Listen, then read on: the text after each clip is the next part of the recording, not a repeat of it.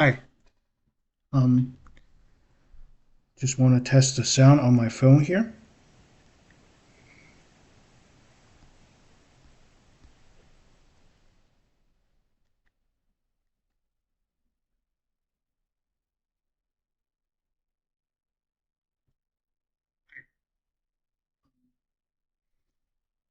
Seems like I can hear myself on my app on the phone. So if you guys can hear my voice, please type in chat.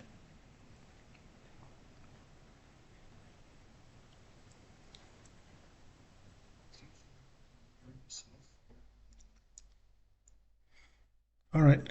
So it seems like everything is normal.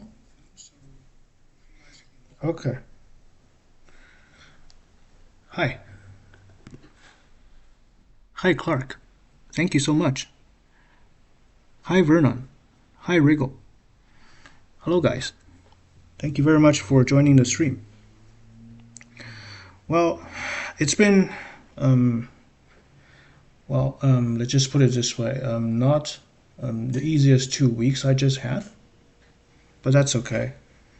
I didn't publish any video the week before, and I published one this week. In fact, I just published one video like 5 minutes ago, which is Stochastic episode 5. In that video, we took a little bit of a break, so to say, from the stochastic calculus, but rather a closer examination on the origin of Brownian motions. Because I feel like if every episode is strictly dependent on the previous one, it can get exhausting really fast. And there's already a lot of things you can do with, say, Ito's lemma. So I'm just going to leave that for now. I'm not going to, perhaps it's time for me to pick up that topic too. But I'm just saying, like, whenever we achieve a major milestone, so to say, like Ito's lemma, and down the road we'll probably see, well, of course, we'll see more fundamental results like the Feynman-Kac formula, Feynman-Katz formula, connection between stochastic calculus and PDEs, which is a huge topic. So the idea is whenever we see a major milestone of the series, I would like to slow things down a little bit, okay? And perhaps do a closer examination of the foundation and see some applications, just so people can catch up. There's no need for us to rush here, right? So we're not operating under a fixed schedule or anything. So these are the thoughts. I tried to publish more quizzes last week, just to stay connected with my community. So hopefully you guys enjoyed those. And and I think I shall publish, I think that's the fourth set of results in my community tab real soon. So how do you guys like the quizzes? If you participated, feel free to share your thoughts in the comments. Do you think they're useful, they're interesting, or not? I'd like to hear your thoughts. Yes, the quizzes are wonderful and refreshing. Thank you so much. Thank you so much. I put a lot of thought into them. And I mean, of course, it takes, let's be honest, takes fewer works than videos. But I sometimes figure, not every explanation, that's okay. There's no, there's no stress. There's no external cost, right? It's not like a real exam, right? I think it would be better to make mistakes on a YouTube click than making them in a formal exam, right? So I guess that's the point. But hopefully people don't get upset if, because the questions are intentionally designed to be easily missed topic or confused topics, some subtleties, as you guys can probably tell already. And I chose to do so because I figured not everything needs to be explained using a video, right? Because videos are first of all, they're passive, right? You just watch it, and so a quiz gives you a very short amount of time. Just you can see the main point, right? There's no fluff. There's no like marketing language. It's just a question, right? And you can immediately click and see how you do, right? And a lot of the times, the real lesson in the quizzes are in what I call postscript PS. I usually write it this way. So if I finish explaining the question per se, I would like to connect that to the main structure. I usually write PS or perhaps provide a reference of sort. I do so. Okay, I do so using the format of a postscript.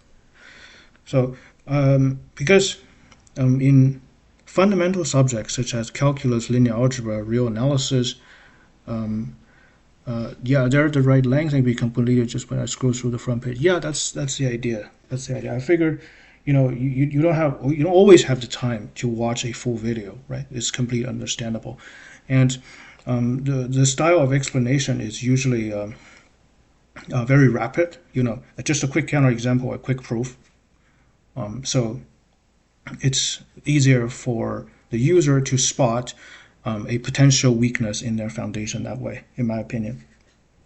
And so that's the whole motivation of the quizzes, basically.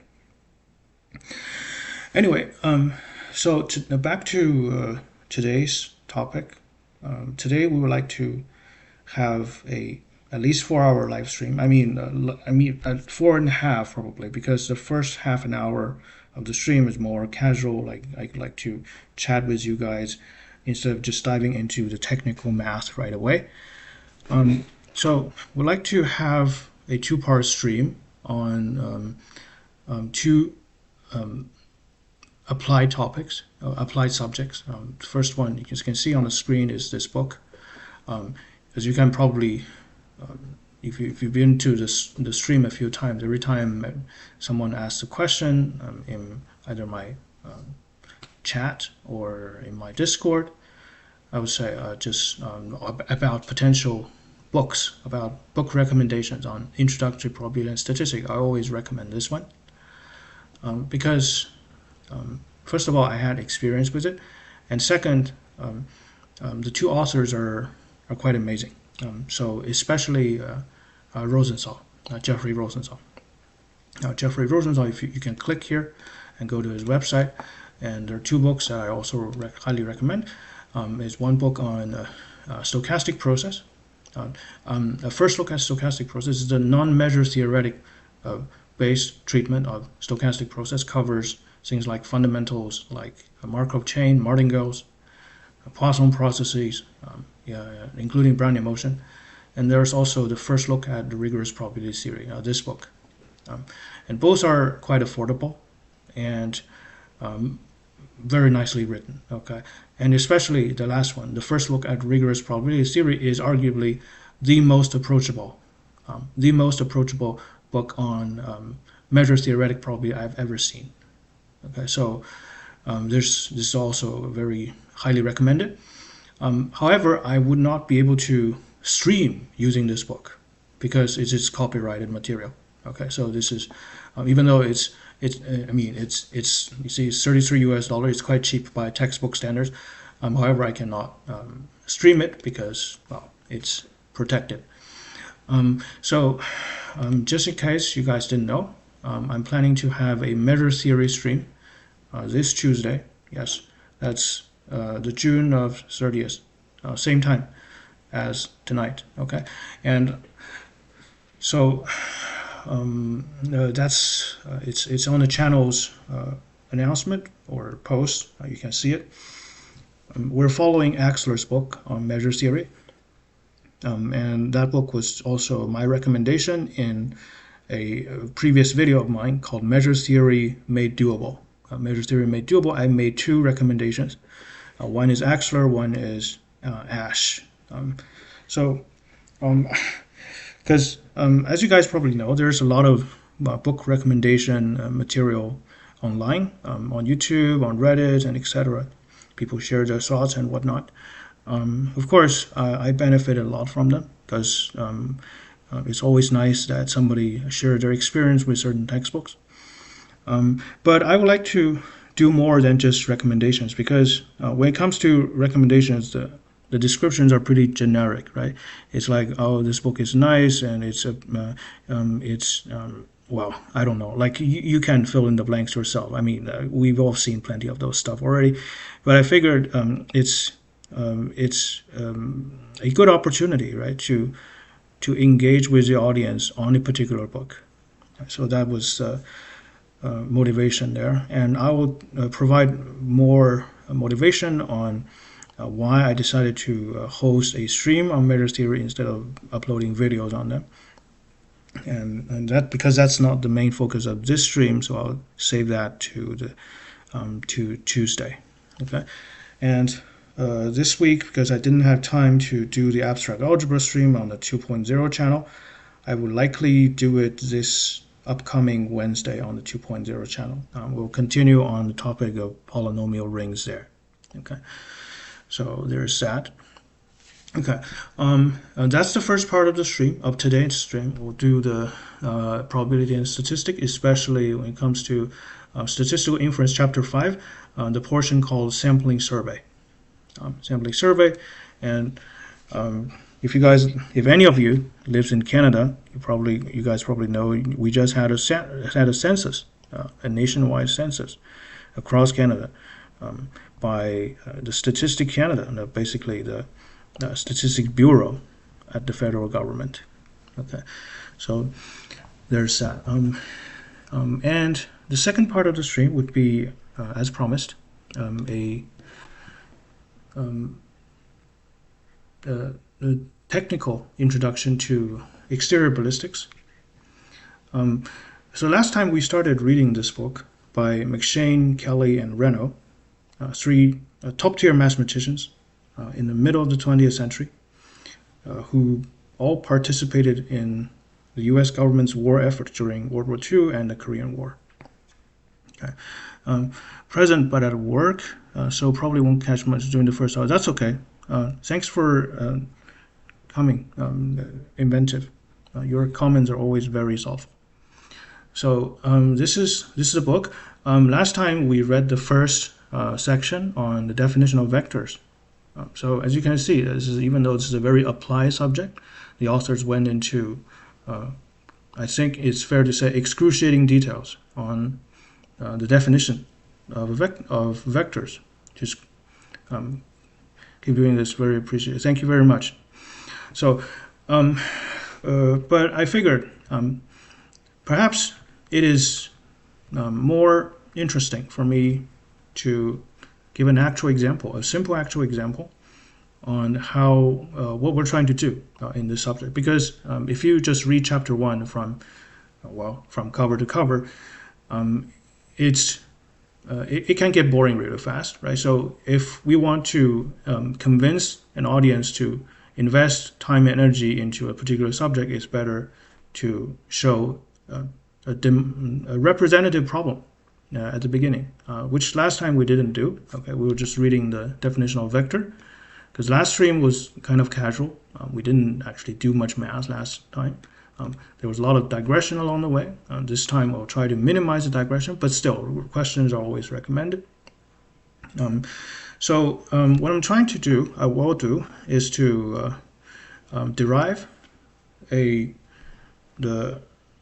formulas for calculating the range table of a particular class of ammunitions, which are subsonic ammunitions used in, for example, pistols and submachine guns. Now, although I know nowadays the classifications get a little bit blurry, and even for pistol caliber weapons, there are supersonic or transonic projectile.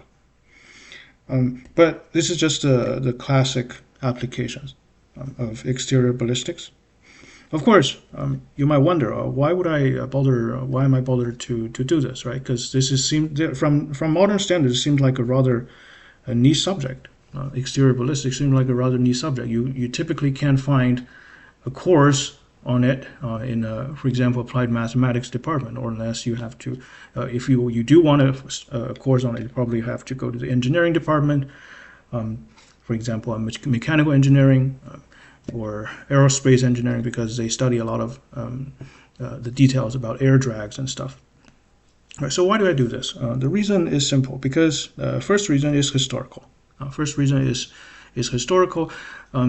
Perhaps I'll also show you a paper in the next stream, perhaps, because we have already a lot of tasks today. In the next stream, you will just we will see how many just big names, like Newton, Euler, Laplace, those people. Okay, these aren't just a niche subject. So a lot of those people that we know very well from standard textbook, they participated in this endeavor about exterior ballistics. So this was a huge impetus on the research of differential equations. Okay, people weren't just solving strange differential equations for fun as a challenge. Okay, they're practical and sometimes grim, implications of those research. And math department around the world were heavily involved and also benefited from their research on exterior ballistics. Some mathematicians, including the authors of this book, are uneasy about their contribution. The first sentence in the preface says, "As a rule, the authors of a scientific book presumably hope that it will prove useful. The authors of this book will wish devoutly that it will turn out to be quite useless." You see, you can feel the unease of the authors about. Okay, you can feel the unease about the authors about their involvement in such a project, right? Even though technically they're working for the quote-unquote good guys of the World War II, right? So it's exterior ballistics historically was a sister sibling of celestial mechanics, astronomy, basically. Okay, and because of the mathematical machineries are so similar, differential equations, numerical analysis, and so on, right? Dynamical systems, right? So they're extremely similar. So many astronomers during the 19th and the 20th century were simultaneously astronomers and ballisticians. Okay, so this is really an unavoidable part of applied mathematics. And the main, the idea of teaching this subject in its full transparency is not to train a weapons engineer, because that's not my intention at all. It's to facilitate a discussion on the moral accountability of scientific practitioners. Okay, what sort of moral compass should we have as practicing mathematicians or aspiring mathematicians when it comes to its not just applications, okay, but implications. Okay, on this channel we mostly do applied mathematics, of course, but we don't shy away from theoretical foundations either. We typically do it in an integrated manner. Okay, so what I would say aspiring goal, okay, or just the overall philosophy of the channel is to erase the artificial boundary between pure and applied mathematics. And that's one objective. And the second objective is to erase the artificial boundary between science and humanity. Okay, I believe, it's my personal opinion, and you're welcome to take that with a grain of salt. I believe technical competence alone is insufficient, is incomplete. And as practitioners of science, we should have at least some idea about how the subject came to its current state. Okay, how does your field of practice came to its current state? That is the genealogy of science, how it is funded, how it was developed, and how it is used. Okay, and these aren't just fun math. They have real-world implications, and as originators of these methods, mathematicians have a moral stake in its development. If we accept that pure mathematician can become applied mathematician, should we omit the moral burden on the researchers, like holding accountable for atrocities? I'm not saying mathematicians were to so to say, were to directly blame, right? But they benefited. They benefited from the military-industrial establishment, right? So in a certain way, there is complicity, right? So a lot of mathematics was initially developed for the aim of increasing the efficiency of violence. So let's not fool ourselves from. I'm not saying like so mathematicians should have their Nuremberg trials, right? It's perhaps not going that far, but it's also perhaps irresponsible to say that sciences are value neutral, and researchers should turn a blind eye on, let's say, who funded these researches, right? So it's a heavy topic. I understand that it might be controversial, but this book right now, I mean, this book is it's not my personal opinion, right? This is written by professional mathematicians, and this is their thought. So I'm just trying to at least start this conversation somehow. Okay. So the history of the subject also suffered from omitting the military discussion. Yeah, I mean, it's I guess perhaps. This is also it's an exercise left for the reader. Okay, as an exercise, Google the involvement of MIT with the U.S. military, and not just historically, but currently, how much annual funding does MIT receive from the Pentagon? Right, and just as the number. Okay, and it's not a secret because, well, it's America. At least they have laws and transparencies and whatnot. Even though they don't go about broadcasting it, it is a fact, and they don't hide it. You just need to spend the time and effort to study it, right? And this is in America. On the other part of the world, such as China, the universities there would proudly tell you about their military lineage, even though it's perhaps difficult to find out how much does, say, Beijing's Institute of Technology, BIT, okay, not MIT, BIT receives from the Chinese military. It's difficult to look up the numbers there, but you don't have to. They would proudly tell you with great patriotism that they are funded by the Chinese military, and they're proud of it. So anyway, enough talk. Let's get to the actual math. Okay. So, and just to, like I said, I would like to start a serious conversation about this, the moral accountability of science practitioners, is because this is not just history. Right? This is not just history because even the main topic we do on this channel, stochastic calculus, mathematical statistics, they have huge real-world implications. Right? For example, the inference method we do here, a sample survey, they can be helped. They're crucial for developing medicines, hypothesis testing, confidence intervals. These are fundamental tools in, for example, medical research, biostatistics. And for the most part, I would like to acknowledge this is a force of good. But it is also important to note that mathematical statistics lies at the DNA of modern surveillance state and social engineering. Right? So as statisticians, I think it is perhaps a bit naive to say, okay, these are just fun math. Whoever uses it, it's not my problem.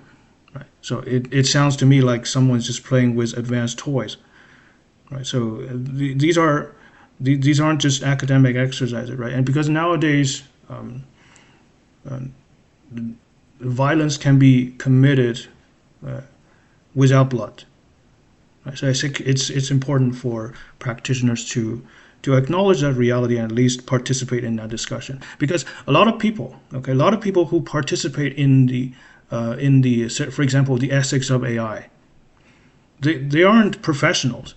Right? They're mostly amateurs about this. The regulators in in government agencies, they are mostly amateurs.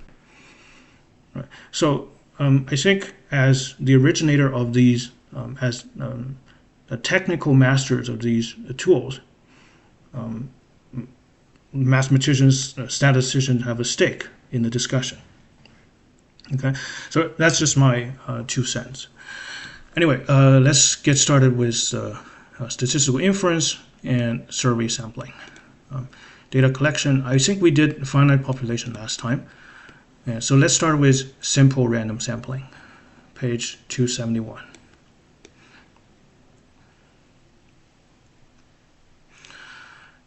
All right. So, and hopefully we'll do some exercises today too. This is finite population. Oh, we've seen that example, right? The empirical CDF. Right now, yeah, empirical CDF. We saw that last time. So let's start with simple random sampling. So here, just as a background, we're still dealing with finite populations. Okay? So here in section 5.4, we're assuming that we have a finite set of objects denoted as pi. This is a finite set called the population. And for each element in the population, the element is denoted as little pi, we can make a real value measurement, x of pi. Right? So that's an abstract setup. So, and now we wish to collect a sample. Right? And by that we mean a subset of the population. So, because, well, in most circumstances, a census is expensive. Right? If there's no cost restriction, the statistical analysis would be highly uninteresting, because if you can always do census, then statistical analysis would be very simple. But because of cost and restrictions in various forms, time and money, we often have to resort to sampling. We will first address the issue of selecting pi 1 all the way to pi little n. Suppose we select this subset according to some given rule based on a unique label that each little pi and big pi possesses. Sure? Right. So, for example, you can think of big pi as the set of students in a university. University assigns a unique student number to every student. Right. So we can select the subset of student. We can select a sample based on the student number. For example, if the label is a number. For example, if the label is a number, we might order the numbers and then take n elements with the smallest labels.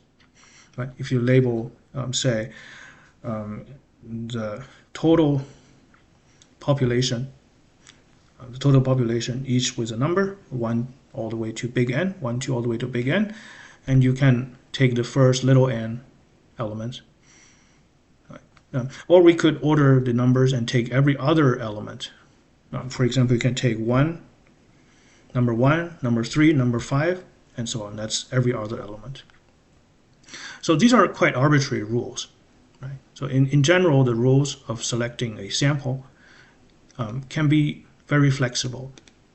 However, we don't usually do that. Right? We don't usually, unless we have a good reason, we don't usually do that. We wish to select a sample that is representative of the population. Remember, the whole point of choosing a sample is because we can't do the survey, right? So we want the sample to retain as much information about the population as possible. There are many such rules we could apply, and there is a basic problem with all of them. If we want f hat of x, by the way, f hat of x is the approximate cumulative distribution function of big X. Remember, big X is the measurement on the outcome, right? So If you can do a census, you can always do the exact CDF. But because you can't, you would have to use the empirical distribution, f hat. Right? So we want the f hat of x to approximate fx for the full population. Then when we employ a rule, we run the risk of only selecting pi 1 all the way to pi little n from a subpopulation. Right? I think we discussed this last time when we talked about the survivorship bias, from a term originated from World War II aerial bombing campaign. Right? Basically, the Allies were bombing Germany using them with this massive air fleet, and engineers wished to determine which part of the airframe to reinforce to increase the survivability. But the problem is those planes that came back already survived, right? So the hits over them are likely to be non-essential. Right? So Abraham Wald, a famous statistician, developed a method based on correcting the survivorship bias, okay, which is quite interesting, and it's available online. You can check out the last stream for that discussion. For example, if we use the student numbers to identify each element of the population of students, and more senior students have lower student numbers, then when n is much smaller than big N, and we select the students with the smallest student numbers, f hat of x really is only approximating the distribution of x in the population of senior students at best. Right? Exactly, because senior students, they have smaller student numbers, and you're only selecting those. So that's a bias sample. This distribution could be very different from fx. Similarly, for any other rule we employ, even if we cannot imagine what the subpopulation could be, there may be such a selection effect or bias induced that renders the estimate invalid. Okay, totally makes sense. Right, so this is actually a lot of the real-world debate over statistical research. Okay, so for example, on medical research, you could one of the biggest controversies is whether or not there is a selection bias. All right, so this is a qualification we need to apply when analyzing the results of observational study. By the way, observational study is a special term which we introduced last time. Let's just quickly check out, review the definition of what is an observational study. Going back, observational study. When we cannot be sure that the data were produced by a random mechanism, then the statistical analysis of the data is known as the observational study. Right? For example, the simplest situation of a random mechanism would be tossing a coin. Right? X equals 1 with probability p, x equals 0 with probability 1 minus p. So there's that. Right, so that's a probability, that's a random mechanism that generates coin tosses. Right. However, such model might not always be obvious or available, right, or might be controversial. So if you only restrict your analysis to the data itself, while not assuming any sort of random mechanism that generates the data, we call such study an observational study. You're just observing, okay? You're not going to infer that this is a general pattern. You're just going to strictly discuss the observed phenomenon, okay, or the observed pattern in whatever data you collect. Okay? So that's an observational study. So what do we say here? So in effect, this example demonstrates how sample size doesn't matter as much as randomness, especially in election poll when you can easily have a bias towards a group such as a voter. Exactly, and I think it's very important because if you just talk about sample sizes, that's kind of a meaningless metric.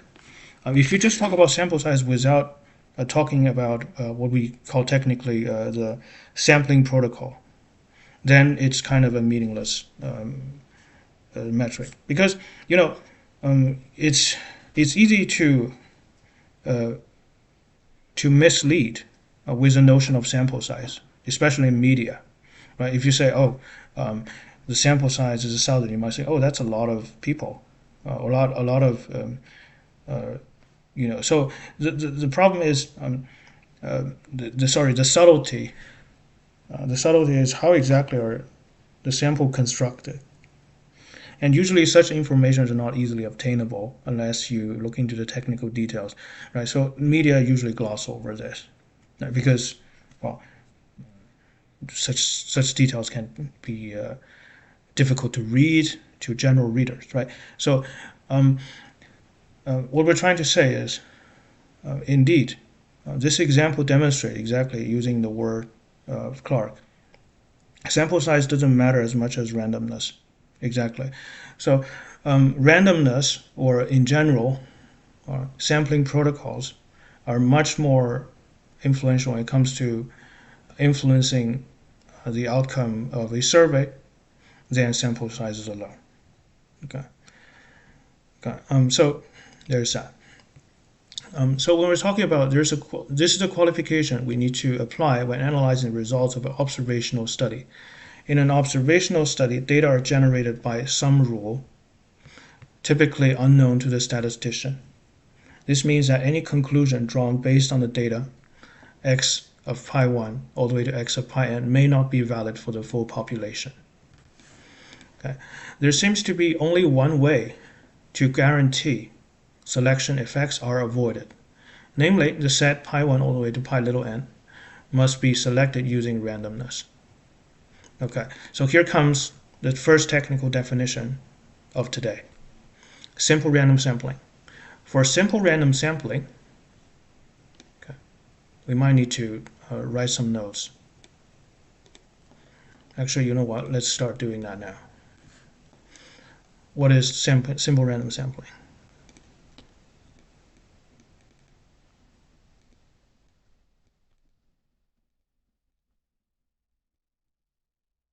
Right, this is a fundamental notion in sampling survey, and so that's like, you may not always have a complete simple random sampling in all practices, but this serves as an element, an elementary technique, if you, for the lack of a better term. So the thing is, when it comes to a big population,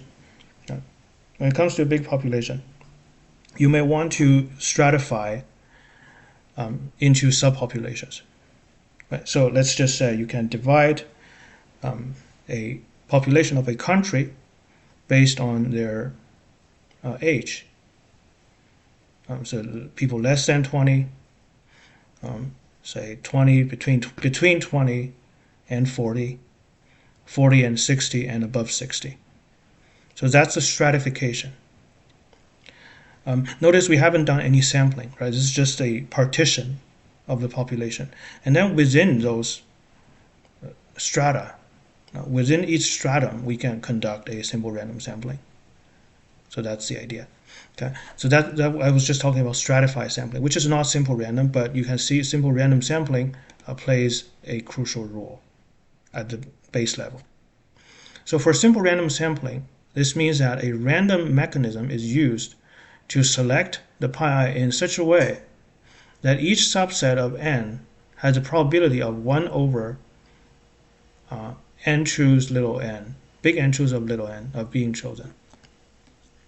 So each subset, okay, of big pi, which is, we can label it as 1 to all the way to big N.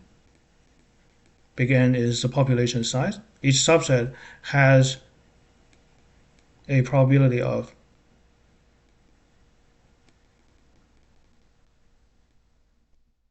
apology for the chicken scratch. Okay, probability of subset of size n. My bad. So we're fixing the sample size. Has a probability of 1 over big N choose little n. Okay. of being selected, of being chosen. So that's the definition. Okay, so let's do an example. What's the significance of n choose big N? Sorry, big N choose little n. Well, that's just the total number of different subsets of size n. For example, if n equals 4, little n equals 2. Okay, all possible subsets of size 2 is what? Are as follows. So big N, the population is 1, 2, 3, 4. So the subsets are, it's easy to write it, right? So 1, 2, 1, 3, it's easy to enumerate them all for this simple example. 1, 3, 1, 4. Okay, and 2, 3. Notice that 2, 1 does not count, right? Because you already have 1, 2. It's the same subset. 2, 3, 2, 4, and lastly you have 3, 4. Of course, this is just a simple combinatorics problem. Just so you guys know, the binomial coefficient, big N choose little n, can be written in different ways. So I personally prefer this notation, C and little n. Okay, this is my preferred notation, and I first learned it when I was a high school student in China. I suspect this notation was influenced by the Russian school, because later on I saw some Russian texts. They write combinatorics numbers this way. So this, and the advantage of this notation is that it saves more space. If you write n choose n vertically this way, it takes much more space vertically. But I think it's fair to say that the dominant notation in the West is the vertical notation. Okay, but I'll use both. But I try to use the vertical notation. Okay, but yeah, it takes me a bit while to correct that notation, or not correct, but change to that notation. So basically, the simple random sampling is a sampling scheme that says the subset of size n has an equal opportunity, equal probability of being selected. 1 over big N choose little n. That's precisely that. So it seems to be the most fair way to choose a sample size, to choose a subset with a given sample size. So that's the simple random sampling assumption. Okay. All right, so let's continue. For example, we may place n chips in a bowl, each with a unique label corresponding to a population element. Then randomly draw little n chips from the bowl without replacement.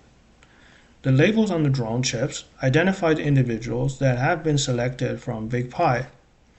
Alternatively, for the randomization, we might use a table of random numbers, such as table D1 in Appendix D.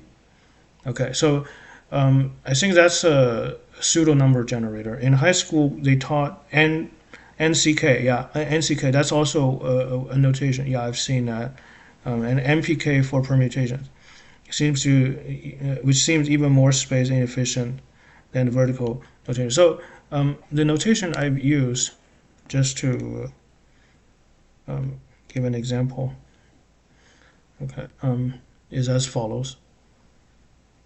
So it uses a combination of subscript and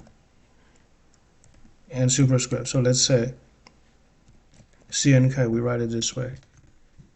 this means exactly the same as binomial coefficient n choose k. Right, so this is how we write it in Chinese literature.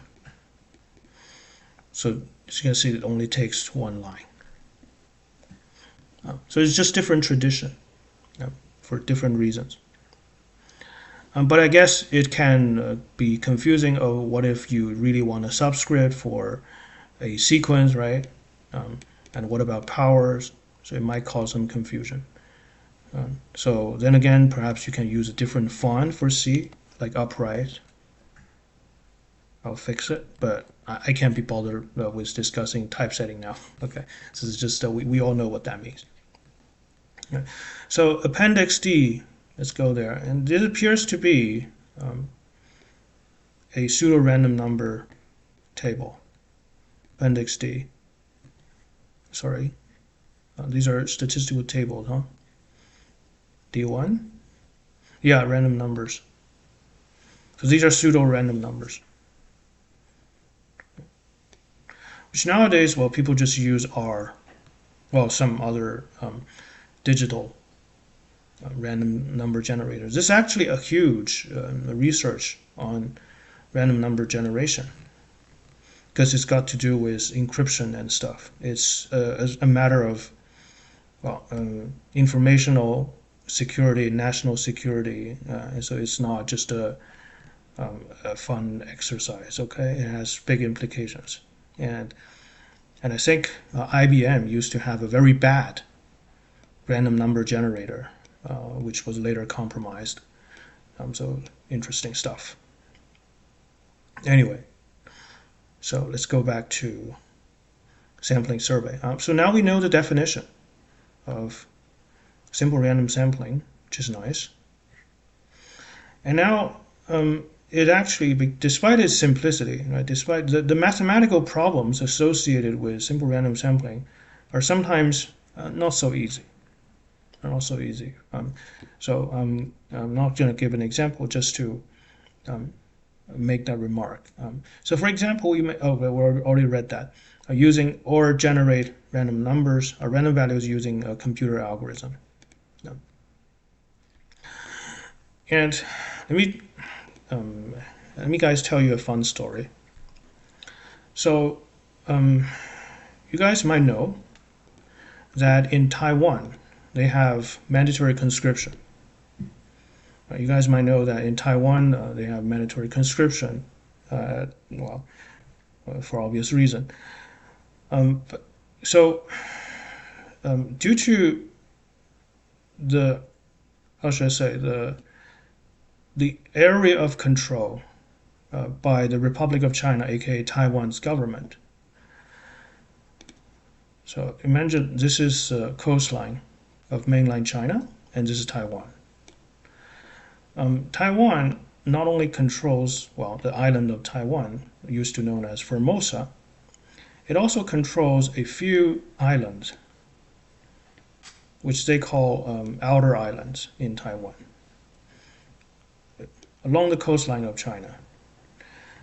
So what they do for the conscripted, the conscripted or enlisted young men, is that they will have a randomized slot, basically, a slot machine, and to see who gets to send to these islands. Right? So, yeah, or if you people, if you it's purely randomized because people try to avoid these islands, serving at these places because they're at higher risk, right? So just to be fair, the government there do a simple random sampling. Anyway, that's a digression. Coming back, note that with a simple random sampling, x of pi 1 all the way to x of pi n is random. In particular, when n equals 1.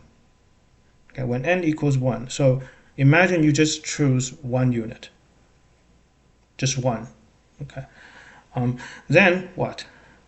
Then the distribution of the measurement on that unit is precisely the exact CDF, for obvious reason. The probability distribution of the random sample, x of pi 1, is the same as the population distribution.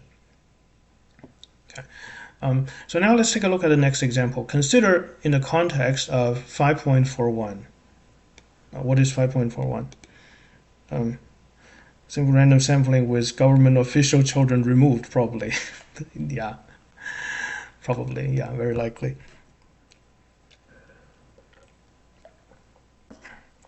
.41 is here. Right, so are you from the mainland or Taiwan? I'm from the mainland originally. It is as if per capita more engineers come from Taiwan and more mathematicians from the mainland. I don't know. I think per capita Taiwan produces more in each category. Yeah. But anyway, like technologically speaking, Taiwan is very advanced. So yeah, I've never been there. I would love to one day. So there you go. So here, example 5.41 is an exercise of constructing a CDF based on a census. Okay, so now let's take a look at example 5.42. Consider the context of example 5.41 when we randomly select the first plot from big pi. It is clear that each plot has a probability of 1/20 of being selected, because there in the previous example, big pi has 20 units, has 20 elements. Okay, so each plot has a probability of 1/20 being selected if the selection is uniformly random.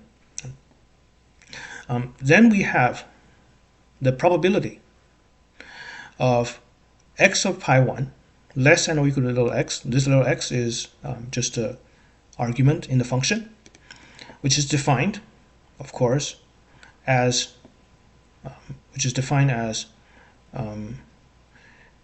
the absolute value sign denotes the size of the set, the cardinality of the set. The cardinality of the set of elements pi such that x of pi is less than or equal to x. Okay, makes sense. This is the same definition as the population CDF. Here, it's the same. Okay, and that's of course equals the big F of x, big F x of x for every little x in R1. Prior to observing the sample, we also have prior to observing the sample. What do we mean? What do we mean by prior to observing the sample?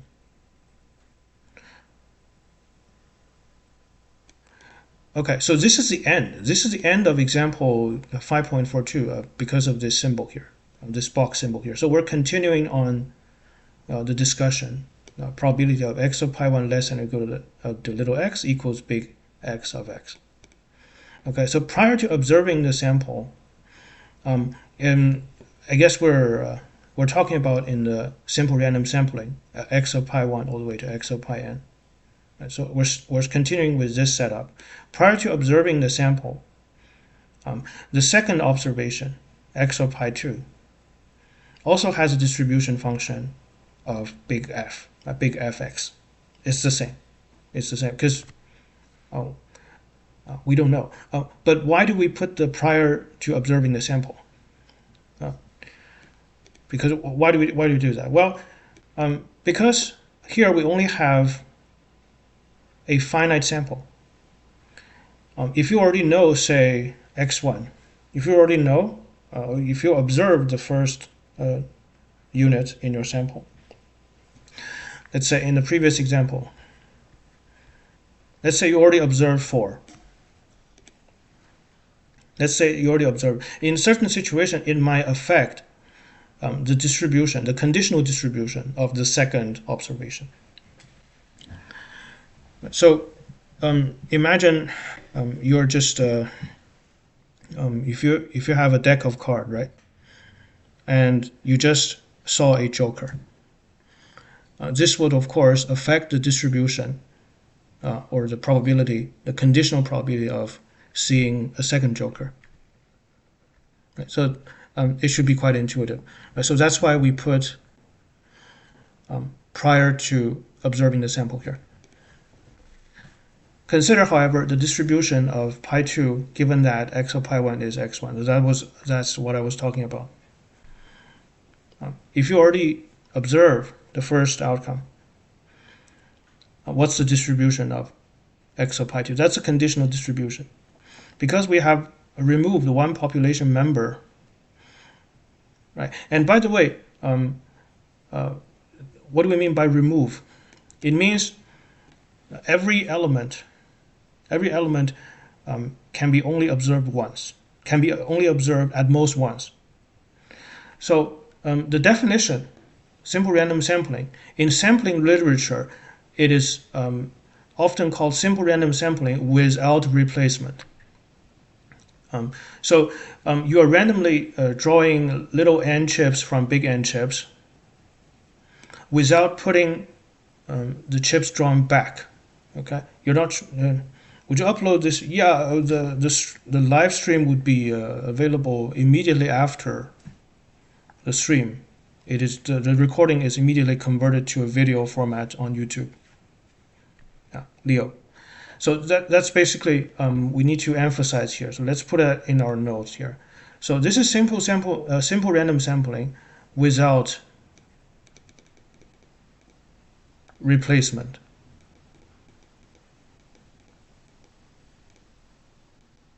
And in sampling literature, this is commonly abbreviated as SRSWOR.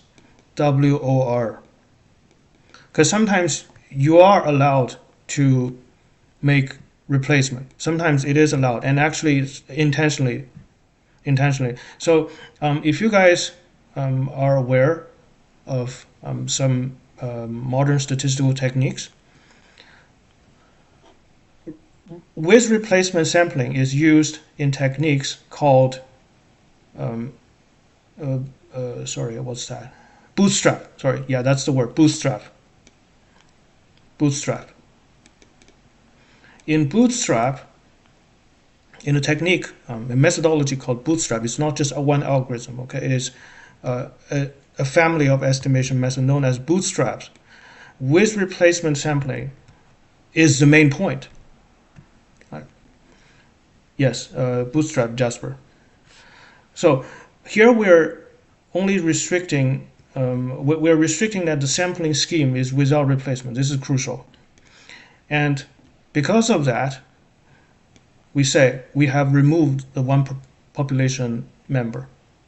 Right? So pi 2 is by definition not the same as pi 1 under this situation. Yes, also applied in random forest if count. Yes, of course. Yeah, bootstrap is a huge area of research. Anyway,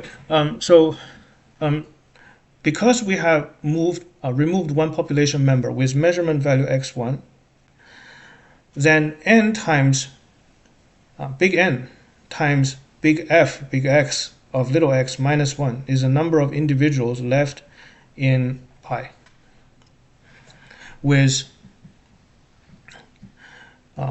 x of pi less than or equal to x1.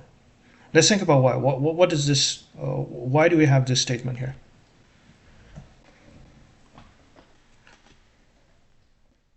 So let's recall the definition of big S of x.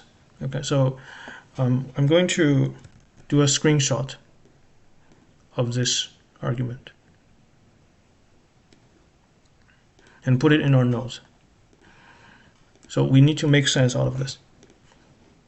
Going back to the definition of big F of x, which I saw but I didn't put it down. Okay, so the definition, the population CDF, is defined as such. Recall.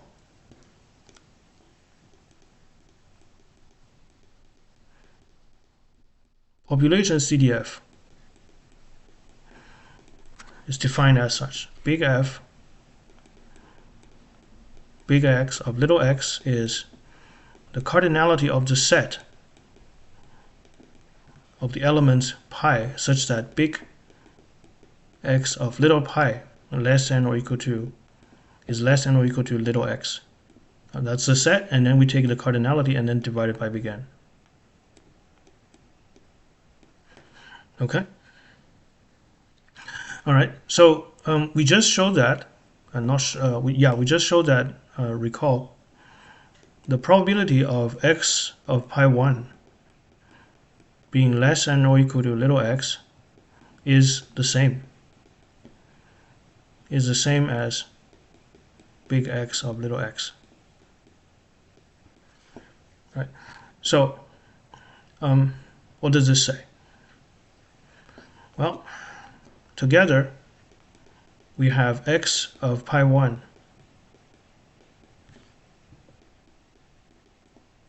x of pi 1, yes, less than or equal to x.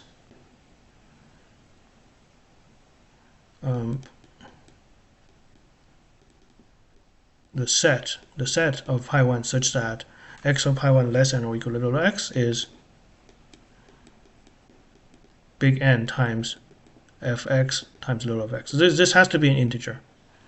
This has to be, because this is the cardinality of a finite set, it has to be an integer.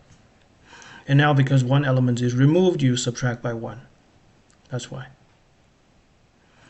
So now, what's the conditional probability? Recall that the conditional probability is defined as such. You have a set omega, that's the universal set. And let's look at a subset, an event called A. Right?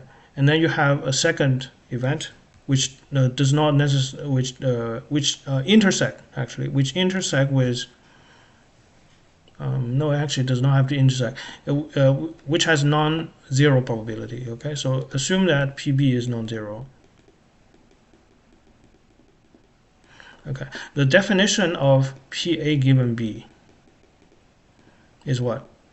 Well, because we're already given B, right? So we are restricting the sample space to be just B. We already know B happened. If you already know B happened, then anything outside of B is irrelevant information. So we have to compare the probability of A and B, which is the measure of the intersection, the size of the intersection, against the new universal set, which is B. Right? So therefore, now we're calculating this new probability. The new sample size is n minus 1 because pi 1 cannot be selected again. So at the bottom you have n minus 1. And on top is the probability of the intersection. Right? And so this is an example of a conditional distribution. And conditional distribution is just a distribution with some extra information. Right? And whatever shows up in the condition is treated as the parameter of the distribution. So if you're given x1, x of pi 1 is little x1, then that x1 is treated as a constant here. Okay, so even though the conditional distribution may look like has two little x, right? So you have x here and the little x1 here. Only little x is the variable. x1 is considered as fixed, or whatever is conditioned on is considered as fixed. Right? So even though this is an elementary notion, but it turns out that in advanced probabilities that conditional distribution and conditional expectations are notoriously difficult to define.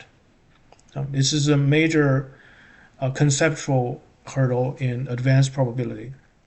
We made a video on the channel on the geometric meaning of conditional expectation under a restrictive but still fairly general circumstance, that is the L2 random variables. So in that setting, a conditional expectation is just a projection, which is pretty cool, orthogonal projection there. But in general, defining conditional probability is not easy. So here we're only given a very elementary definition, which suffices for this case because the sample sizes are finite or discrete. So it's easy to do that. But the main point is not the probability hurdle, the probability technicality, but the idea is the x2, x of pi 2 is not independent of x of pi 1, right? Because the distribution of x of pi 2 clearly depends on x1. Yeah, radon-Nikodym, yeah. So the radon-Nikodym derivative defines the conditional expectation. And if you specialize the conditional expectation to conditional probability, right? Because at the end of the day, probability can be thought of as the expectation of the indicator random variable. So that's the radon-Nikodym. And we will talk about measure theory in the Tuesday live stream. Anyway, my point is conditional expectation is something that worth a lot of energy of study. Okay, because statistics and probability, at the end of the day, has two big topics overall. One is conditioning, one is asymptotics, and sometimes the two are connected. Right. One is conditioning and another is asymptotics. So sometimes I get questions like, okay, what's the difference between probability and measure theory?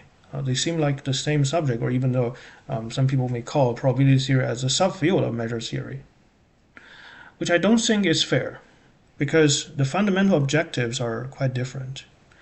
Probability theory and measure theory, they have a lot of common axioms, but probability theory really is a field on its own, because there's no such notion as independence in measure theory, right?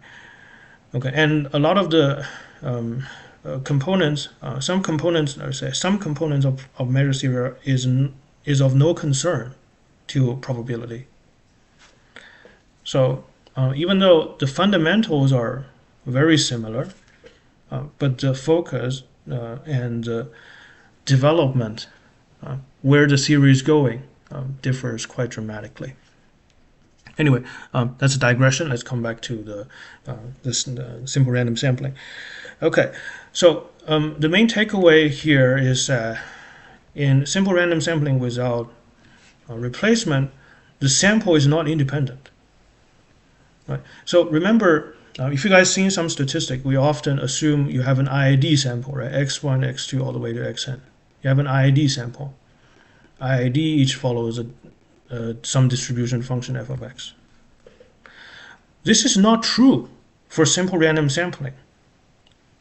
Important takeaway.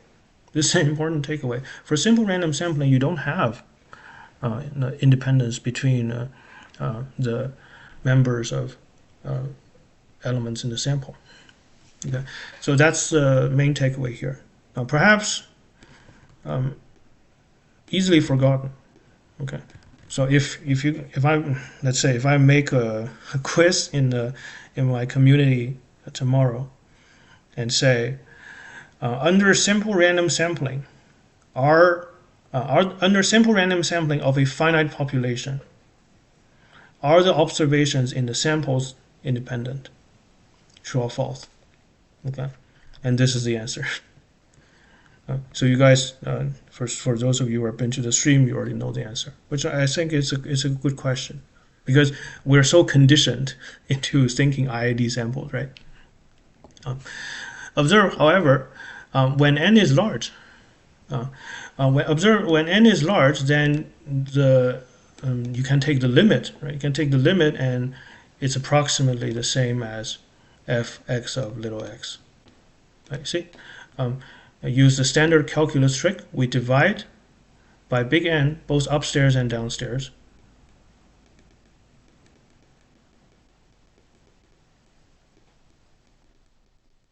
As n tends to infinity, it just becomes big F of x.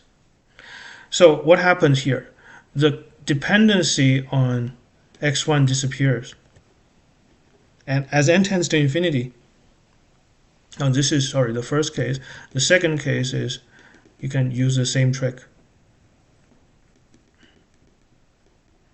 Divide by big N upstairs and downstairs. So when n tends to infinity, this converges to big X of little x, and the dependency on x1 disappears. So what can we conclude when a conditional probability does not depend on the parameters in the condition?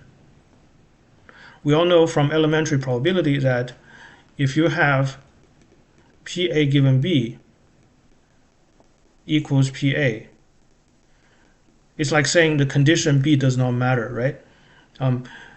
Then A and B are independent events. Okay, and this is equivalent, if you just use the definition real quick, this is equivalent to the joint probability PA and B. Okay, AB is just a shorthand notation for A and B. Okay, A intersect B. PAB equals PA times PB, aka the multiplication rule for independence. Right. So the idea is if the conditional probability does not depend on the condition, the event being condition, then the two events are independent. So here we can say, as n tends to infinity, you have the approximate conditional CDF, which does not depend on x1. So the conclusion is when the sample size, no, not the sample size, sorry, the population size, when the population size is large, has nothing to do with sample size, okay? When the population size is large, x of pi 1 and x of pi 2 are approximately independent and identically distributed IID. Okay, so let's say your if you select 100 people using the simple random sampling without replacement of the population of the US, then we can say this is an approximate IID sample, and the justification is exactly this. Strictly speaking, even though the United States has a large population, it is still finite, right? And when you sample from when you use simple random sampling over a finite population, the individual observations are always, strictly speaking, not independent. But here we have this large population approximation. Okay, so that's something to bear in mind of. The IID assumption simplifies statistical calculation, but when can we assume this is really a matter of modeling? Okay. Similar calculation leads to the conclusion that when n is large and little n is small relative to n, with simple random sampling from the population, the random variables are approximately IID with distribution given by big X of x. So we treat the observed values of the random sample as a sample in the sense of definition 2.8.6. So this is a very early definition in the book. I think that talks about where it talks about the joint distribution. When we talk about a random sample in the definition 2.8.6, you know what? Let's go back and check that. Chapter 2, 2.8.6. Let's see that real quick. Random variables 2.8.6. So this is really a nice book. It goes from the fundamentals of probability to statistics, and pretty much derives everything from scratch.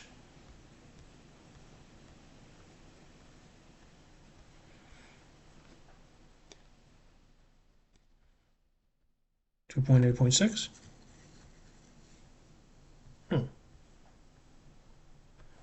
Is this section 2.8.6 or problem? Or sorry, or no,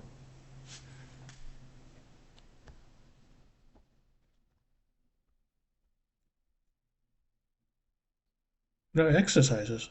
Hang on, what's going on? Are you talking about definition 2.8.6? Yeah, I want to see, yes, this is the definition. A collection x1 all the way to xn of random variables is independent and identically distributed, or IID, if the collection is independent and if furthermore each of the n variables has the same distribution. The IID sequence x1 to xn is also referred to as a sample from the common distribution. So this is usually what we mean by a sample. Okay. However, for a simple random sampling of a finite population, as we just mentioned, this is violated unless this is violated strictly speaking. It was always violated strictly speaking, but it is a reasonable approximation. IID sequence is a reasonable approximation if the underlying population is very large and the sample size is small. Okay, good to know. Very fundamental.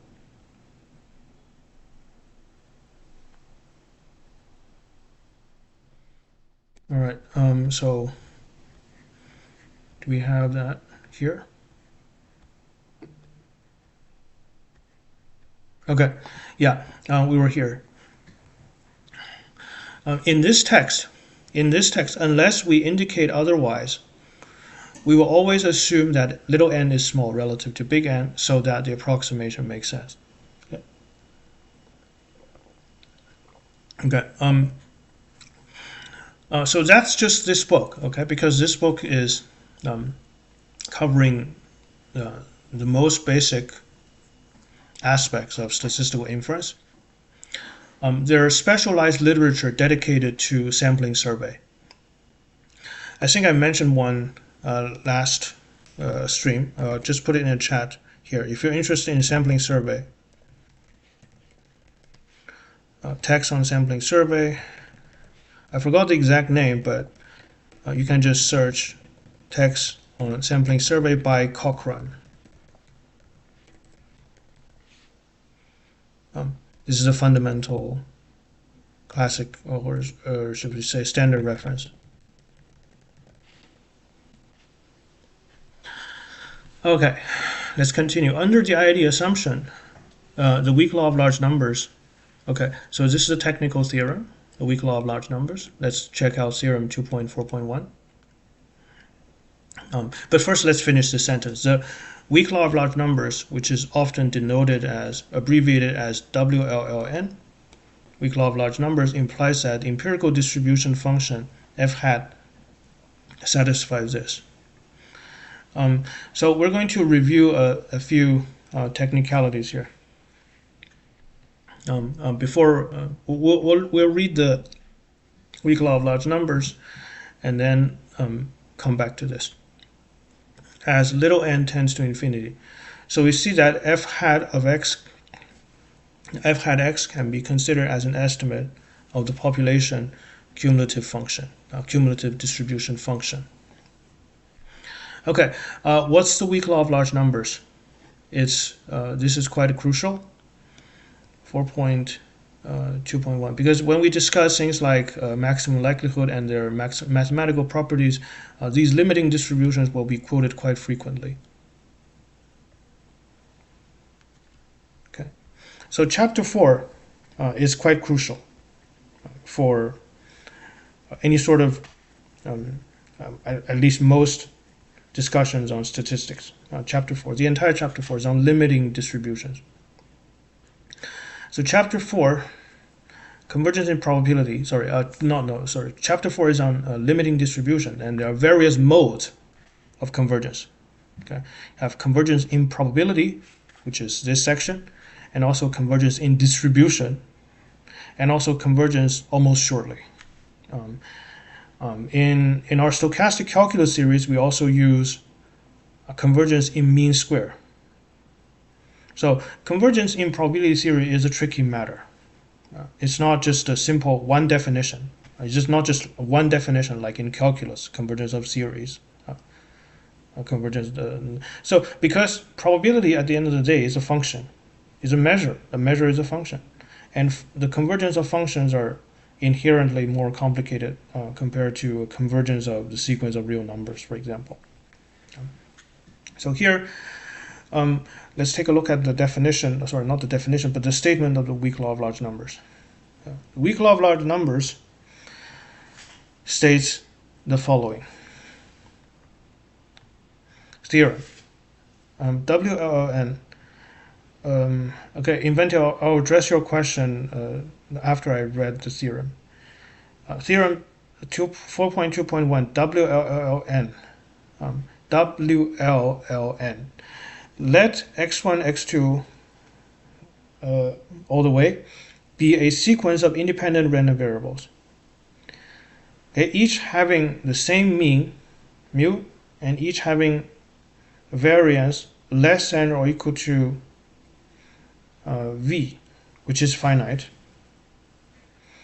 Okay, so you have a independent sequence of random variables with the same mean and same variance.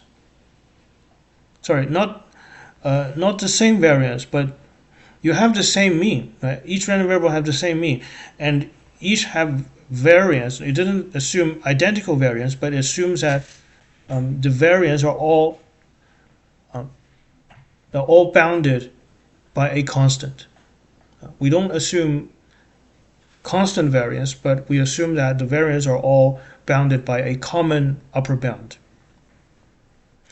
Then for all epsilon greater or equal to 0, the limit as n tends to infinity of the probability of the absolute value of mn minus mu greater or equal to epsilon is 0.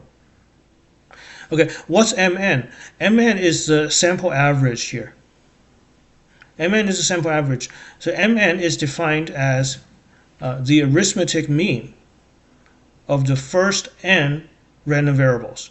First n random variables, x1 all the way to xn. That's the definition of Mn. So here we're saying, this equation says, we're measuring, if we look at the probability of the sample mean differ from the true mean by a magnitude of at least epsilon, that probability will tend to 0 as n tends to infinity.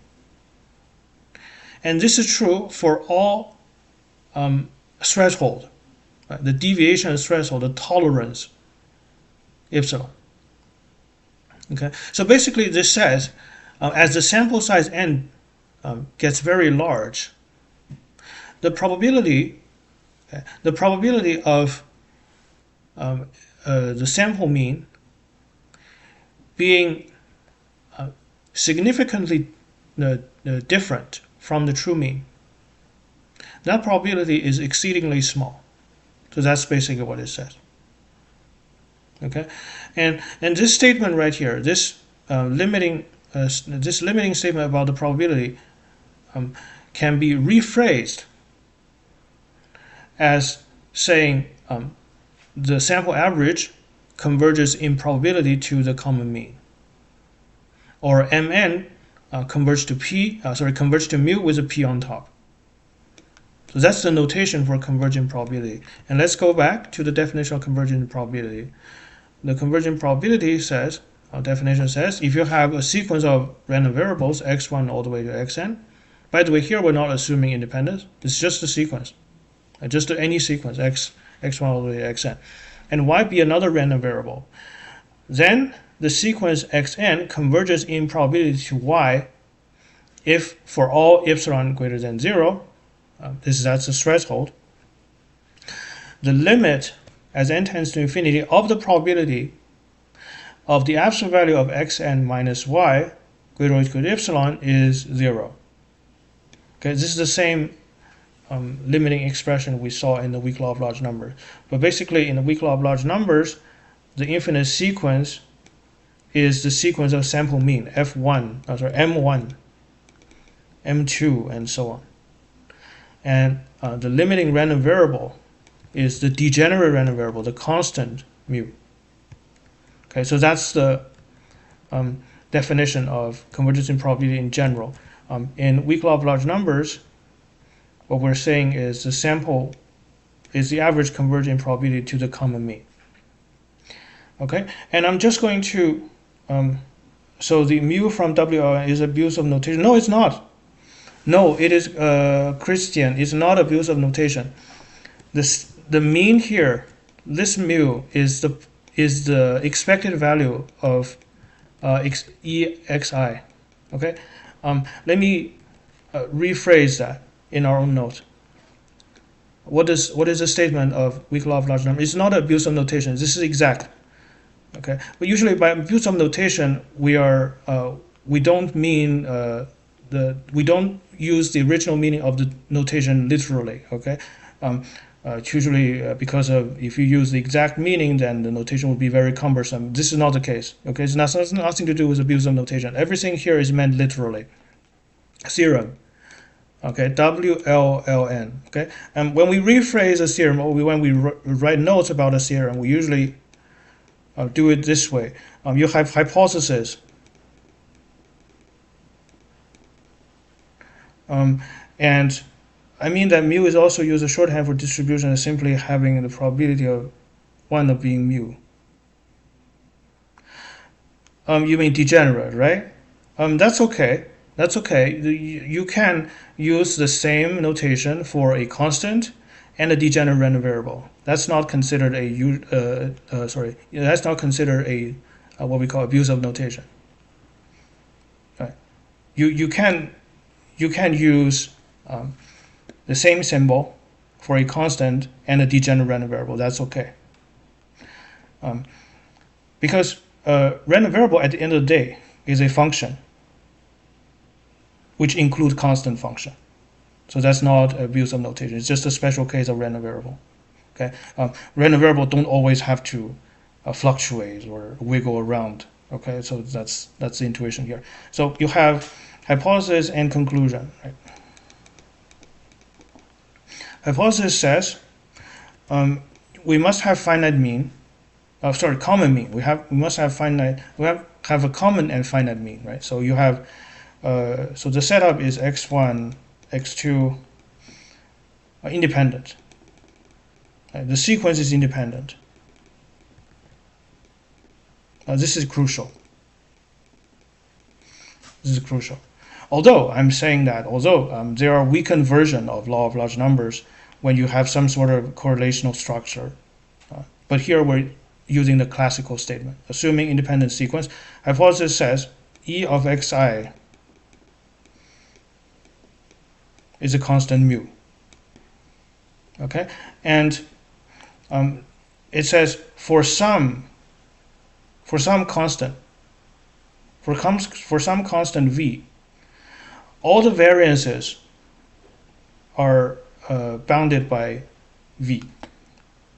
Okay, so we can say there exists a v which is less than infinity, such that for all n, okay, for all I, the variance of xi is less than v.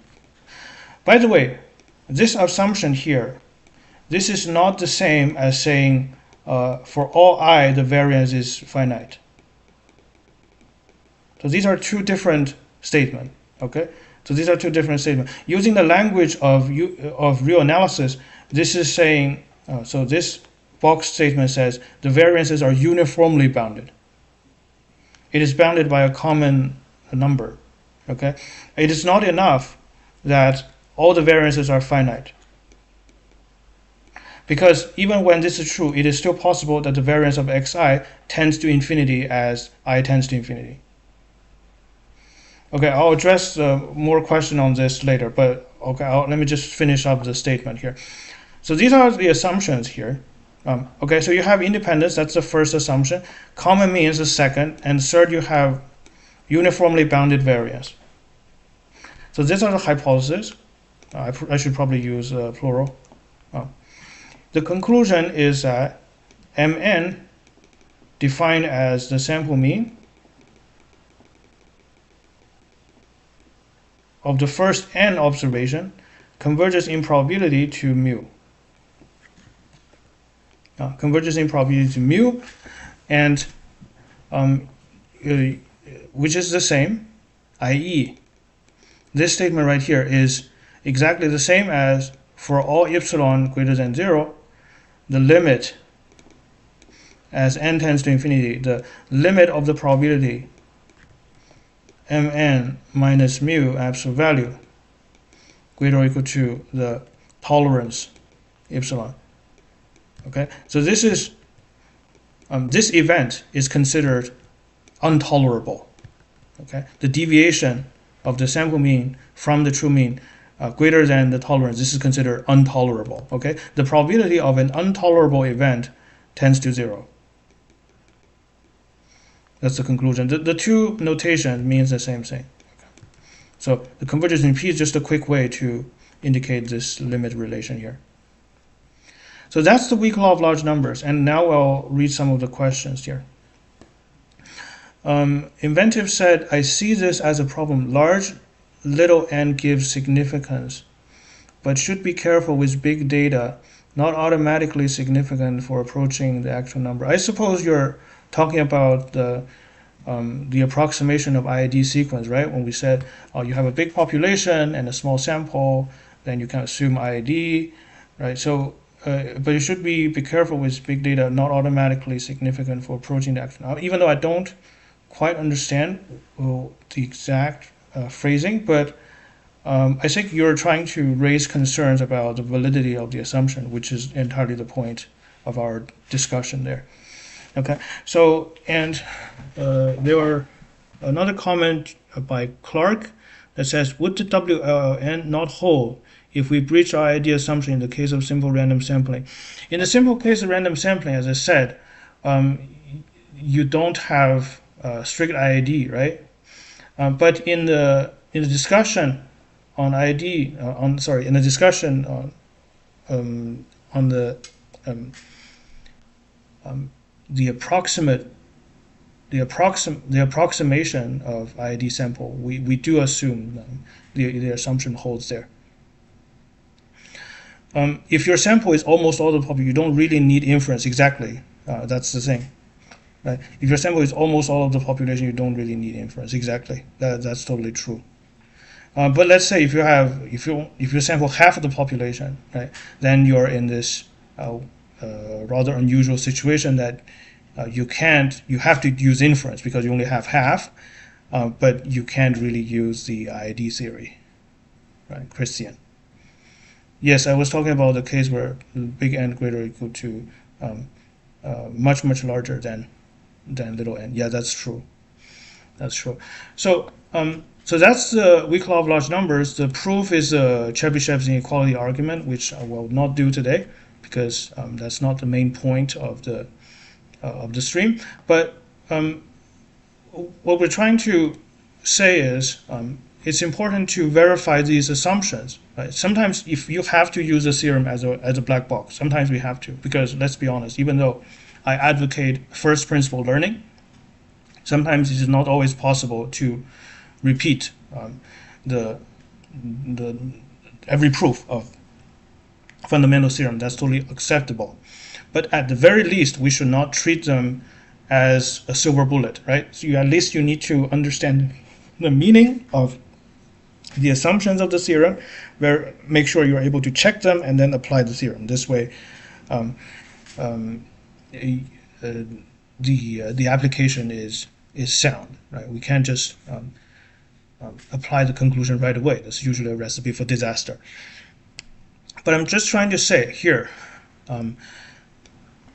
the assumption on the existence of a common mean is quite crucial. Okay, because there are distributions without a well-defined mean, and I don't just mean mean is infinity. Okay, there is a difference between mean is infinite and mean does not exist. Mean is infinite is a special case that the mean does not exist. Okay, the expected value is essentially an integral. The expected value is essentially an integral or a infinite series, right? So I mean they're all integrals in a measure theory sense. But basically, you can have an infinite mean, or you can have a truly is non-infinite but still undefined mean. If you know what I'm saying. Okay. So for example, there is this distribution called the Cauchy distribution. Or the Cauchy distribution. So that's a famous counterexample. Yes, Cauchy distribution. For those who don't know, let me write down the definition. So for the Cauchy distribution, or the standard Cauchy distribution, it is a continuous distribution with the density function f of x equals 1 over pi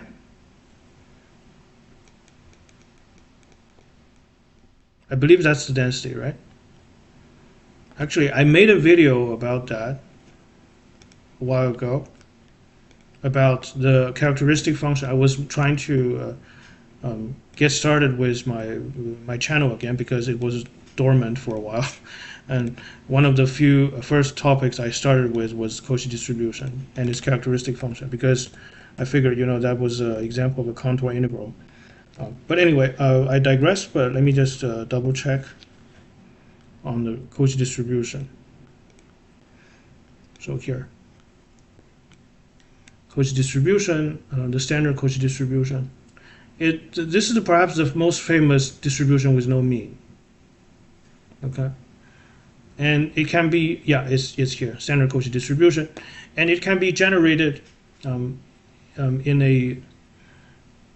a very nice manner.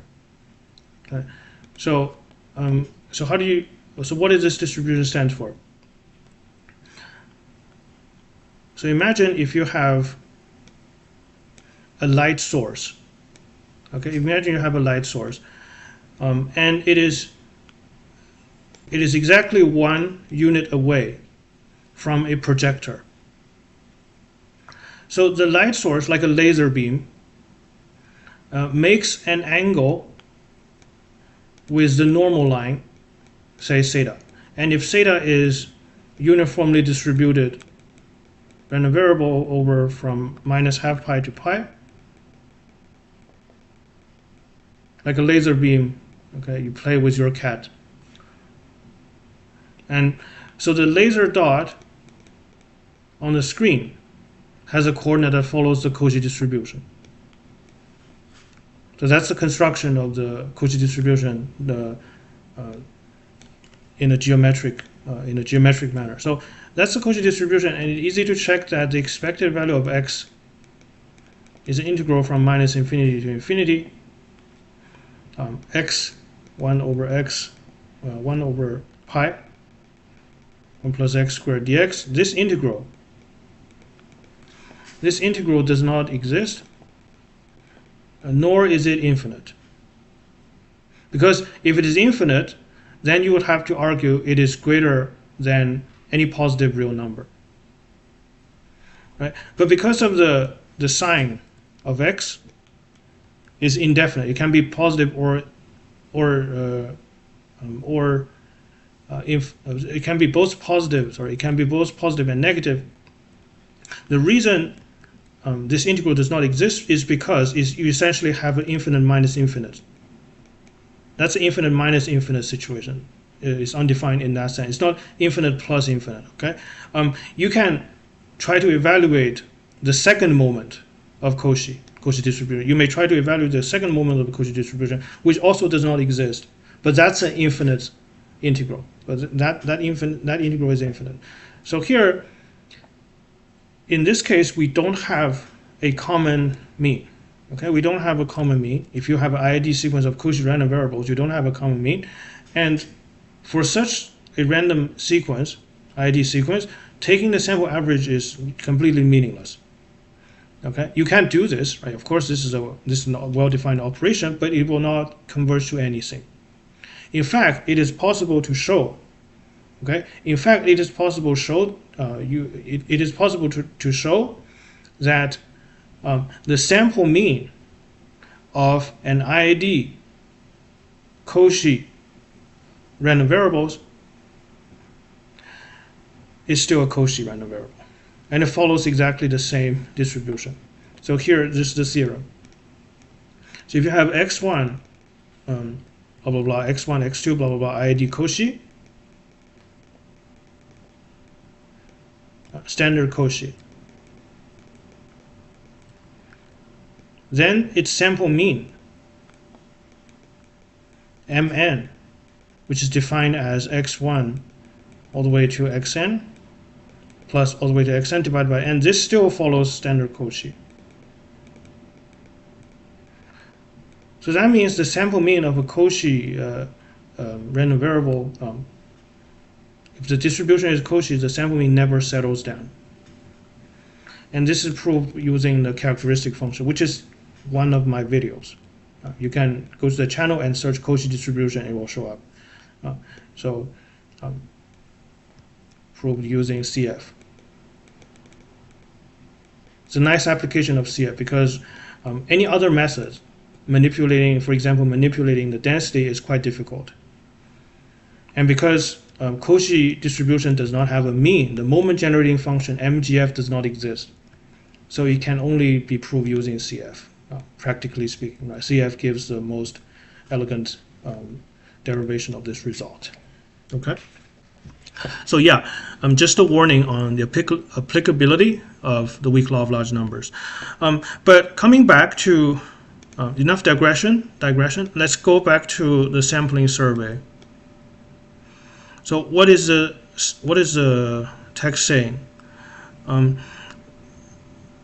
We were using the weak law of large numbers to the empirical distribution function. Almost there. Okay. Almost there. Come on. Yeah.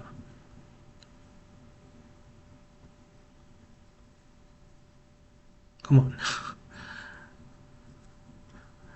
All right.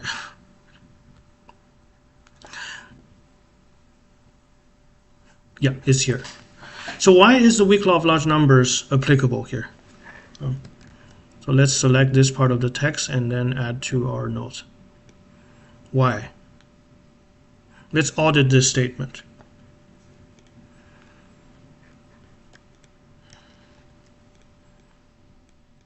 Okay, why this is the case?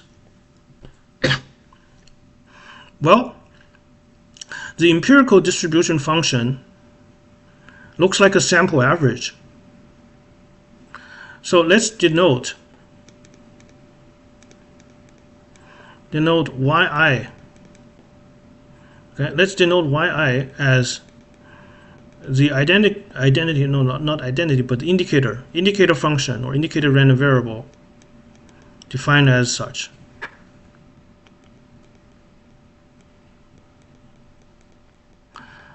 And just to remind ourselves what this means.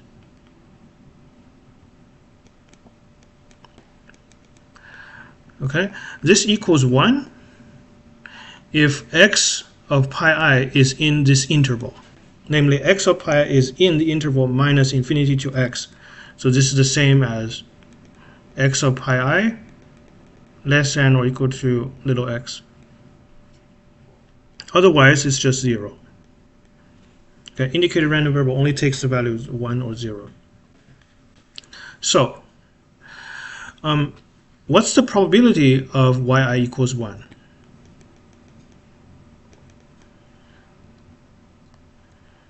So this is little y. Probability of yi equals little y. You have 0 and 1.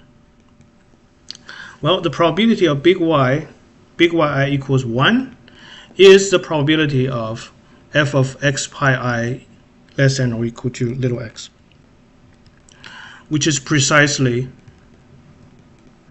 f big X of little x.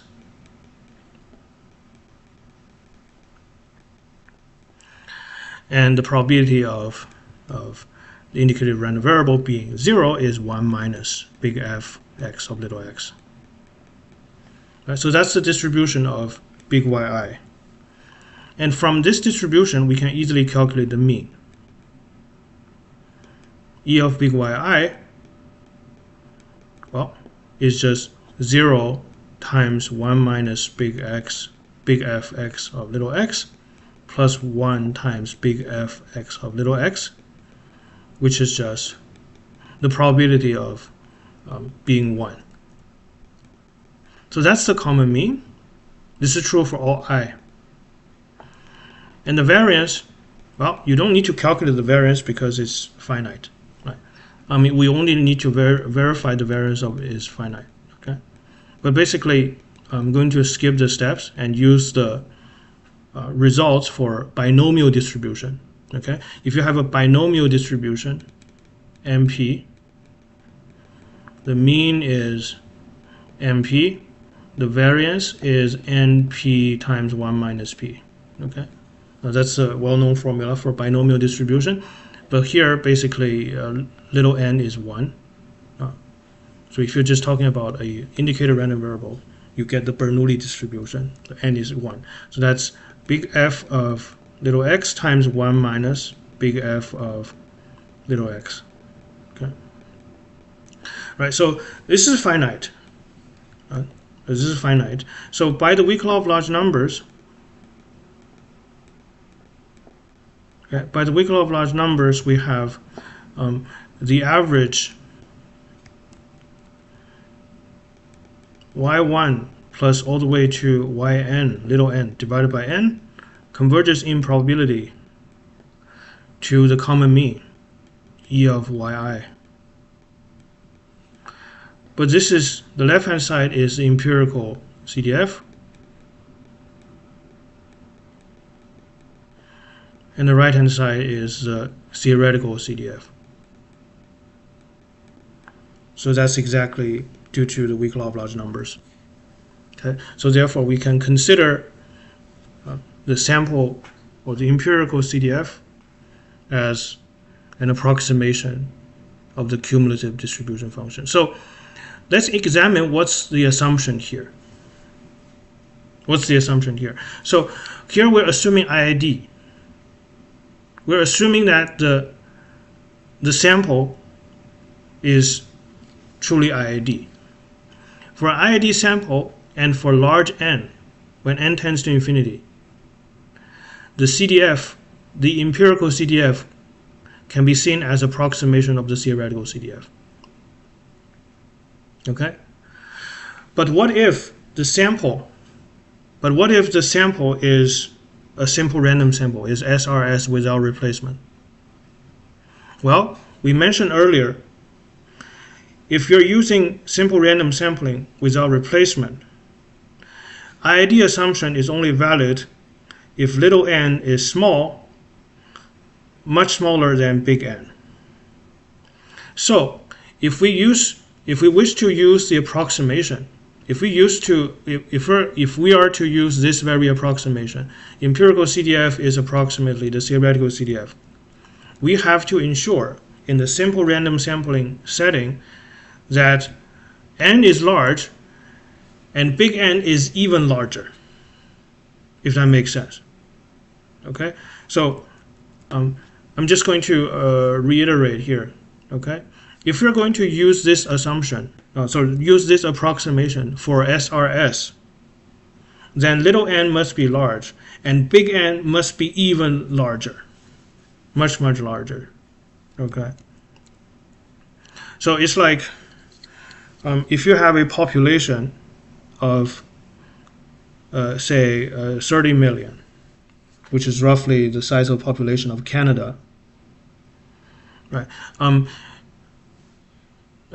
10,000 or say 100,000. 100,000 would be a reasonable choice for little n, because little n, even though it's large, it is still much smaller than the population size. Okay, so this is actually, it reminds me of the video that I just uploaded on the physical explanation of the Brownian motion. But basically, in the discussion of Brownian motion, okay, the Brownian motion is constructed as the limit of a random walk. And then we're just going to squeeze the time step and the space size on the spatial grid to be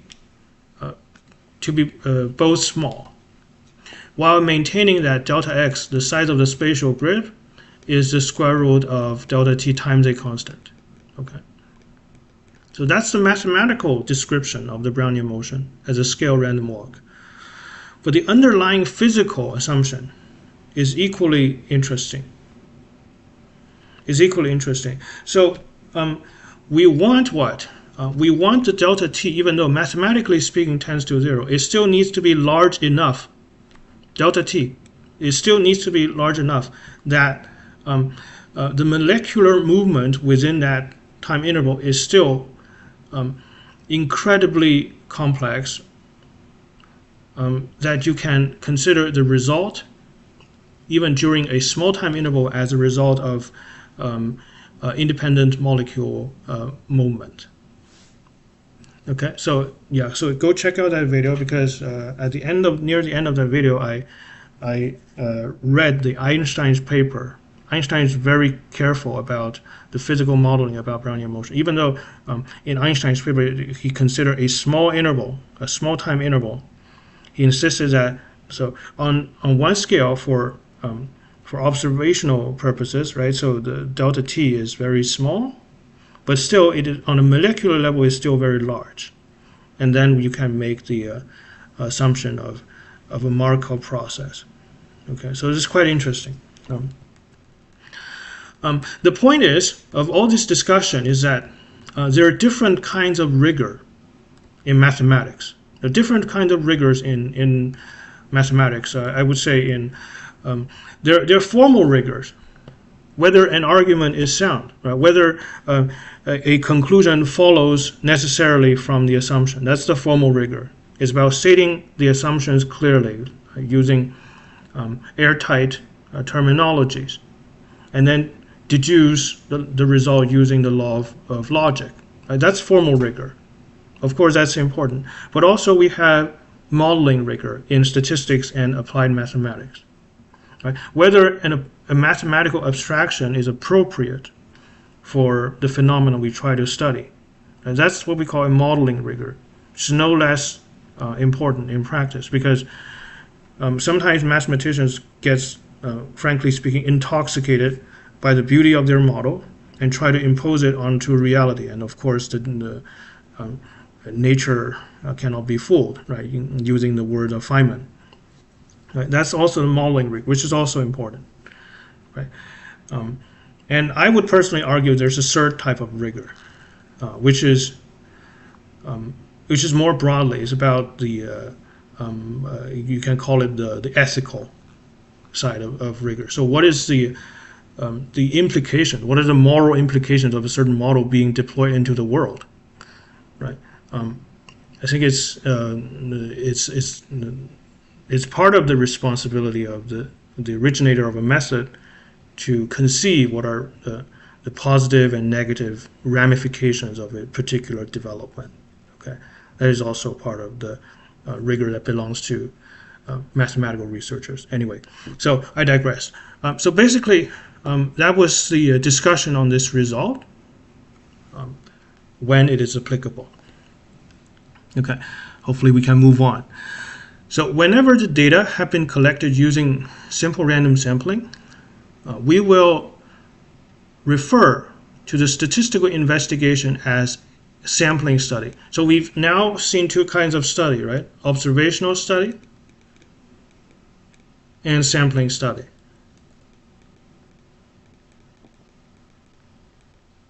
Okay. In observational study, no probabilistic assumption is made. Okay. And here, for sampling study, we are making probabilistic assumptions. Why? Because we assume simple random sampling. And in simple random sampling, each sample has a certain probability of being selected. That's a random mechanism being identified. Right? So, okay. It is a principle, it is a basic principle of good statistical practice that sampling studies are always preferred over observational studies. Okay, well, that's an important statement. Whenever possible, okay, whenever feasible, a sampling study is always preferred over observational study. Okay, so let's just give an example. If, let's say, you wish to determine the dating characteristics of modern individuals, right? And you choose your data set to be one collected from a dating app, say Tinder. Is that an observational study or a sampling study? I would argue it's an observational study because it only partially, I would say, it only reflects the behavior of people who use online dating, right? But you often see like studies. I'm not saying often, but sometimes you would see studies using dating app statistics that also uses formulas and models from inferential statistics, which I think is a little bit problematic based on what we just read, right? Because as we mentioned, if you don't know the underlying, or at least there's no reasonable assumption that can be made over the data generating mechanism, inference, the results of inference are questionable. Right. So here we say, okay, it is always preferable to have sampling studies whenever they're feasible. But for the example that I just mentioned, the dating app example, it's kind of difficult to make an assumption of, okay, what are the likelihood of someone to use dating app, right? Can you predict that? Let's say from socioeconomic status, level of education. Are rich people, or more educated people, less or more or less likely to use dating app? I don't think I can make that assumption, no? Right. But perhaps I'm missing something. I'm just saying, when you cannot make good probabilistic assumptions over the data generating mechanism, you better just treat the data as it is and stay silent about the general population. Okay, so this is because we can be sure that with a sampling study, any conclusion we draw based on the sample pi1 all the way to pi n will apply to the population pi of interest, right? So you can say more things, which is always a nice thing. With observational study, we can never be sure that the sample data have not actually been selected from some proper subset of pi. For example, if you're asked to make inferences about the distribution of student height at your school, but selected some of your friends as your sample, then it is clear that the estimated CDF will be very unlikely the true CDF. Possibly more of your friends are of one gender than the other, right? Okay. Often, however, we have no choice but to use observational data for statistical analysis, and that's okay.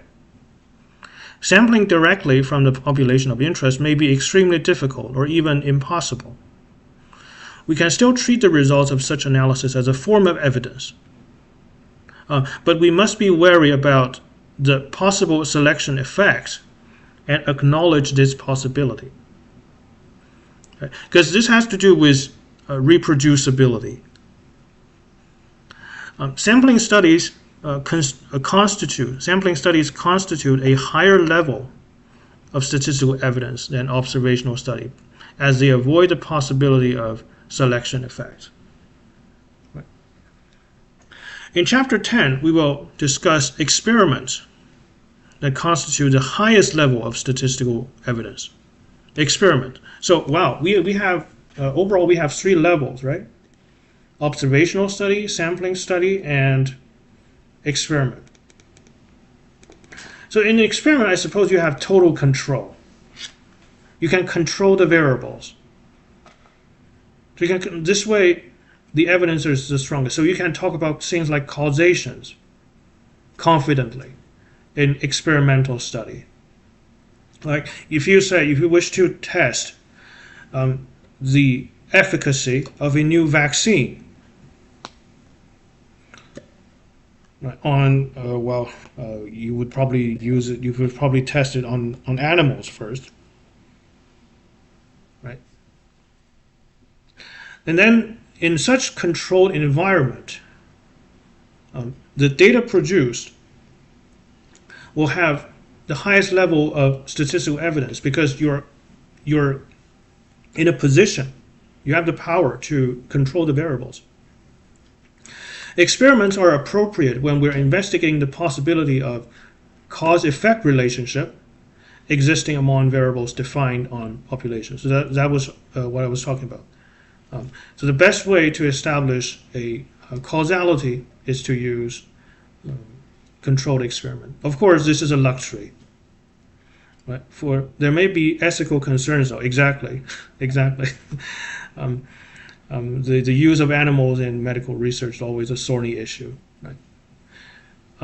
So here, I'm just saying, even though this is the most effective way to determine causality in social sciences, right, this is almost never possible. Right? For example, in economics, determining causality is a very difficult issue. Right? Does minimum wage raise or lower employment? Do you guys know that? Or at least have heard of, have some thoughts over it? Do raising the minimum wage increase or decrease the employment? Well, classical economic theory suggests if you raise the minimum wage above the market level, it would cause unemployment. So that's just the model of the supply and demand curve. And then if you, let's say, put a minimum wage that is above the market equilibrium, then this is the supply, this is the demand, this is the demand and this is the supply, and there's a gap between them, that's the unemployment. So that was a prediction, a cause and effect prediction given by theory. But to verify that empirically turns out to be extremely difficult because there are so many factors that affects employment rate. But it turns out that in the 90s, there was an experiment, not experiment, but an empirical study on this issue. And it turns out that it's actually much more nuanced than the theory suggests. One of the researchers' name is David Card. David Card, proud Canadian. David Card, Canadian-American economist. He won the Nobel Prize in economics due to his works on econometric. David Card, Card and Kruger, I believe. No, the Card and Kruger paper. Yeah, Alan Kruger. Fortunately, he passed away. But David Card and Alan Kruger did research on minimum wage, which revolutionized, or at least challenged the traditional perspective, which was considered a settled topic on minimum wage. So very interesting. Okay, so basically, when it comes to econometrics or social science, statistical methods in social sciences, finding cause and effect relationships can be very interesting. convergent cross-mapping, I have been using genometric epidemiology, typically for causal inference if you use Granger for linear relations. So Granger causality, you're talking about the mathematical test, right? The statistical hypothesis test called Granger causality test. That's actually not a test on causality, also strictly on causality. So Granger causality, strictly speaking, is a test on a priority, which is before which. Okay, if that makes sense. It's not really a causality. It's called Granger causality. Okay, Granger causality is not causality in its truest sense, but it's still a useful concept. Inventive. Minimum wage has been studied many times. In the long run, we see unemployment. It really depends on which subpopulation you're talking about, right? So even today, because of the Carden-Kruger paper, okay, because of the Carden-Kruger paper, the debate is still going on. Okay. Because, the labor market, and also depend on the market structure. Some of them are not perfectly competitive. Or you have certain situation called the other extreme. Okay, the perfect competitive market is the extreme scenario. You also have a extreme scenario called the monopsony. Monopsony. So basically, that's the opposite of monopoly, right? In a monopoly, you have one seller but many buyers. In monopsony, you have one buyer and many seller. And some industry have highly concentrated employers. So in those situations, actually raising the minimum wage theoretically would improve the overall wage and also increase employment. It is possible. There's a model for that. But anyway, I'm digressing way too far from the main topic. I'm sorry. Causality is tough, need more than correlation. Exactly. Also needs precedence in time and some kind of control. Yeah, exactly. I mean, the notion of causality is philosophical.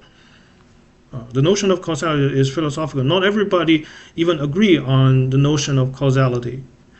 But still, everybody knows that correlation is not causation.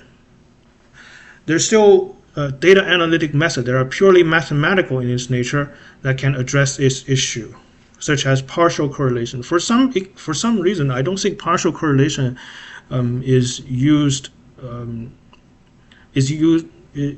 enough in practice for some reason. I don't see a lot of papers other than time series analysis, okay, that uses a partial correlation to identify, say, a compounding factor. Anyway, so let's keep reading. The second question we need to address concerns is the choice of the sample size n, right? You see, I forgot who raised the question, possibly Clark. He was saying, is the sample size less important than randomness? Right here, the book gives that answer. This is of secondary concern. Right? If you cannot even ensure the fairness in your sampling protocol, then the sample size is a meaningless metric.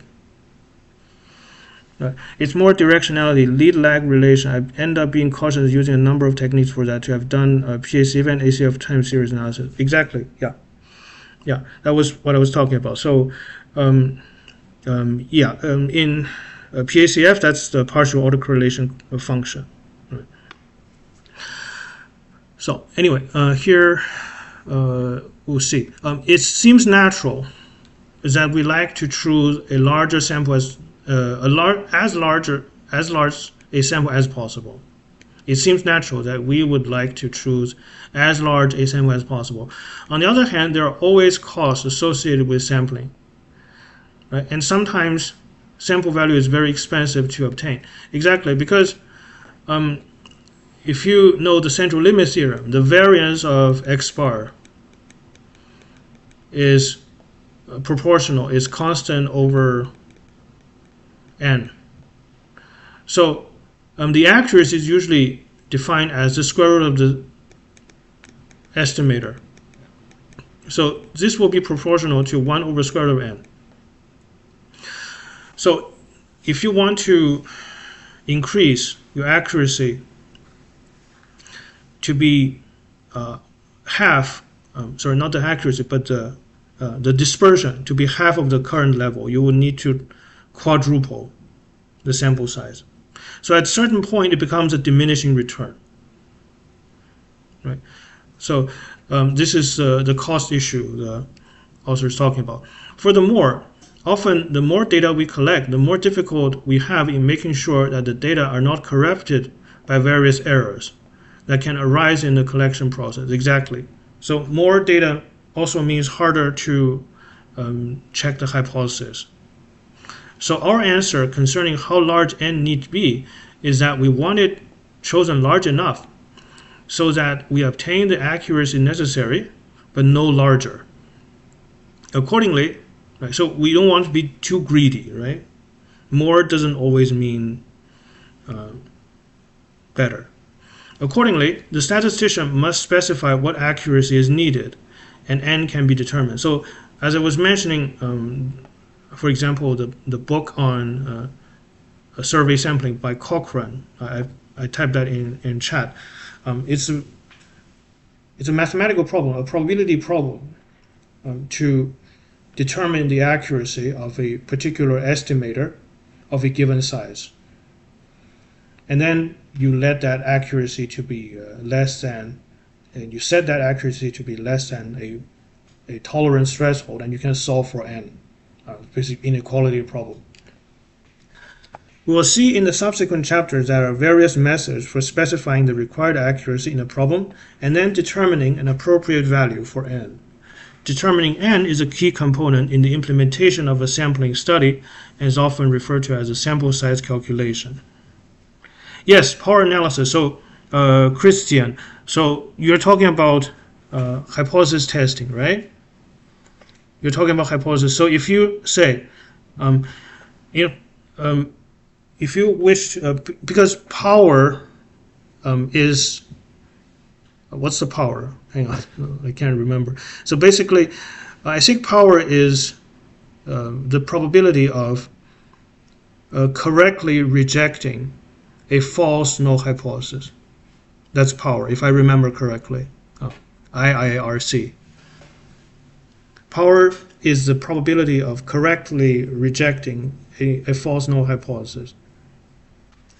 So if you want that probability to be high, of course, we want that to be high. But if you want that to be higher than a certain level, then you would essentially do a sample size calculation there.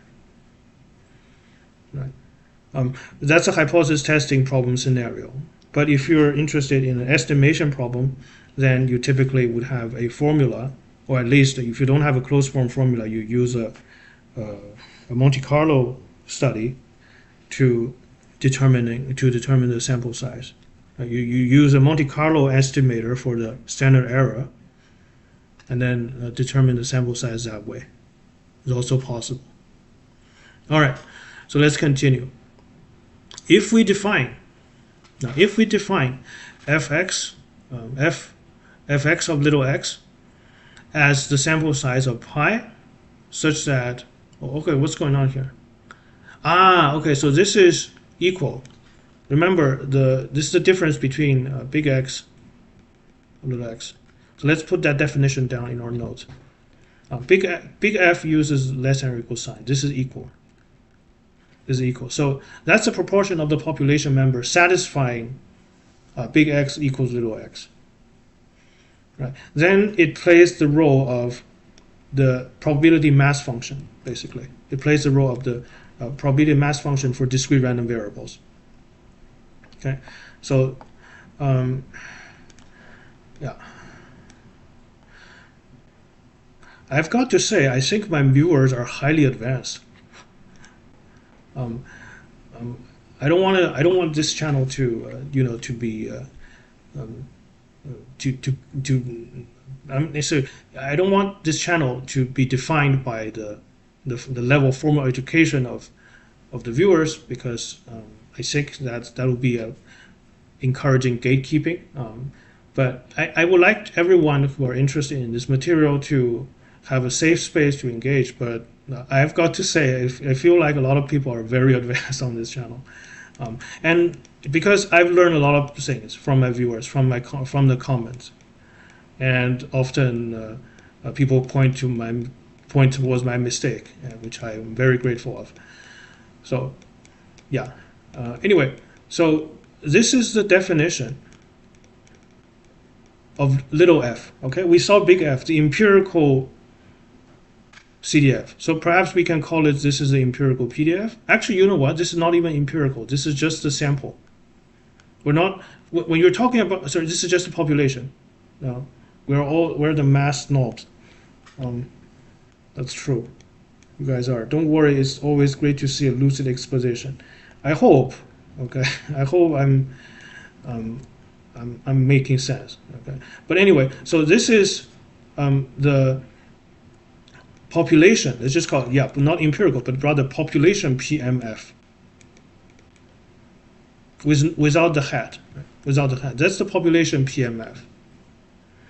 So it can also be written this way as the sum. Once again, we're using the indicator function again. This is the sum of the indicator function.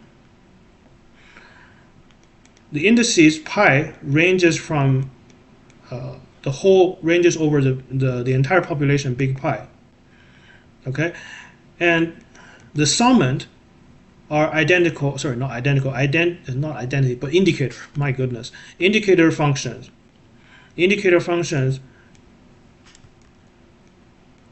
of I with a subscript singleton x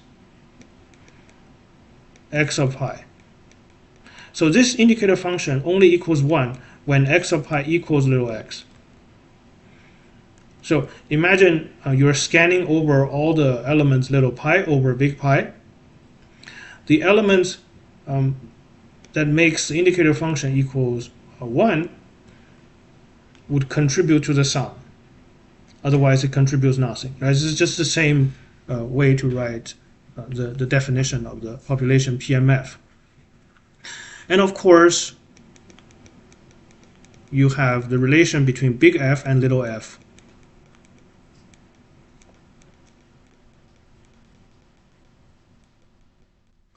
All right. So we refer to little f as the population relative frequency function. Okay, so population relative frequency function. Okay, so that's the definition of, that's the terminology for little f. Now, little f may be estimated. Okay, similar to how we estimate the big F, right? Basically, you would select a sample, and you would count within that sample how many elements whose measurement is little x.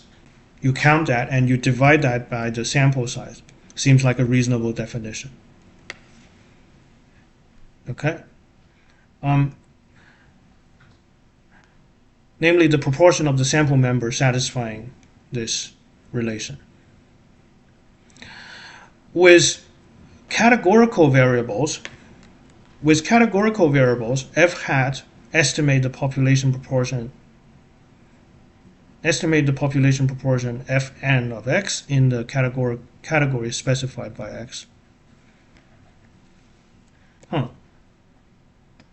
With some quantitative variables, however, fx is not an appropriate quantity to estimate. Yeah, because if you have quantitative variables, then the variables, the random variable or the measurement, okay, big X takes values over a continuum, and you would it's probably better to use a bin, like a histogram. Yeah, here, like a histogram. to estimate the density. I have a question though. Here, it is guaranteed, at least under IID assumption, it is guaranteed that the empirical CDF converges in probability to the theoretical CDF. Do we have that guarantee here? First of all, let's assume, okay?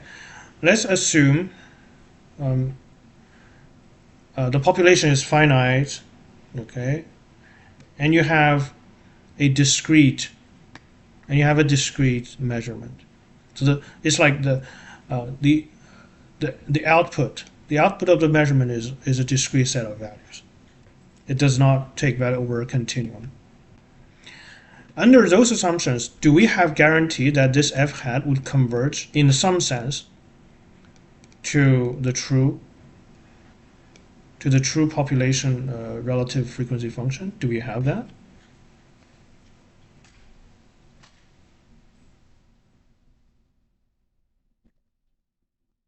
Because this looks like a sample mean also, no?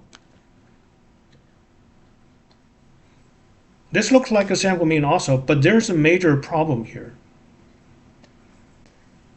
There's a major problem because this is not IID, huh? But I mean, in general, we know x of pi i's are not IID under simple random sampling. But let's just cheat, okay? Let's cheat like we did here. Let's just assume you have IID. Let's assume that x of pi i's are IID, okay? Let's assume this is IID. Do we have convergence in probability? Let's finish this question and then we will move on to the ballistic segment of the stream. So the final question is this one. Because it seems like a natural question. We have the empirical CDF converges to the exact CDF in probability. And here it looks like a sample average too. So let's, as an exercise, let's try to say as much as possible about the asymptotics of f hat. Seems like a reasonable thing to do. Right? So let's define that. Oops, sorry, my bad. I'm just going to.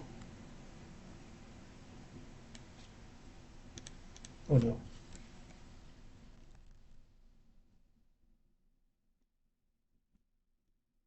Okay. So let's explore that a little bit.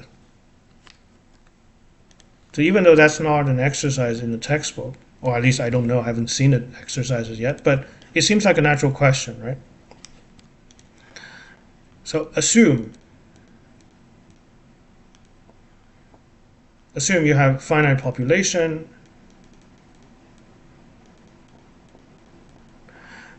x takes discrete values.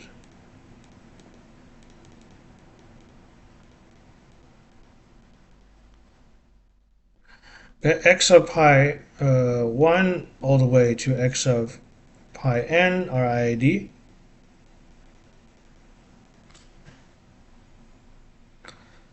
The question is, do we have convergence in little f hat? Okay. So let little x be in let little x to be in the range of big X. Wow, high humility. Thanks for joining the stream. Let little x to be in the range of x, such that the probability of big X equals to little x, actually, you know what? I shouldn't use probability, but rather just say okay, humility, I'll answer your question later. But basically, I'm trying to, I'm trying to find out what's the expected value of I x of pi I. What's that? Well, because that's the sorry, what's that? That's the expected value of an indicator is just equal to the probability of x of pi I equals little x, right? Now, the argument is the same here. If you have an indicator, the mean is just the probability of that indicator being 1. And this is precisely little f of x. And the variance, once again, is finite, right? The indicator random variable always has finite variance, so the variance of is finite, and the exact numbers don't matter.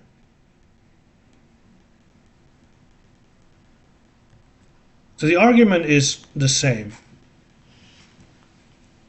The argument is essentially the same.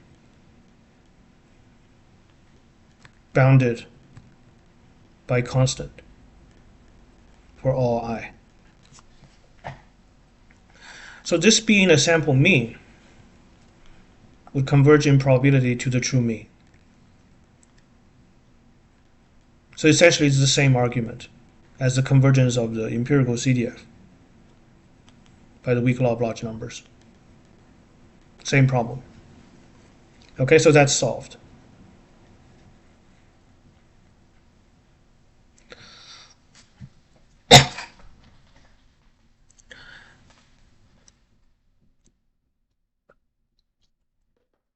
All right. So now I can answer the stream question. Linear algebra books in 2026. You know what? Linear algebra hasn't really changed much for slow people. So it really depends on your goal, right? So I would just, this is my standard recommendation. If you want a intuitive introduction to linear algebra, use Gilbert's train, because you have MIT lectures to pair with it for intuition and basic and algorithms. Okay, for intuition and algorithm, used Gilbert's train, and you use Axler for proofs. Axler's linear algebra done right for conceptual understanding and proofs.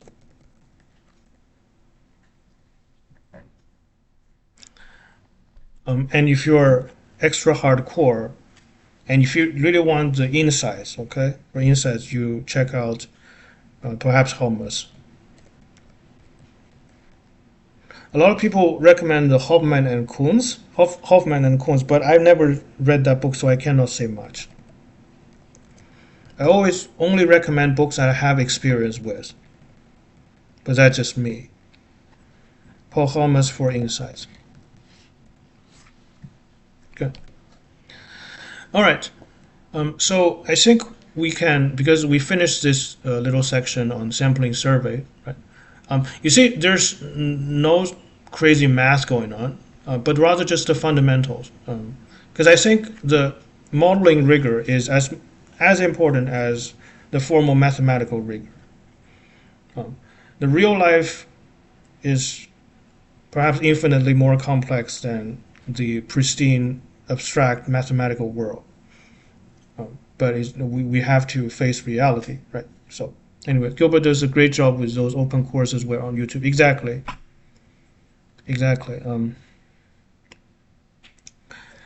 And by the way, did I mention there's a free resource? I mean, I mentioned it a few times earlier in my previous stream, but basically I use this even to this day. It's the linear algebra module by the University of Waterloo, and it's free.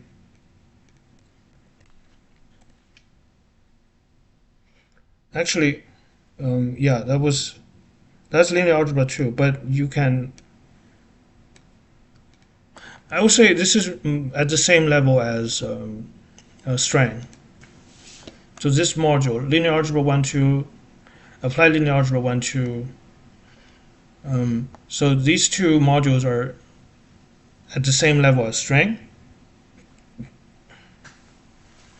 Yes, cerebral and Brown series is good for intuition as well. So yeah, I suppose that. I mean, it's a popular source, right? But I always believe that intuition can only be taught to a limited degree. You have to do the calculation yourself. Fancy graphics are nice if they convince you you can do the work, right? If they convince you to pick up a pencil, then they did a good job. Okay, if they somehow manage to convince you you can understand mathematics without picking up a pencil, you can just learn math by watching animation, then I hated to break it to you that doesn't work. Right?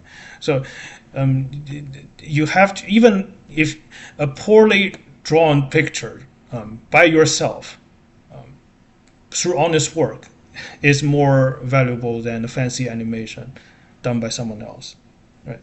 So yeah, I'm certain. Of course, this is not criticizing Grant, right? Of course, I think he's a great pedagogue. He's great. I think the biggest contribution Cerebral One Brown did is it convinces a lot of people that math is not as intimidating as they thought, so which is already a huge contribution. Right. So I would position my own channel as somewhat like a low-tech, minimalistic style, right? Because I never use Manin. You guys probably seen that. I never use Manin. The visuals used on this channel are very basics. Okay, for two reasons. One, I'm not a good animator. That's the most important reason. And the second reason is I want everything I do in my video or I stream can be reproduced immediately by anyone with a pencil. Okay, so there's the two combination of reason that I decided. Okay, I will not do animation. Okay, but basically that's the idea. But everybody has a different learning style, and that's completely okay. I guess my content are for people who are already aware of the importance of doing the calculations and proofs themselves. Okay. It does not mean like a swim or sink mentality. Of course, supports are important. And I always try to answer questions in as much details as possible in the comment section. Right? But I think just me and Grant Sanderson are doing different things. Okay, so anyway, here I think we're good for the statistical part of the stream, and now I'm going to start a new set of nodes, which is on exterior ballistics, the mathematics of weaponry. So what is the basic problem of exterior ballistics? So it's simple. It's to calculate the trajectory of projectiles.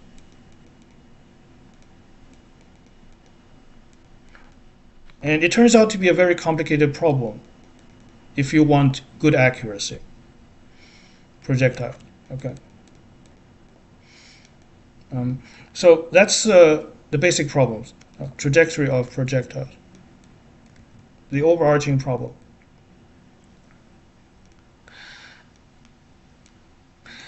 And the main complication is aerodynamic resistance or aerodynamic drags, or it's not just drag, but aerodynamic forces in general.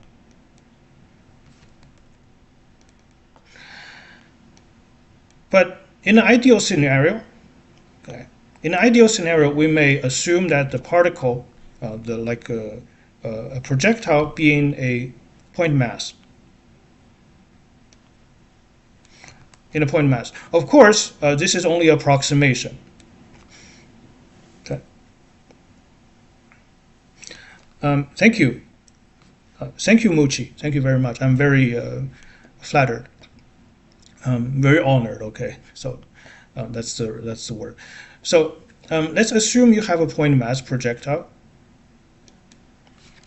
Of course, this is only an idealization, because a lot of the modeling, okay, a lot of the modeling of projectile motions, in particular in the realm of weapon manufacturing and design, goes to the study of spinning. So typically, for most firearms, the barrels are rifled. Yeah, and gravity. So because gravity is relatively easy to handle. If you only have gravity alone, then you have you often have the closed form solution. But aerodynamics are a complicated matter, a much more complicated matter than gravity. So Newton was arguably the first person to truly understand air resistance in a quantitative manner. Newton was arguably the first person who understood aerodynamic drag in a modern sense. So if you open Principia, Newton's Principia, the first part of the Principia was devoted to celestial mechanics. It's about the law of. It's about, first of all, it's about the law of motions, his famous 3 laws of motions, and also the law of gravitation. And he applied those laws to solve the Kepler's problem. No, the point mass cannot roll or yaw, because that makes no sense, right? That makes no sense. A point mass is without geometric dimension. So when we talk about roll or yaw, you're talking about a mass distribution, which has a geometric dimension to it. So for point mass model, roll or yaw cannot be analyzed. Okay, you would have to model the projectile as a rigid body to discuss roll or yaws, okay, which is significantly more complicated. Anyway, so here in this little problem, we're only considering the projectile as a point mass. We're not considering spinning. And of course, roll and yaw, like Inventive mentioned, is extremely important because it has to do with the stability of a shell. And it was one of the primary reasons to study rigid body motion in the 19th century because of the military applications. So what we're trying to do is, first of all, write down an equation of motion for a point mass projectile under 2 forces only. One is aerodynamic drag, and another is gravity. And in that order, because it turns out that for most small arms like just infantry weapons, aerodynamic drags are much more significant factor than gravity. At launch at least, the forces, the magnitude of the force due to aerodynamic factors are sometimes 100 times stronger, or around that number, okay, than gravity. It was first developed by the guy called Benjamin Robinson. Can I perhaps Google that? So I mentioned Newton, right? Who first discovered a modern understanding of aerodynamic drag, and I was talking about the second part of the Principia. So second part of Principia devoted most of its length into the study of motions in resistive media. Motion in resistive media, and of course, that's pretty much what exterior ballistic is about. So the second person, arguably, who made revolutionary contribution to the study of exterior ballistic is the person named Benjamin Robbins. So he invented the so-called ballistic pendulum. It was the first device in history that can adequately measure the muzzle velocity of a projectile. right here. So imagine you have a cannon or a launcher of some sort, and here's a wooden blob. And this is a classic application of the conservation of energy and momentum. So the idea is you launch the projectile, and the projectile gets stuck into the blob.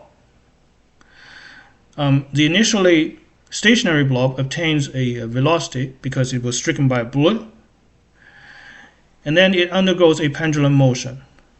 And then we're just going to measure the maximum deflection of the pendulum, or equivalently speaking, the highest point of the pendulum. And using equations based on the conservation of energy and momentum, you can calculate the initial velocity of the projectile. So this was invented by Benjamin Robbins. So this person. And he wrote the book called The New Principle of Gunnery, which was an extremely influential book. So he invented the English mathematician Benjamin Robbins. Nowadays, he's mostly remembered for his contributions to exterior ballistics, but in the middle of the 18th century, he also participated in the priority dispute of who invented calculus, Newton or Leibniz. Being an English mathematician, he of course sided with his fellow countrymen. And because of that, I mean, not just Benjamin Robbins, but because of that dispute, the British Mathematical Society was very much isolated for at least over a century from the rest of the continent, because the relations were extremely poor. But anyway, I digress. So Benjamin Robbins invented this device that allowed for accurate measurements, relatively speaking, of initial velocity or muzzle velocity of a projectile for the first time in history. So this is a revolutionary invention. And his book, eventually Matrix Computation, pretty good, but yeah. So that was, I wouldn't. That's too technical. Okay, that's not Golub and Volan. That's like a matrix analysis book. It's not an introduction to linear algebra. But anyway, so yeah, this was the book by Benjamin Robbins. It's a very short book, actually. It only have roughly 150 pages. But this work was expanded by Euler. So Euler liked this book so much. Leonard Euler, yes, that Euler. So Euler read this book by Robbins, and Euler considered as the most significant contribution to the theory of artillery. So Euler thought very highly about this book. So Euler translated this book by Robbins into German and added extensive commentary. So the original book by Robbins was only about 150 pages long, but Euler's translation and commentary was over 700 pages. Okay, and later on, Euler's book was translated back to English, and it stayed as a fundamental text in military school for decades. And even, I think Euler's work on exterior ballistic was used as late as World War II. So that was pretty important influence. So, see, however, you see, the work of Robbins still serves as an important source of technical information that helped later advancement in the Prussian artillery under Frederick the Great. So if you guys know anything about military history, Prussia, or modernly would be Germany, Prussia had very strong infantry, very well disciplined infantry, but their artillery was very, in comparison, relatively speaking, in a not very advanced stage. France had much more advanced artillery compared to Prussia. So Euler's work was quite important for the Prussian military.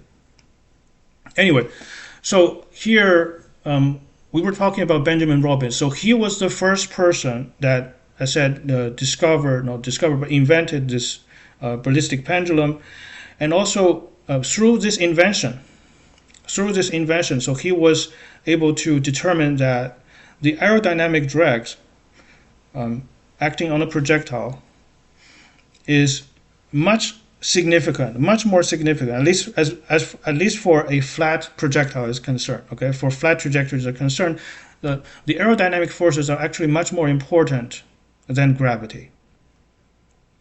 So that was a great insight by Robbins. So today we're just going to use a simple model, a point mass model, to describe the motion of a projectile. Okay. So you have, let's say you have a projectile with gravity, with mass m that's subject to gravity mg. Now we can treat mg as a constant. The height variation is typically small. For small arms, that the variation of g over height can be ignored. And you also have the drag, aerodynamic drag. So how do we model aerodynamic drag? It turns out to be a supremely complicated problem. But as a model, as a simplified model, I made a video on the channel that uses dimension analysis to arrive at the following formula. Okay, is half CD times rho v squared times A. So what does this mean? So imagine this is a projectile. A is the cross-section area. Okay, and V is the velocity or the speed of the projectile relative to the medium. Okay, now that's V. So basically, because of the projectile has to push the medium away, right? To push the medium, it experiences a drag force. Okay, and rho is the density of the medium.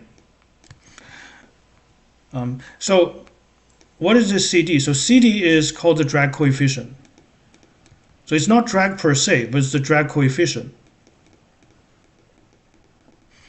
CD is the drag coefficient, and the drag coefficient under our model, so if you go to the channel's main page, you can, if you type dimension analysis and drag, you can find the video. In that video, we made the assumption that the drag force depends on the following variables. Okay, it depends on rho, the density, the V and A, as well as something called the bulk modulus. The bulk modulus. But the bulk modulus is a property of the elasticity, because, as we mentioned, the drag force is induced because due to the fact that the projectile has to compress the medium, right? Has to compress the medium to push the medium away, and air is compressible. So the bulk modulus has to do with the compressibility of the medium, and it turns out that the bulk modulus, as well as density, is related to the speed of sound. In air. And as a result, CD can be written as a function of the Mach number, Mach number ma, which is the speed of the projectile divided by the speed of sound. Okay, so that's CD. The dependency of CD with MA is a complicated function. So if we go to, say, for example, let me just find an example of a drag coefficient curve. So I believe I saw it on a website by a Finnish ammunition manufacturer called Lapua. Okay, and they have their chart.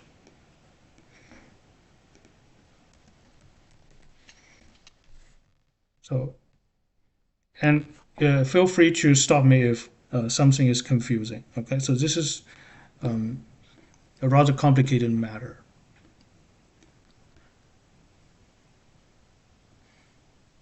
Yeah, so this is, for example, a drag coefficient data published by Lapua. This is a Finnish company, very well-known one. And here, hang on, where's the plot? Okay. Yeah, so this is the plot of the drag coefficient. As you can see, it's pretty complicated. The drag coefficient is, relatively speaking, a constant. Is approximately a constant for low drag numbers. Okay, and first of all, by the way, let me just put that right away. So the drag coefficient curve depends on the shape of the projectile. It depends on the shape of the projectile, and this is only for a specific shape. I'm not sure this is which one. It says, is it G1 or G7, or I don't know. Perhaps this is G7, because modern rifle caliber bullets are more similar to G7. Actually, you know what? This is not a good introduction. Let me just show you the meaning of G1 to G7. So what I'm trying to say is the drag coefficient is a function of the Mach number for a specific shape. Okay, for a specific shape. For a specific shape of the projectile. So basically, if you fix the, we're not talking about size, okay, just the shape. So for example, certain projectile will have a more round tip or a sharper tip. That changes the shape of the function entirely. So it makes things complicated, right? Because not all projectiles have the same shape. So what the ballisticians do is that they set up or they measure the drag coefficient curves for so-called standard projectiles. And these standard projectiles are labeled as G1 to G7. They don't always correspond to real-world projectiles, but they serve as a reference. So you see, these are the shapes. G1, this is a classic G1. And for example, a modern projectile like the 5.56 NATO, the intermediate caliber rounds used by weapons like M16, are better approximated by G7.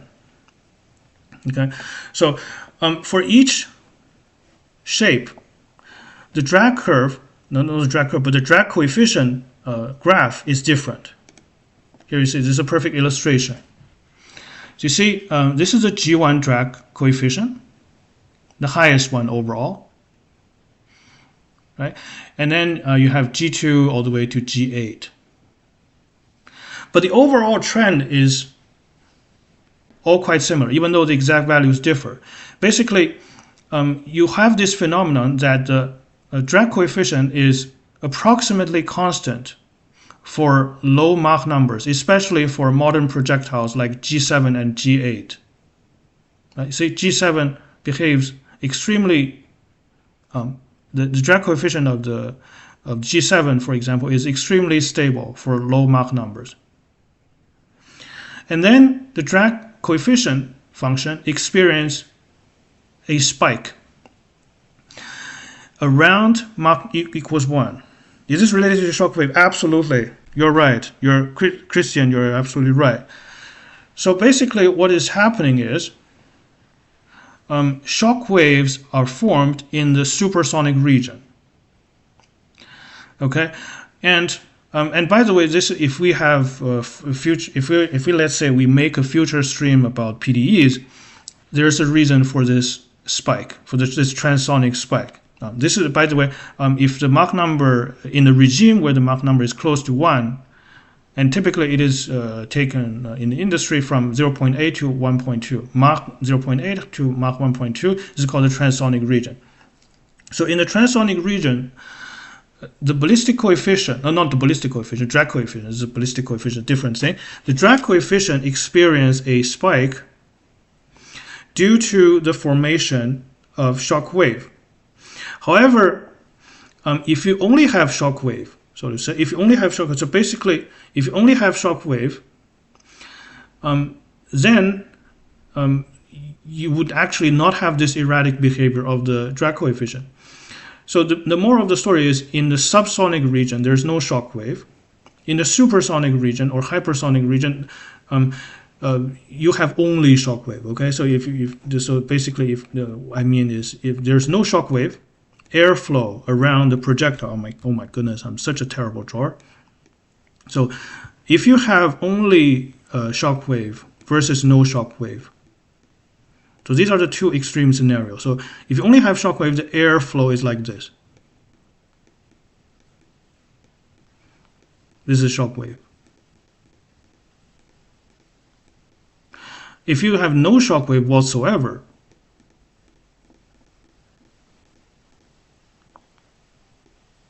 then the airflow is like this. So it's like a boat sailing in a river. Okay, it just flows past the projectile. Okay, so mathematically speaking, if you have no shock wave, the airflow is described by elliptic PDE. Elliptic PDE, like a Laplace equation, which we'll see in the complex variable course. And if you only have shock wave, the PDE is hyperbolic, like a wave equation. It's hyperbolic. However, in the transonic region, what happens is you have shock wave at the beginning and no shock wave at the end. I'm terribly sorry for my awful drawing. But seriously, if you want to see some good quality drawing on exterior ballistics, check out the book by McCoy. McCoy Modern Exterior Ballistics has very nice drawing, and actually photos, even albeit they're black and white. So still very, very high quality drawing by modern standard. Modern Exterior Ballistics, they have very nice pictures. So basically what I'm trying to say is, in the transonic region, the PDE to describe airflows is of mixed type. They're neither hyperbolic or elliptic. And actually, a huge part of aerodynamic research is devoted to transonic regime because of the intrinsic mathematical and physical difficulty. Okay, so what happens is, when you design a small arm, what happens for weapon designers is, when you design small arms, you would try to avoid this region. You try to avoid, although it's not always possible, okay, but you can get around with it in certain situations. So for over the effective range of modern rifles, so to say, the effective range, the bullet stays above Mach 1. So it stays in the supersonic region. Okay, if the bullet slows down too much to near Mach 1, then the bullet starts to tumble, because due to the spike in the drag curve, the drag becomes highly unstable, and the bullet starts to tumble, and the trajectory becomes unpredictable. So that's beyond the effective range. For subsonic munitions, well, as the name suggests, over its entire trajectory, the range, the Mach number stays below Mach 1. And that's exactly the equation of motion we're going to derive today. So we're only studying the subsonic munitions. This includes classical ammunition like the 45 ACP fired by the M1911 Brownian, classic sidearm used by the US military. So basically, I'm going to make the assumption that we assume that the Mach number is less than 1. So we're less than, not just less than 1, but less than 0.8. So this is subsonic. And we're going to make the assumption that CD is approximately constant. Okay, we're going to assume that F drag is you have CD is approximately constant and rho is approximately constant. Okay, the density of the air is a function of height. So you guys probably know that the density of air is a function of height, and of course, for flat trajectories, the height variation is very small, so the density can be treated as constant. However, for long-range artillery, this cannot be assumed. So you would have to take into account of height variation that affects density as well. So the equation of motion gets very complicated. And what else? So I was talking about the I was talking about the drag, right? So to set up the differential equation, the equation of motion, right? Let's first write down the vector form, and then let's find out the component form. Okay. So Newton's second law. Newton's second law. Okay. You have m dv over dt equals the total force. Right, the total force. Here we're only considering two forces: the drag force and gravity. Okay, so this is vector form. So we can write down the component form. M times dvx over dt, horizontal component, equals what? Well, horizontally, there's no gravity. So we assign our coordinate system this way, okay? X and Y. So you're just left with the drag force on the horizontal direction. And because of the impeding nature of drag force, you pick up a negative sign. Okay, pick up a negative sign, so this is F drag of X.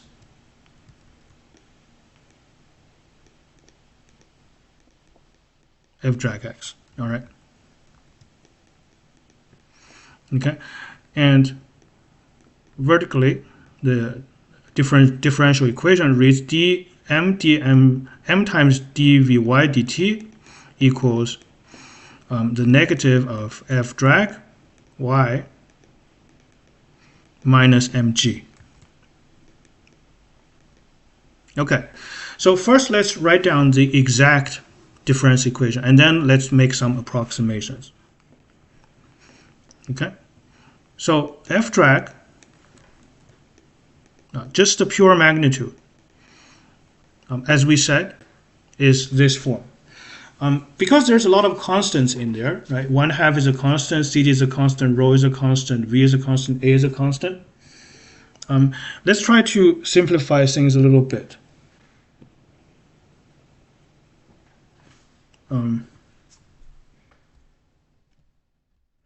Okay.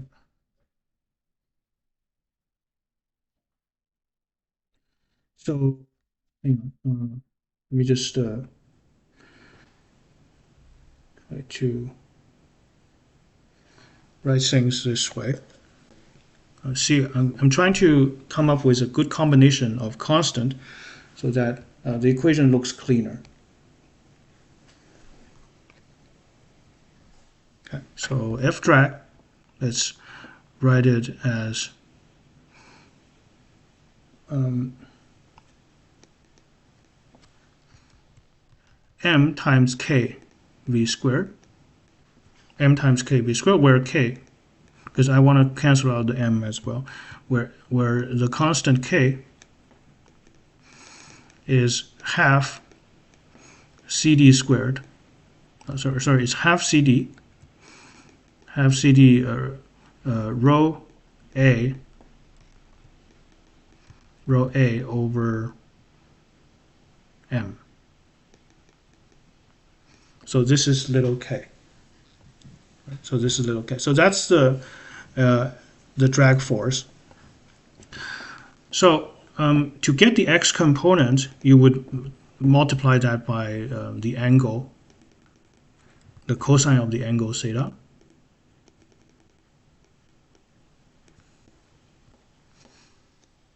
If drag equals mk v squared times cosine of theta.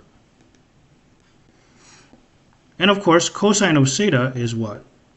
It is defined by, so imagine this is a trajectory. This is the velocity vector. This is Vx. So cosine of theta, of course, is just Vx over V. So you get k mk V times Vx. This is f drag x, sorry, my bad. So we're assuming to be independent. Yes, exactly, because we saw that picture, no? In the subsonic regime, CD can be approximated as a constant. Okay? That makes sense? So that's the physical assumption we're assuming here.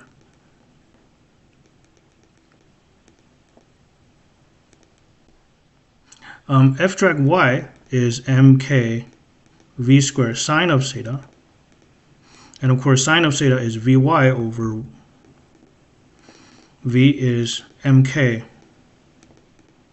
Vvy. Mk Vvy, so that's it. Right? So, and of course, V also, V is what? Is the square root of Vx squared plus Vy squared. Okay. So we have, therefore, we have the system of d's. You have m dvx over dt equals minus mk vvx. Okay, and m dvy over dt equals minus mk vvy minus mg. So this way m can be cancelled in both equations.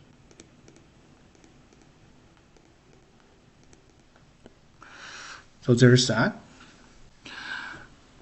And of course, due to this awful nonlinearity, v equals the square root of vx squared plus vy squared, this system of differential equations is very difficult to solve. Actually, there's a very interesting historical remark here.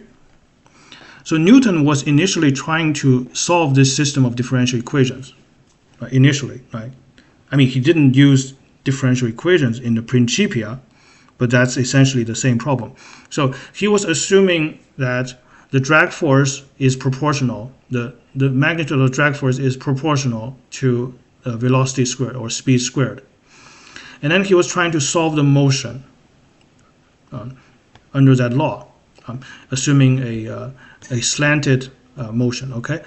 If it is purely rectilinear, if it is purely in the x direction or in the y direction, then it can be solved analytically. But here, for the general slanted motion, Newton got stuck. He couldn't solve the differential equation. So Newton couldn't solve the differential equation. What he did instead was the inverse problem. So Newton was very, so his approach was very, very interesting. So he assumed, let's say the trajectory is already solved. Okay, let's assume that Newton assumed that the trajectory is a portion of a circle or a hyperbola. Okay, and then try to inversely deduce what must be the density variation. So Newton tried to settle for solving that problem instead. It's because he couldn't solve for this problem. he instead, because he couldn't solve for the trajectory under this problem, so what he did is, okay, I'm going to assume that the arc is a part of known curves, and then try to deduce what sort of density variation that comes with that. That would induce this sort of behavior. Of course, this is not very satisfying. So the British posed a challenge to the continental European mathematical community to solve this very problem. So the British posed a challenge to the Europeans, to the continental Europeans, to solve this problem, because remember, they were in the process of a bitter debate of who invented calculus first, right?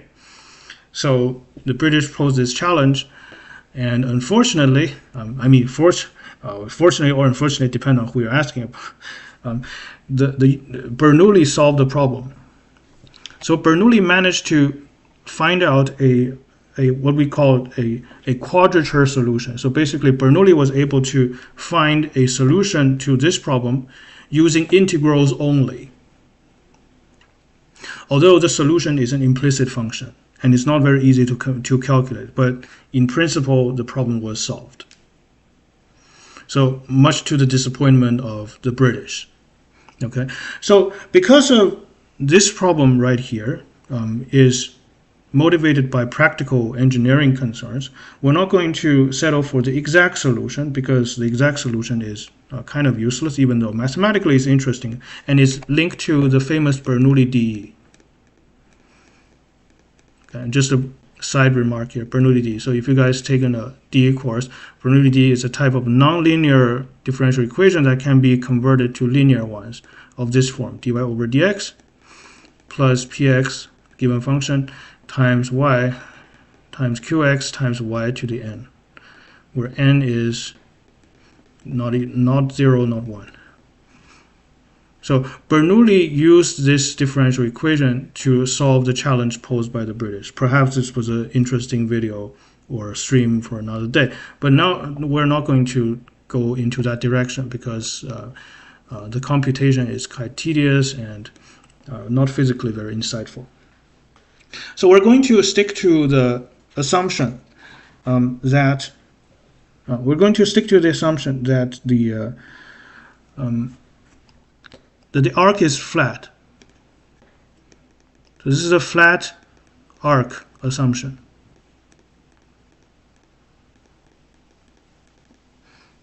Which is mostly adequate for direct firing weapons. Okay, for howitzers and mortars, of course, this assumption breaks down.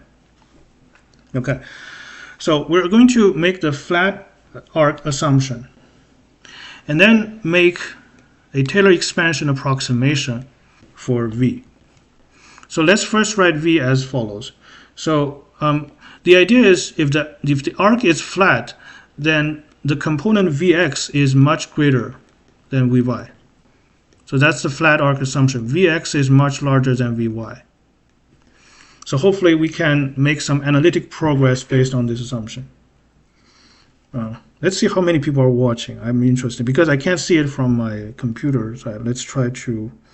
I'll try to find it on my phone here. There's 7 people watching. That's pretty good. Okay, so basically, here V is the square root of Vx squared plus Vy squared. That's the exact relation, and let's factor out Vx. Let's factor out Vx, and what we have. So factor out Vx, you get square root of 1 plus Vx squared over Vy squared. And of course, you can use the binomial approximation. So this is Vx times 1 plus, so remember the binomial approximation from calculus.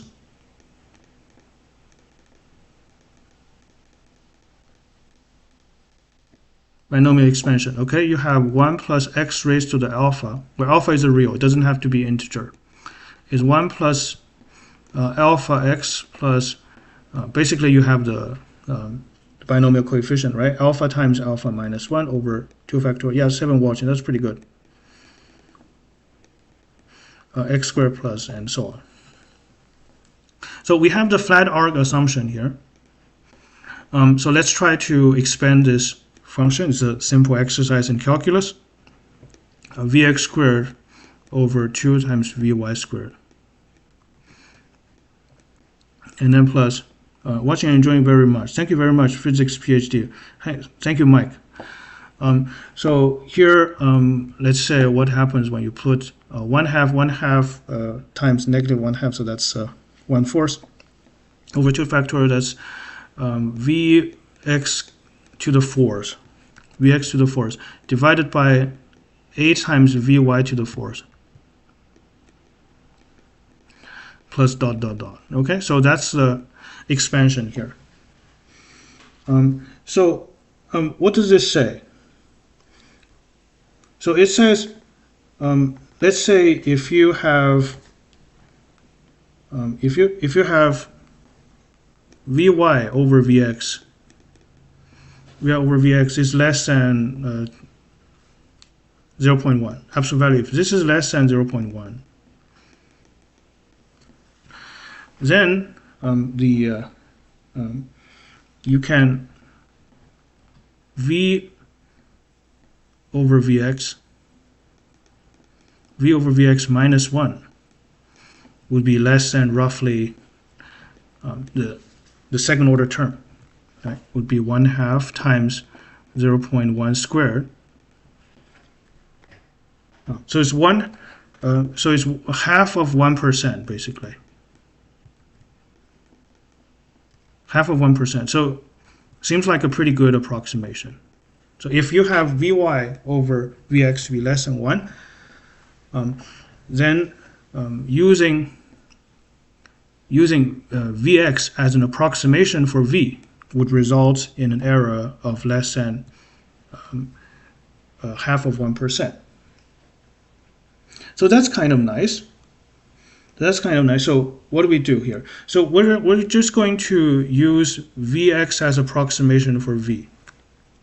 Right, so Vy being much lesser than V is equivalent of saying V is approximately Vx. So we're assuming, so it's like cosine approximately 1, right? Basically, that's just cosine approximately 1. Very common in physics, small angle approximation. This way, you have approximate d's as follows.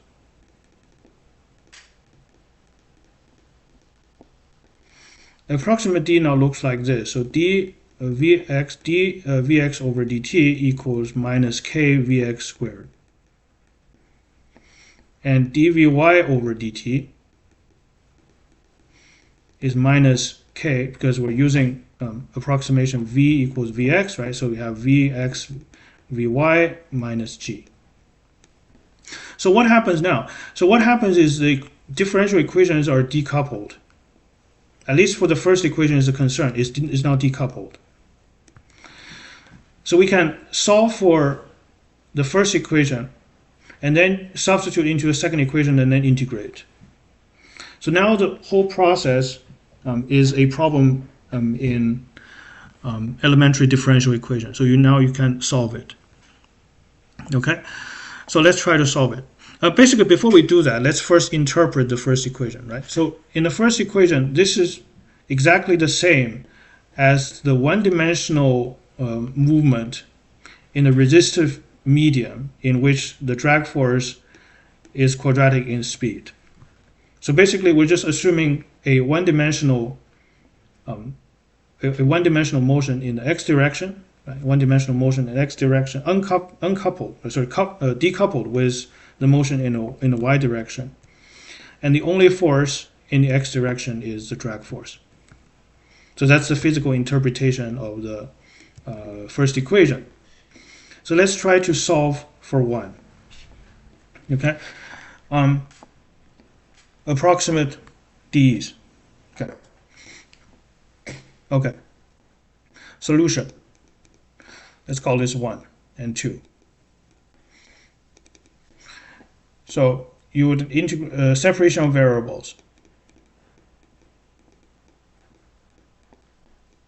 of 1.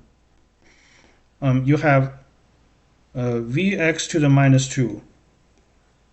Just put a minus sign to the left as well. Minus Vx to the minus 2 dVx equals k dt. K dt. Okay, so and then we integrate on both sides, taking the integral on both sides and see what happens. Of course, this is quite easy to integrate. Left hand side, you get 1 over Vx. 1 over Vx, 1 over Vx, that's it, right? That's it. Just 1 over Vx, and on the right hand side, you have kt plus a constant C1. Okay, and let's use initial condition. Initial condition. So initial condition, of course, we're also using the small angle approximation for the initial condition. We're assuming that Vx is the muzzle velocity, muzzle speed. Just call it V0, okay? So using the initial condition, we have 1 over V0 equals k times 0 and plus C1, so it's just C1. So therefore, we have 1 over Vx equals kt plus 1 over V0. Okay, let's try to solve for Vx. So you get kt V0 plus 1. Kt plus V0 times plus 1. So at this point, it's perhaps a good idea to perform a sanity check on dimension or units.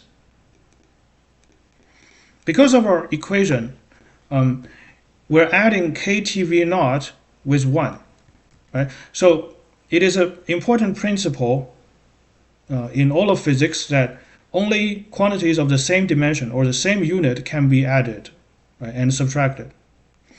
So we should have, and by the way, this is the notation for the unit or dimension. You just put a square bracket around it. It should be 1. Let's try to check whether this is the case. Here, because we defined k to be the proportionality constant in the drag law. Here we defined k to be this way. So let's try to find out the dimension of k. So the dimension of k is the dimension of force over the dimension of mass times the dimension of v squared. Okay, so force is mass times acceleration. So the mass dimension cancels out.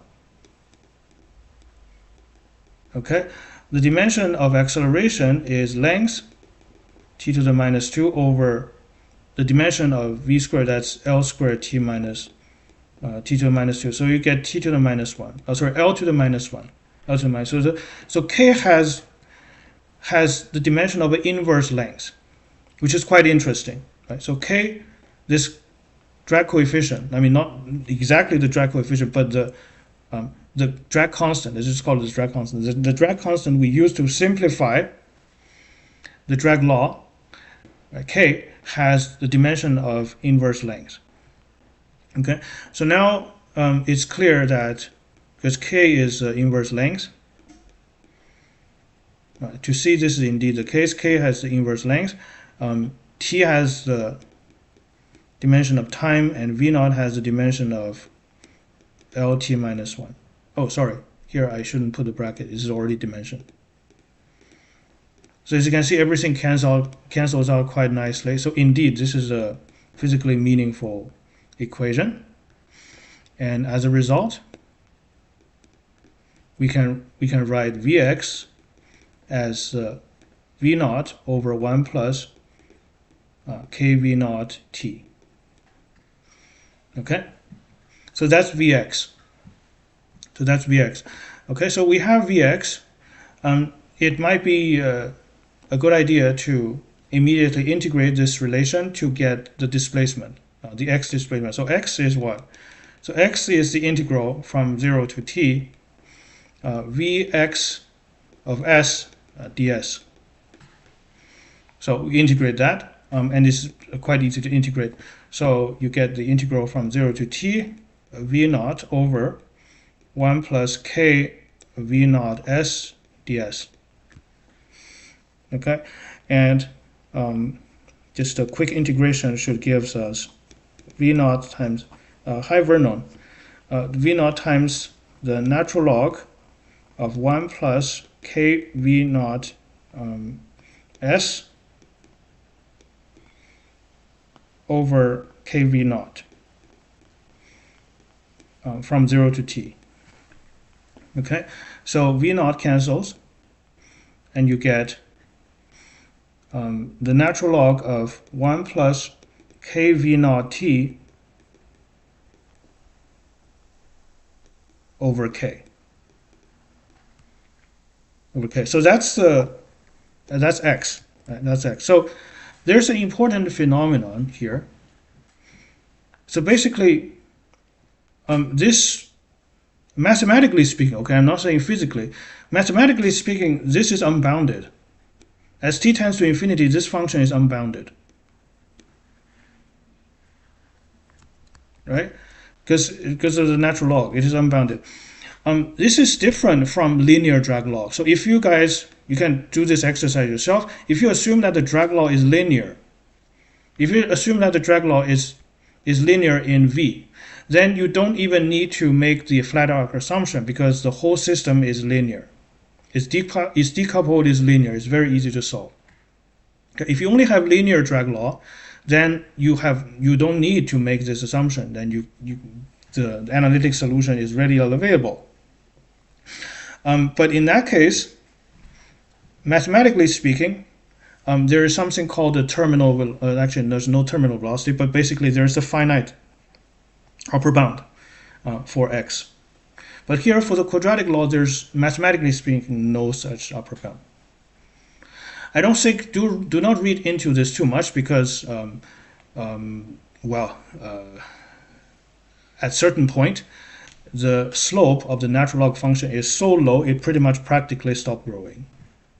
Okay, so this sort of mathematical subtlety is not super interesting, but at least the way, okay, the way the particles slow down, the mechanism through which is a little bit different. Okay. All right, so there's that. So you have x, and now let's use the second differential equation with the solution to 1. Right? Because we have Vx, we can substitute the solution Vx into 2. Okay. So equation 2 now reads dvy over dt equals minus k Vx Vy minus g, right? So Vx, as we said, is V naught over 1 plus k V naught t, right? K V naught t. So this is our Vx here. And then times Vy is our unknown, minus g. So what is this differential equation? This is a first order linear differential equation with variable coefficient.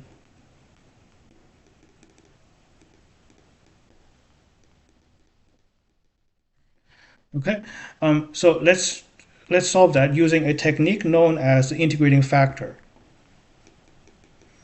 Let's first rewrite this into the standard form, dvy over dt plus kv naught over 1 plus kv naught tvy equals minus g.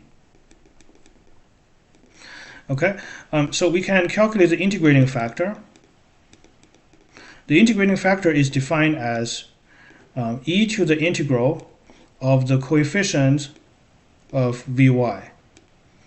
when the dy dt has a coefficient of 1. So that's the subtlety here. Okay, so let's integrate the coefficient of vy, assuming the d is in standard form, which it is here. All right, so integrating that, and then raise to the power of then use the exponential basically. Integrating factor equals this, and the integral is natural log of. I'm going to skip the absolute value in the natural log because here, due to the physical variables, what's inside is positive. So here we have the natural log of 1 plus k v naught t. That's the result of the integration. You can quickly check in your mind, differentiate this, you get this. Okay, so that's cool. So this is indeed correct. So you get just 1 plus k v naught t. So that's the integrating factor. Let's multiply integrating factor on both sides. This way you get dvy over dt plus 1 times 1 plus k v naught t. And then plus vy times kv naught equals minus g times 1 plus kv naught, the integrating factor. And by multiplying integrating factor on both sides, the left-hand side becomes a product rule, or an exact differential.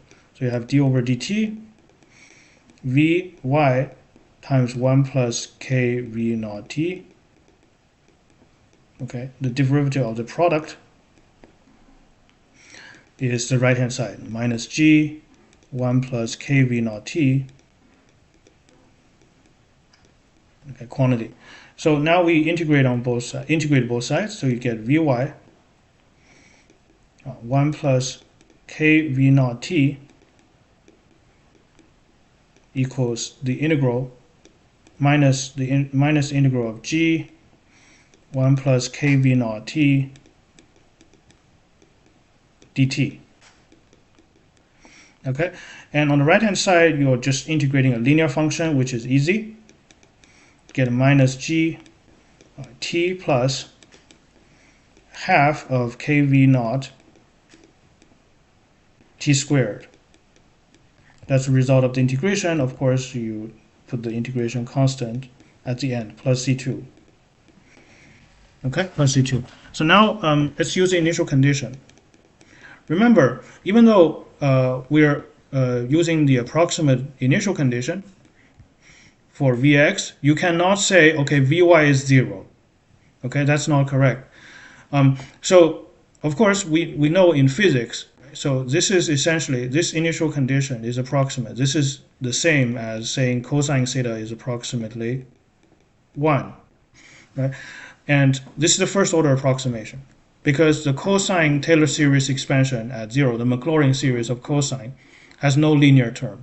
So you're just left with a constant term. So we're using a linear approximation. Okay, this is not a constant. I mean, it is a constant approximation, but what we're really doing is a linear approximation, linear in theta. So we must keep the same order of approximation for Vy. So what we do Vy is we can simply use another approximation, which is what? Vy naught. Vy naught. Let's use Vy naught to be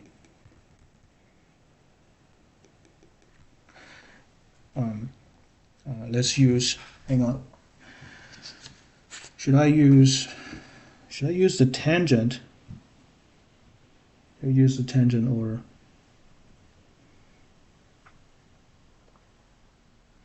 let's use the tangent.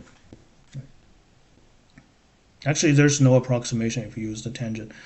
So just V naught times the tangent of phi naught. So imagine this is the initial launch angle.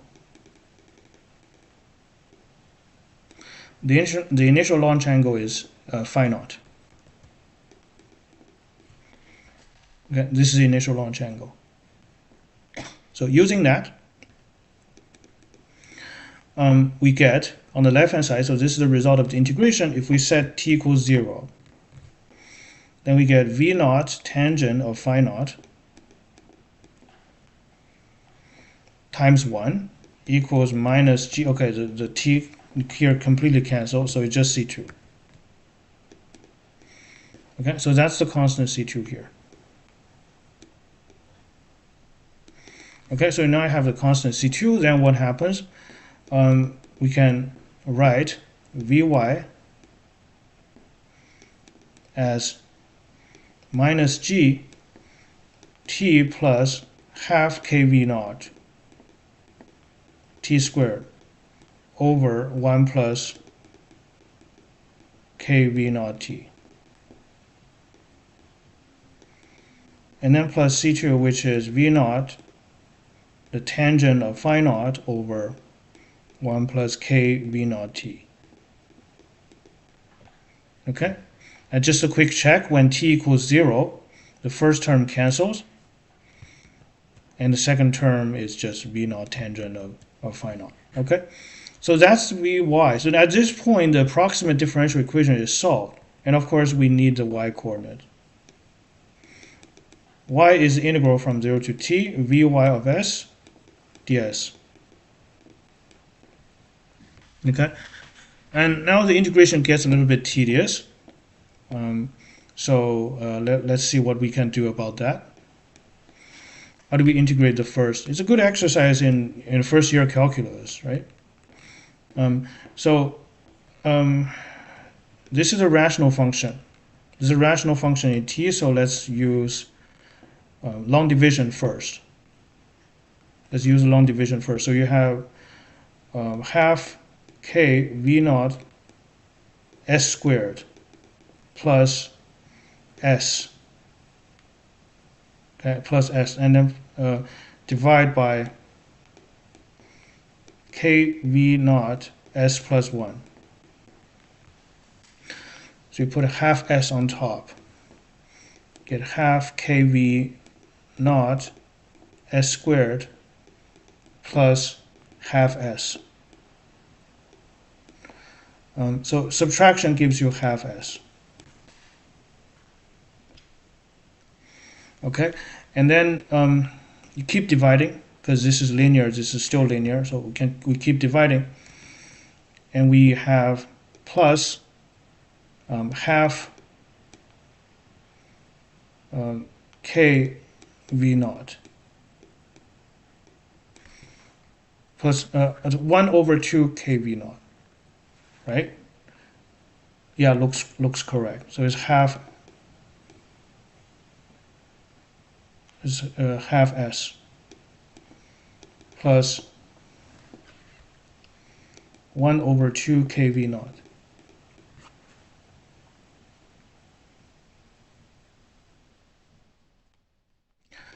Subtraction gives you minus 1 over 2 kv naught. Okay, so what we have here is the integral. We're writing this as minus g half t, okay, half t plus half kv naught plus, actually minus 1 over 2 kv naught minus, that's the constant, oh sorry, 1 over 2 kv naught divided by 1 plus kv naught t. All right, and then plus v naught tangent of phi naught over 1 plus kv naught t. So that's the result of the division. That's the result of the division. So here we can combine the terms. And the first integral is from 0 to t, the linear function of the linear function. G times half t plus 1 over 2 kv naught. Sorry, here I should use s ds. is ds. Okay, and that's the first part, and then we put plus the integral from 0 to t. Plus with a plus gives a positive, so that's 1 over 2k v naught plus v naught tangent of phi naught over 1 plus k v naught t ds. Okay, here I should use s.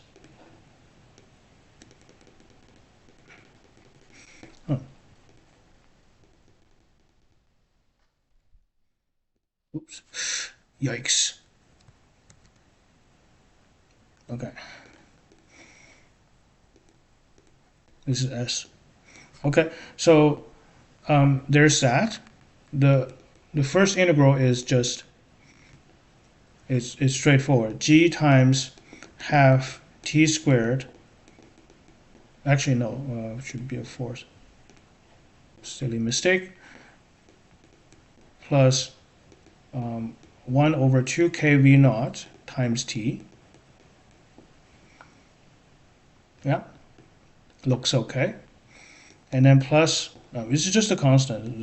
The upper floor is just a constant, so you get 1 over 2k v naught plus v naught tangent of phi naught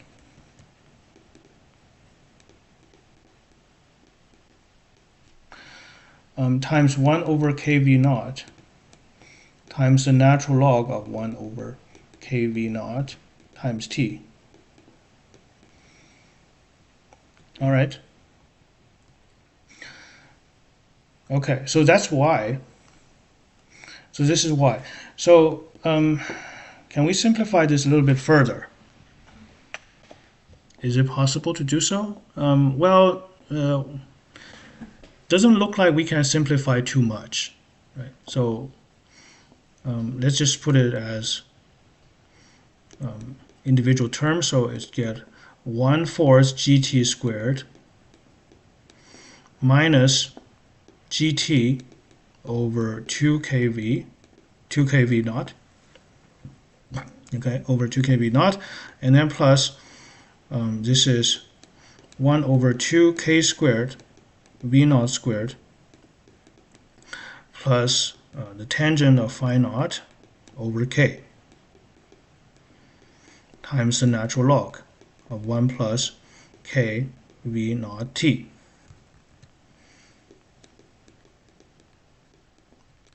Okay, so at this point, the whole problem is essentially solved. But for practical purposes, we would like to have a certain method that is easily a certain table that can be easily applied. So what we want to calculate is something called the range table. What does that mean? So in a range table, you would want to have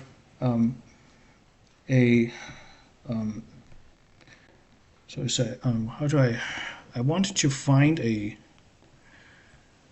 format online. So just like in a real table. Okay, hang on, let me just try to find it, and then before I show.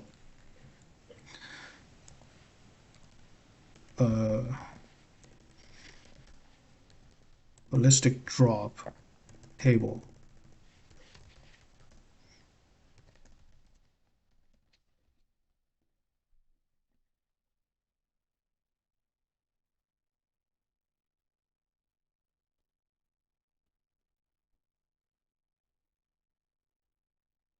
And yeah, let me try to find it.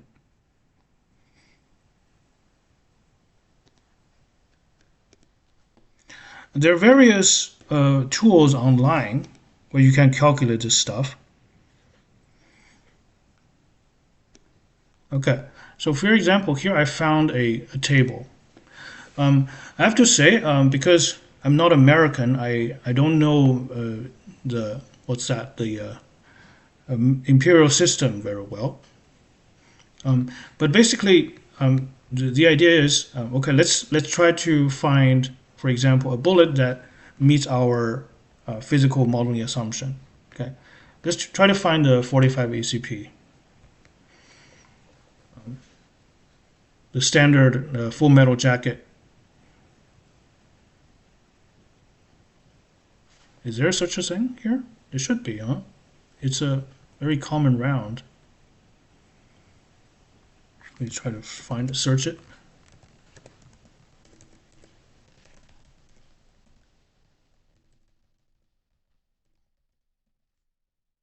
There's no 45 ACP? There's 45, is that the same as the 4570 cover? I have no idea what that is. Huh. Perhaps this one? Yard, yeah, yeah, you can, I know you can convert those, but, huh. Can't you just select a, what's that? The name of the round? Oh, okay, doesn't matter. But basically, that's the format, right? That's the format. So you have the velocity at different ranges. The velocity at different ranges, and basically, you only need to consider the velocity in the horizontal component, basically Vx. Right. And you also, the energy, well, it's just the kinetic energy is mv squared, half mv squared. The trajectory table, this is interesting. This is interesting. So you can see here, let's just take a 500, because perhaps 500 yards, this is too far for a pistol round, okay? For 45 ACP, the effective firing range is like 50 meters, if I remember correctly. But basically, let's try to examine why there's different signs here. Can you guess why there's different signs here?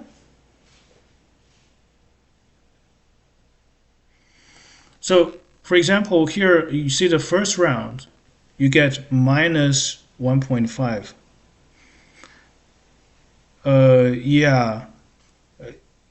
Yeah. So I know, like it's a big family of ammunition, right? It's a big family of ammunition, 45 ACP. I'm just thinking about the classic FMJ on Wikipedia.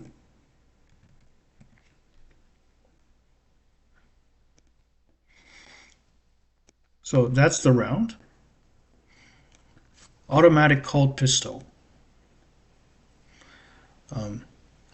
So yeah, you see, this is the classic 230 grain FMJ velocity. So this is as you can see, 255 meters per second. That's a subsonic projectile. Okay, so that's perhaps the most popular one. And of course, there's more advanced variants. And actually, the 90 grain is supersonic. Okay, right. So 762 FMJ, 7.62 FMJ. You're talking. That's the 7.62 FMJ. Actually, you're talking about the 762 NATO, right? Inventive. If it's 762 NATO, then it's a supersonic round. The physical modeling assumption doesn't hold. So basically, remember, we have this drag curve here. So if you're in a supersonic range, then the drag curve, the CD is no longer constant. Right. So which means you have to use a different set of equations. All right. So what I'm trying to say is, what do we want to get out of our derivation? Look at the table. How do we convert those equations into a usable format? Right. So let's just try to interpret what is going on here. Why you have a negative at a muzzle and at 100 yards, for example, look at the first row here. I don't know what this is. 35 Vellum, I don't know. But anyway, at the muzzle, it's minus 1.5. Okay, And what else? 100 yard is positive. How come it's positive? How can the bullets go up? Because minus should be, see, at 500 yard, it's a negative, so it's a drop, right? So that's a drop. So just try to interpret what is going on here. So let's just draw a little picture. So why do you have this phenomenon? First you have negative, then you have, this is inches, by the way. First you have negative, and then positive, and then negative again. So what is going on? So at 200 you have 0. This is because, so imagine this is a barrel, okay? This is a barrel.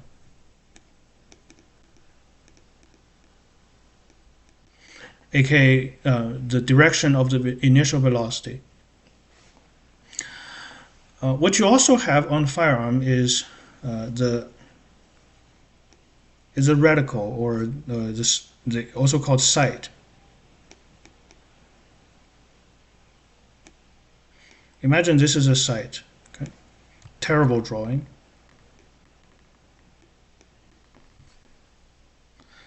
Okay, so a projectile undergoes a trajectory like this.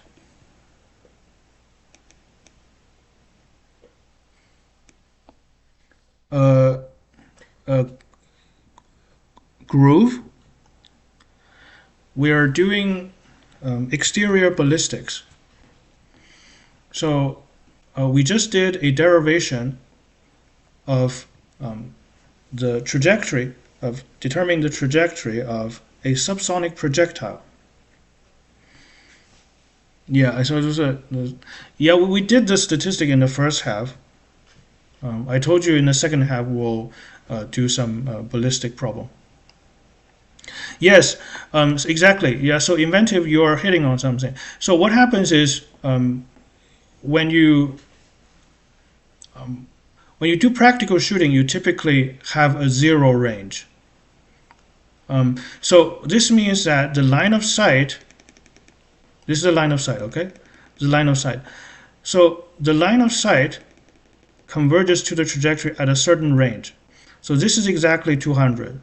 You can adjust this, by the way. You can adjust the angle between the line of sight and the barrel.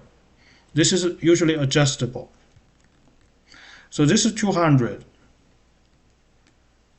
So this is a 0 range. So this is so what happens is when you add, say, 100, the bullet is still above the line of sight, so therefore the drop is positive. That's why. So that's why. So basically, what you do in these equations, right? We derive the equation for x. We derive the equation for x. You want to solve for a particular x so that y equals 0. That's your 0 range. So imagine if you want to have a 0 range. So let's set this y equals 0. Okay. And by the way, let's first find the relationship between y and x. This is the relationship between y and t, right? Recall, x is what?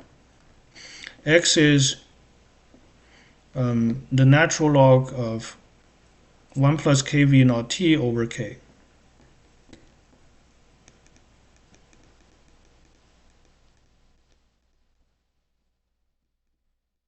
Over k. So that's it, right? So this is x. We can solve for t in this case. You can solve for t, and probably you won't get a nice equation. It's unlikely you will get a nice equation. Is it possible for us to do some further simplification though? Is that possible? I don't think we can, no? But basically, let's say you want y in terms of x. You want y to be in terms of x, so x kx, kx is natural log of 1 plus kv naught t.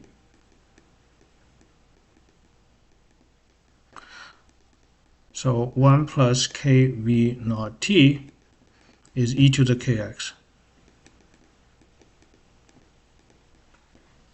Is e to the kx. So you can express t in terms of x, e to the kx minus 1 over kv naught. Right? So that's it. So this way y is minus 1/4 g. Basically, you can write y in terms of x. That's the point. The formula might look a bit ugly.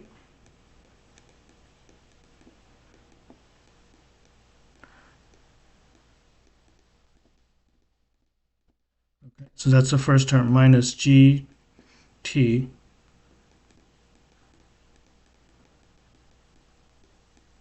kv naught to k square v naught square. Okay, plus 1 over 2k square v naught square plus the tangent of phi naught over k times the natural log, which is kx. So okay, so that's basically the equation of y in terms of x. So what you can do is basically, once you have this equation, okay, you can do what?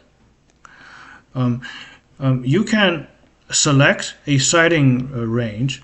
Let's say you want, okay, let's say you want your the zero range, or aka sight in range.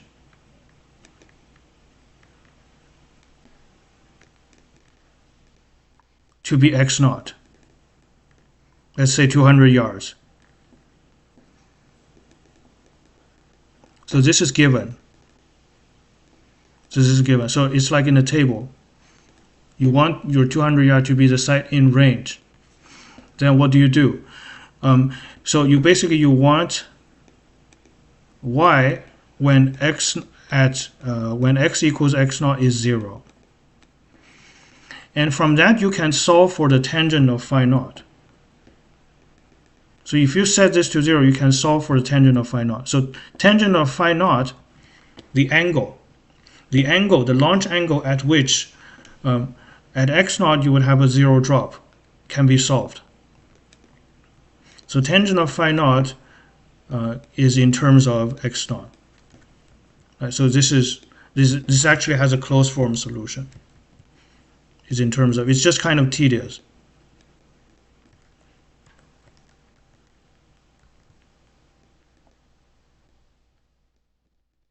Okay, tangent of phi naught is in terms of x naught. So you know exactly what would be the launch angle when you set your sight-in range to be a certain number. In fact, there is a one-to-one correspondence between them. You can easily solve for the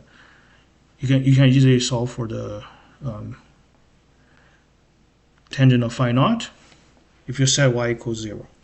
This is just a linear function, a linear equation in the tangent of phi naught. And now you can construct your table.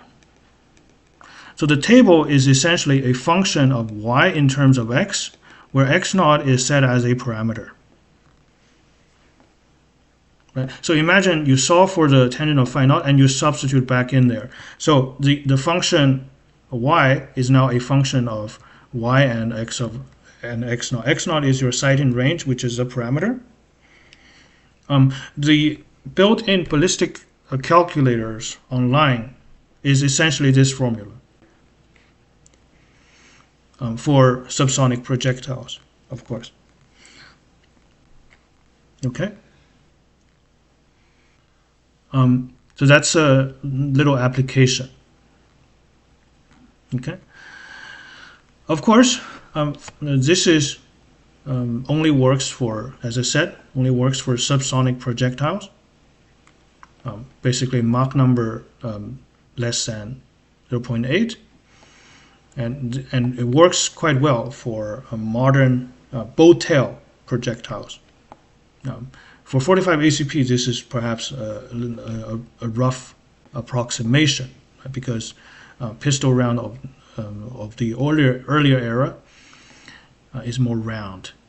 But still, I don't have that with me right now. It's on my older PC, but I coded the formula, and it turns out to be in good agreement with the calculator output. Okay, so we still have a little bit more time left, because we started talking math around what time? 7:30, right?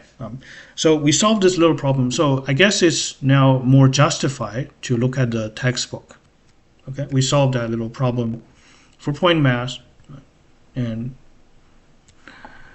anyway, so last time, this is a book by McShane, Kelly, and Reno, by the way, fully available online, and it's open domain, not public domain, open access, and all that good stuff. I was surprised that this book is not LaTeX, because perhaps the data in this book is a little bit outdated. Okay, the data nowadays, you have more accurate measurements, and the notations are somewhat different. However, the mathematical foundations is the same. I think that's a good thing. I'm not teaching the most cutting edge weapon technology on YouTube, because I have no intention to let anybody to have that knowledge, let's say to be hired by a defense contractor. So the main lesson, as I mentioned, is primarily the social responsibility of mathematical researchers. So I can catch a football without doing any differential equation. It might be better to get these tables using statistics. What do you mean? Catch a football without doing any differential? It might be. So you're talking about the American football, and not soccer, no? Catch a football without doing. I don't. What do you mean by using statistics? If you want to model the flight of a football, I would say it's actually much more complicated than the one we just did, because of all the rolling and stuff. It cannot be treated as a point mass very well. I mean, you can still use a point mass equation for basketball. And for basketball, there's actually a very interesting problem. I did it on the channel very, very early. So I did a question on the channel very, very early. So it's this little problem. Do you guys know that taller players in NBA on average has a lower free throw rate? Seems a little bit counterintuitive, but here I can find the data. So free throw rate of NBA in NBA versus height, player height.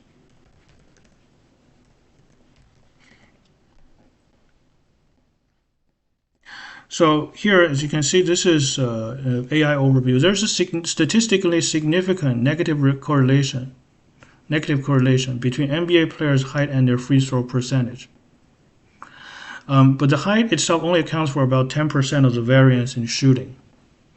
Shorter players who primarily play guard shoot higher free throw percentage than taller and central forward players. And there's these charts here. There's negative correlation, and it is significant. So what is going on here? There are many explanations. But I made a physical explanation in my earlier videos. So what happened is the following. If you guys, I mean, I don't want to rewatch my old videos here, but basically there is a trade-off between you can look it up on in your own time, but basically I'm just going to state it quite shortly. So imagine this is the launch point and this is the place of the hoop. Okay. So how do you maximize your chance to score a free throw? Well, the idea is the following. So you want the kinetic energy, which is equivalent to speed, so the entry, I'm talking about the entry speed. You want the entry speed, or equivalently the kinetic energy, to be as small as possible. Why? Because this gives you a better margin of error. So imagine if the ball enters the hoop at a slower speed. So if you, let's say, misaim a little bit and it hits the hoop, but because the velocity is small, it gives you a smaller chance to bounce off violently, right? So the idea is you want to have the ball to enter the hoop at the slowest possible speed possible. So this gives you a better margin of error. And another factor that influences the margin of error is the angle. Remember, this is the hoop, which is horizontal. So if the ball comes at a steeper angle, the effective area is very small. So imagine, so this is the ball, okay, in the moment of entry. And this is the velocity of the ball. So the effective area of the hoop is orthogonal to the velocity. Right? It makes sense? So if the ball is coming down at a very steep angle, it can make use of more area of the hoop. But if it comes down at a very steep angle, then you have a very low margin of error. So these are the two factors. The effective area has to do with the angle, which is also which is complementary to the entry angle here. Okay, and also there's the speed. And it turns out that these two can be related. There's a function that relates v and theta. Okay, and so in order to score a hit, the entry speed v and the entry angle theta must have a fixed relation. Must have a fixed relation. And this function, okay, f of v theta equals 0, is parameterized by the height of the player. Because if the horizontal distance of a free throw is x is fixed. The vertical distance differs for each player based on height. Okay, based on height. And so this function is this implicit function between v and theta is parameterized by height. And it turns out that for a shorter player, they are capable of achieving a combination of a low speed and high angle simultaneously. A combination that is impossible, physically and mathematically impossible for taller players.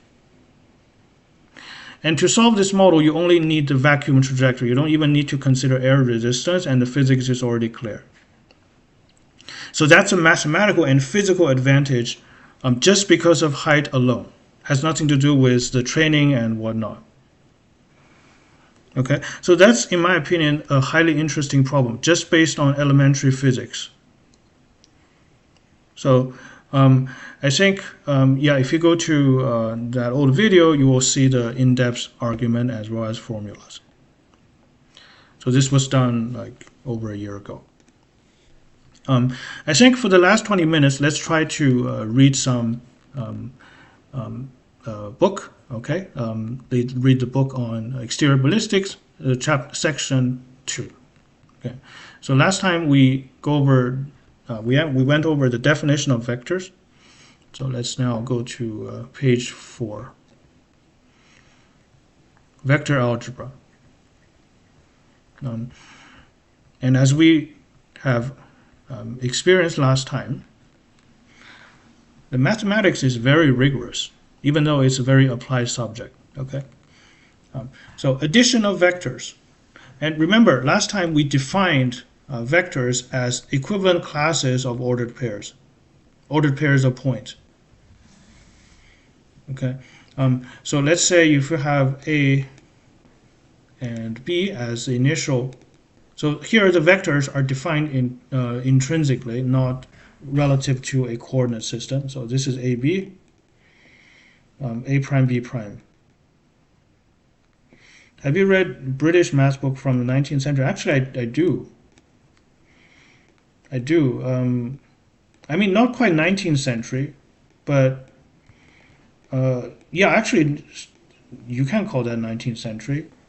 There's this book called A Treatise on Differential and Integral Calculus by Williams. Let me just quickly Google that. Which book do you have in mind, by the way? Hiroshi Buya? I was thinking about the book called Treatise by Williams, Treatise on Differential Calculus, Williams. There's no epsilon delta. Benjamin Williams. Elementary Treatise on the Differential and Integral Calculus. So this book right here, it's on Internet Archive, and I think you can download it. Yeah, it is downloadable. This one right here. Differential Calculus, the serial plane curves, numerous examples. Actually, as a student, I spent quite a lot of time on this book. It also covers certain topics that aren't covered anymore in modern books, like the Lagrange inversion theorem. Okay, so you can develop the power series of an inverse function. Lots of examples. There's no epsilon and delta. Okay, so this is completely unrigorous by modern standards, but the applications or examples are phenomenal. Truly phenomenal. Okay, and it covers both there's a single variable and multivariable differential calculus in this book. And the parents, or not the parent, but the sequel would be an elementary treatise on integral calculus by the same author. You see, this is published in 1912, so it's not technically 19th century, but it's very close to the academic atmosphere of that time. I'm thinking, I have no idea what that is. Let me search that up.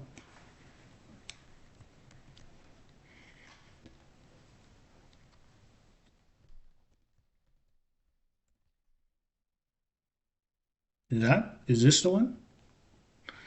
Mathematical problem on the first, second division of schedule of subjects. This is for the Cambridge triple, huh? Yeah, British mathematics during the 19th and early 20th century was dominated by the triple problems.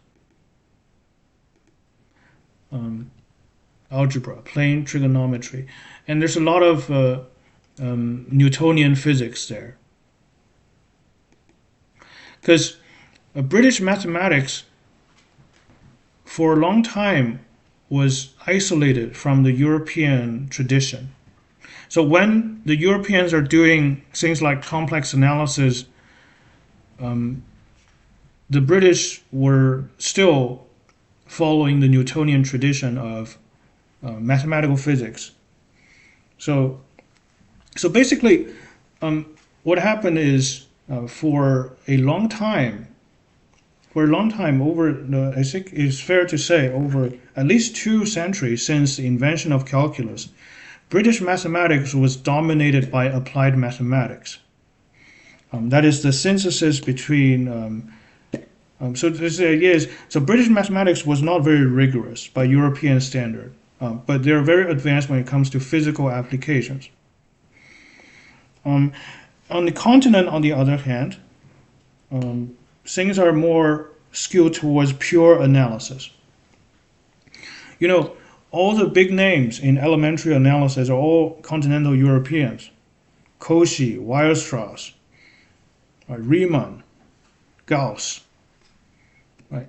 So these are a clear demarcation between the British academia and the European ones. And the British were very proud of their Cambridge triple system. So it's a hyper-competitive exams.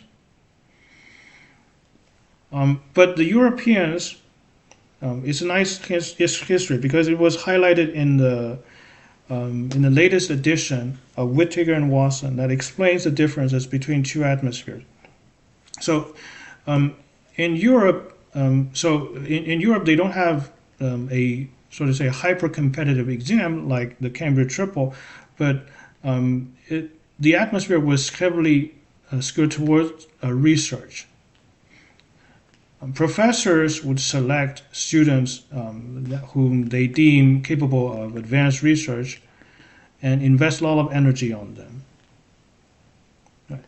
So being too rigorous isn't approachable for non-math people. Of course, there's a approachability, but the unfortunate, I would say, division in the Western Hemisphere or in the Western European or America is that there seems to be a perception that somehow rigor and applications are at odds to each other.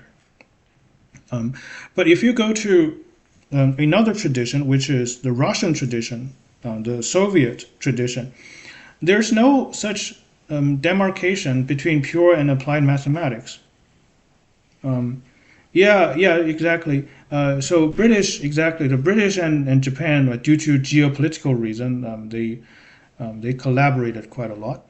But I was talking about the separation between pure and applied mathematics. This was partly due to the calculus dispute. This partly in the last. Okay, I'm not going to bother reading the ballistic book. I just want to chat with you guys a little bit because I figure it's quite interesting. Because when it comes to the mathematical culture in different countries, it's important to recognize the historical factors that motivated them.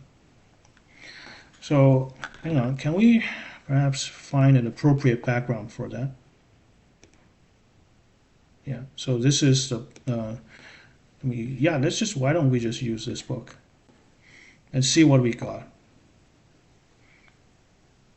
These are geometry problems purely described verbally. Oh my goodness, these are some crazy integral problems, huh?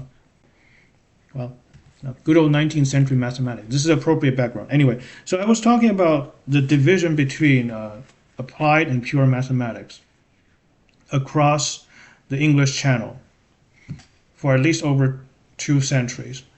Because of the calculus dispute got very bitter, there was hardly any sort of collaboration between the two sides. So the mathematical development kind of went their own ways. The British were brilliant mathematical physicists. Think about Maxwell, right?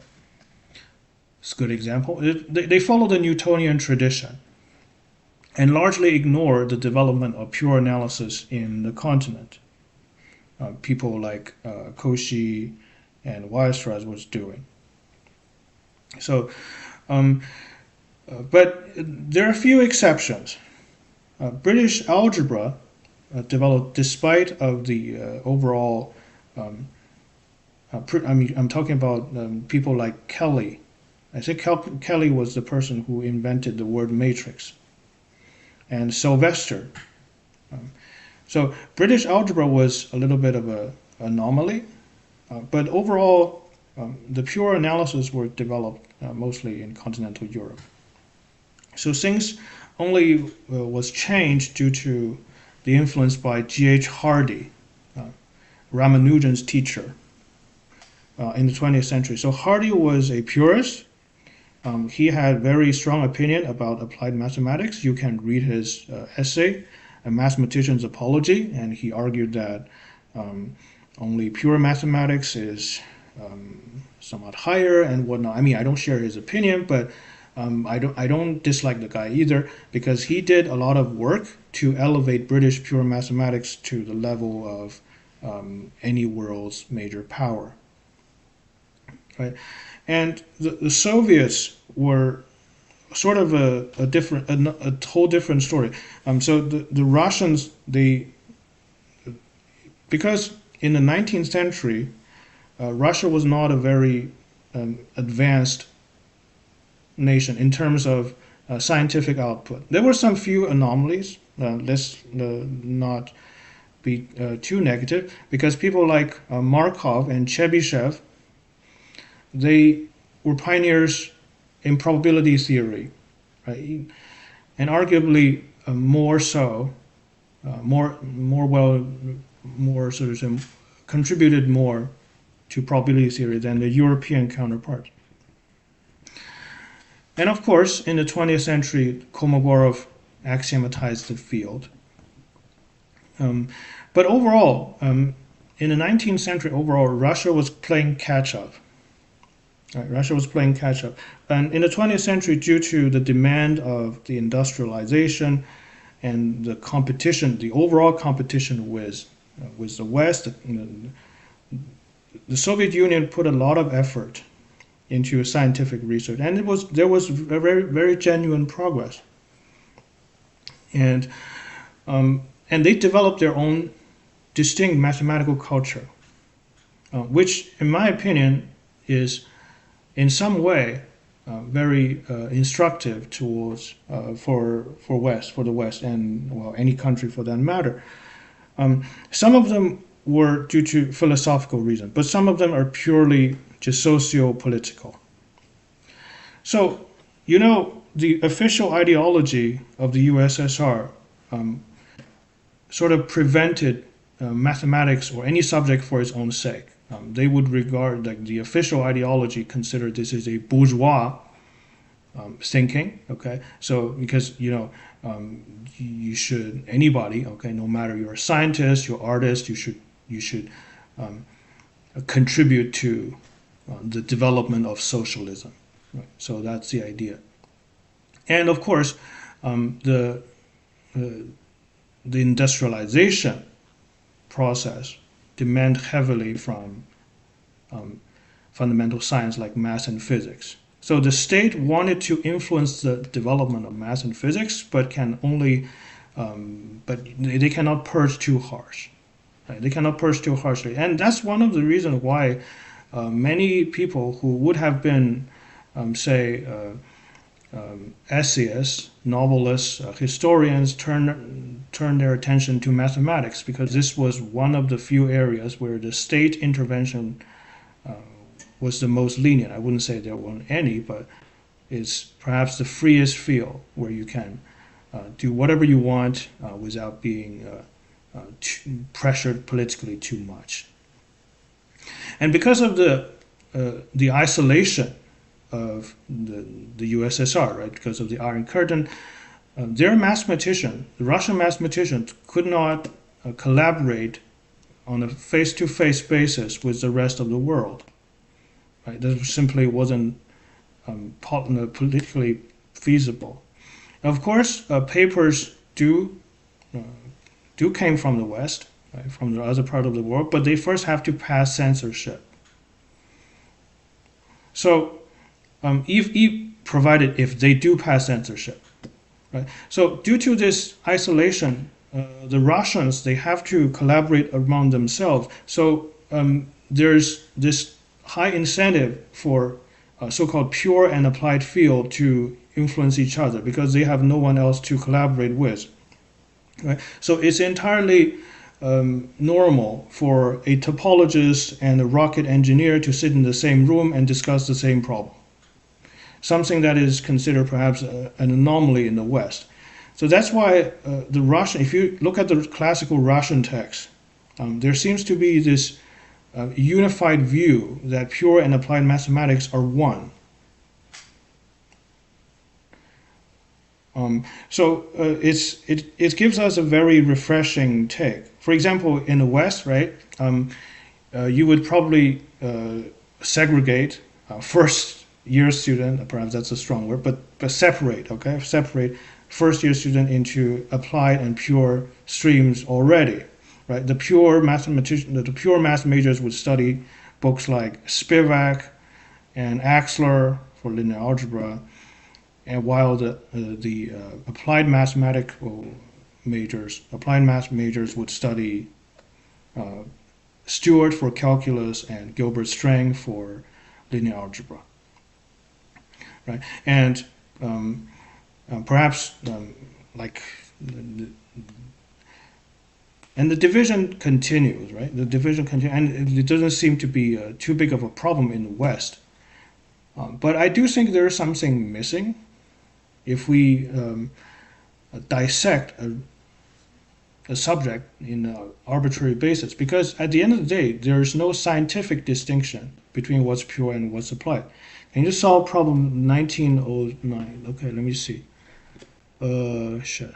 Okay, let me see. So what's given this problem, given you have the constraint, well, given x plus y plus z equals u and y plus z equals u times v, z equals u times that, and prove. Okay, so let's try to put that in our note. I'll try my best. Okay, I don't think I can promise solving that, because this is by modern standard not very well standard, but I'll try.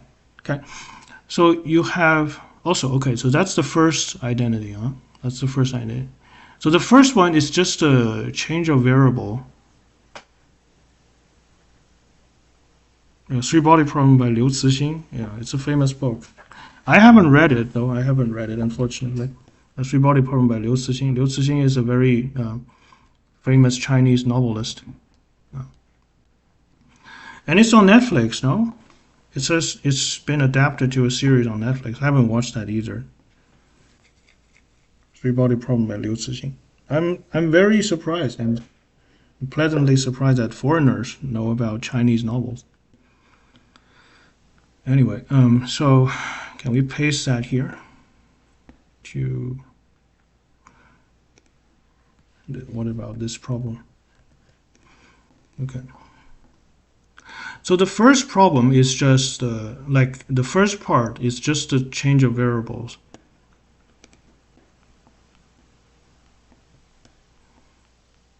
You know, you just use the change of variable formula.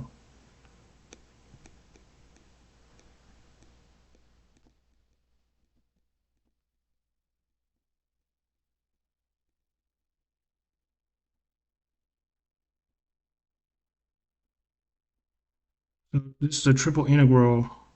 We still have to decide the bound. Okay, so we just put a 2 question mark here.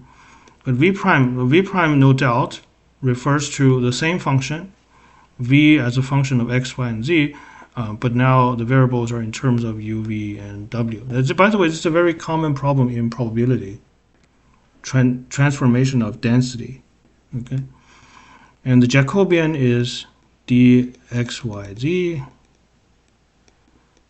over duvw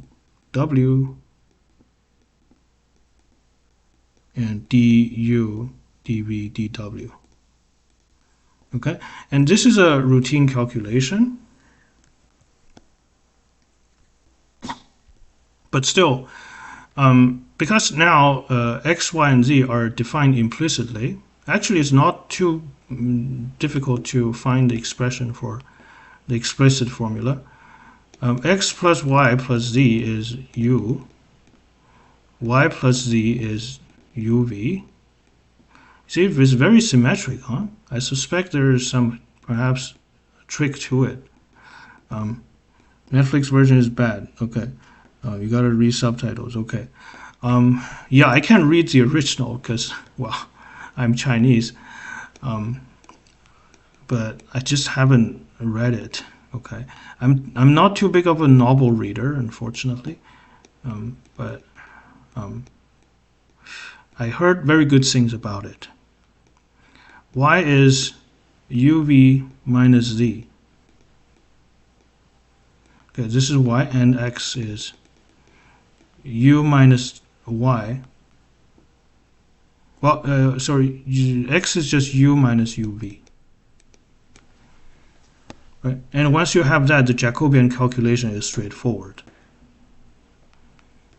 So I don't think there's much to talk about. But let's think about the bound here.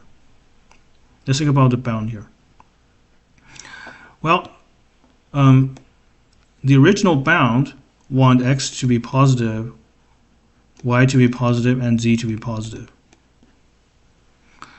So let's think about the bound for the new variables, u, v, and w.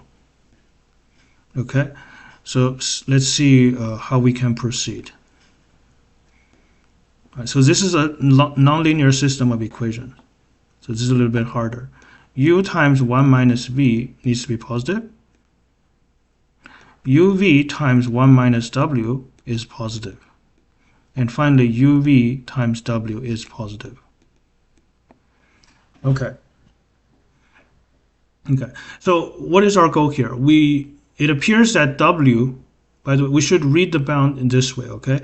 du is the first variable being integrated, so u should be between 0 and 1.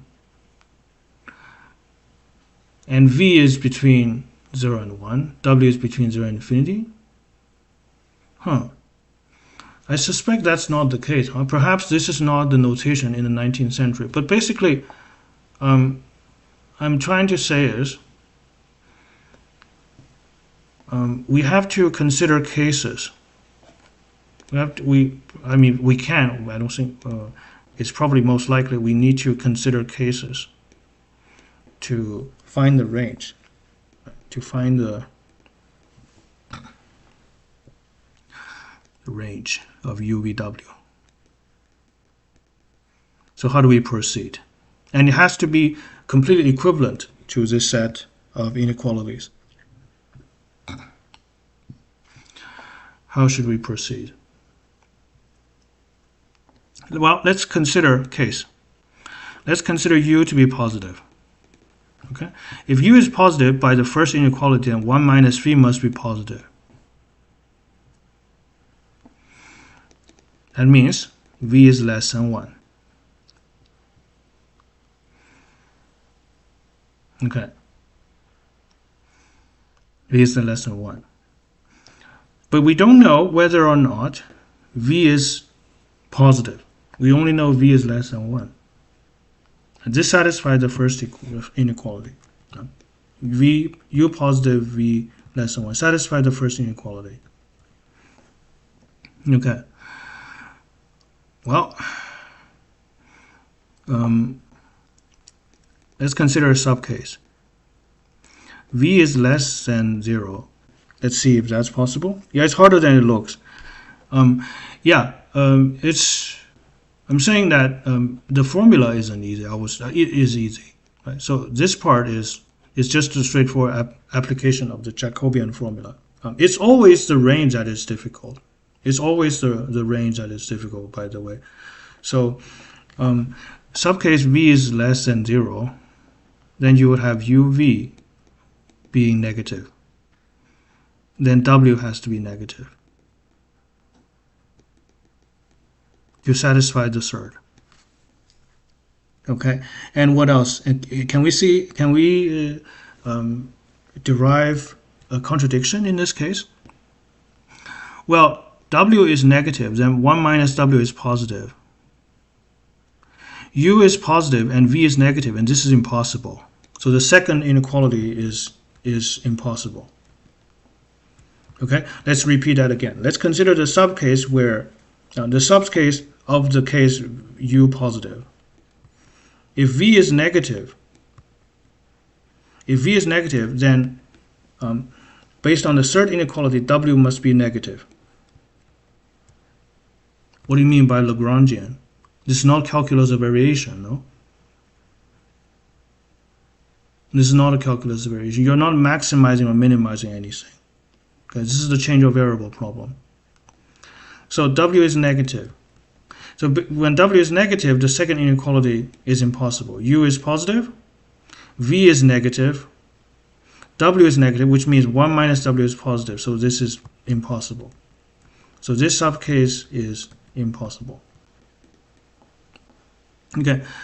So this has to force V to be positive. Therefore, V has to be positive. So when V is positive, W must be positive because of the third inequality. When W is positive, then what happens? So you have V positive, U positive, and you also need 1 minus W to be positive so that the second inequality holds. So therefore, W must be less than 1. So overall, the first case says, if U is positive, and V must be positive, and W is between 0 and 1. So that's the first case. The second case, let's say U is negative, and see what happens. If U is negative, then by the first inequality, 1 minus V must be negative as well. So V is greater than 1. Okay, so V is greater than 1, that means V is greater than 0. So this means U times V is negative. Okay, so U times V being negative, now what? When U times V is negative, then W must be negative by the third inequality. Let's see if the second inequality can hold. Well, W is negative, so 1 minus W is positive, but UV is negative. The second inequality is impossible. So the second case is impossible, so we can only have this situation. And this explains the bound. And I think there's a mistake here, because by modern standard at least, I don't know what the standard in 19th century is, but by modern standard, this seems to be... oh, by the way, sorry. Because of the first inequality, 1 minus V also needs to be less than 1. V also needs to be less than 1. Because... right, so to make sure 1 minus V is positive. Right. Okay, so what this bound really says is what we've written here.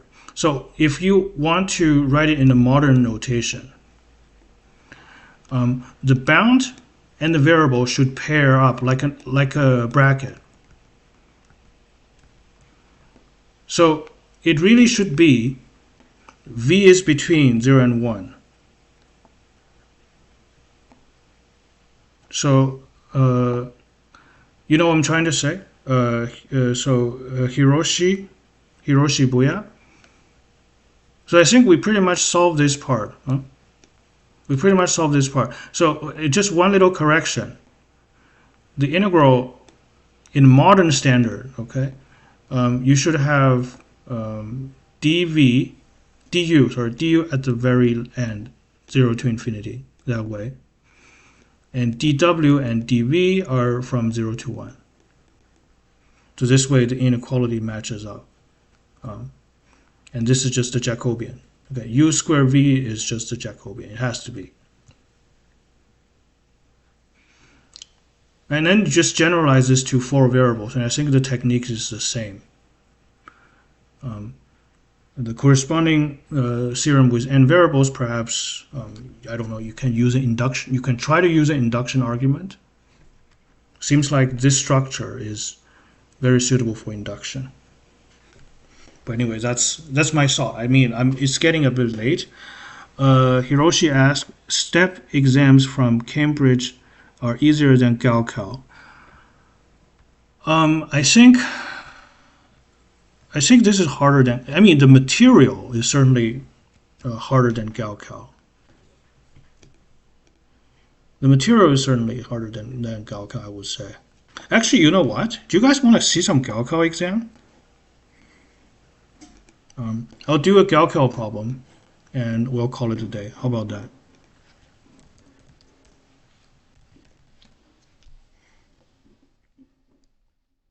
Okay. where's you're going, you can stop. I don't know, like because you asked the question, right, Gaokao. Let's look at uh, this is mind your decision. Do we have an actual exam? Let me. You know what? I can. I just realized I speak Chinese. What an idiot! Why do I search Gaokao exams in English?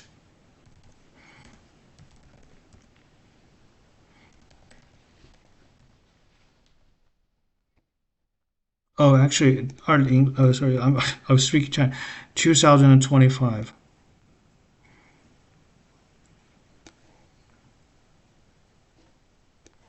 All right, so this is. I'll translate. Okay.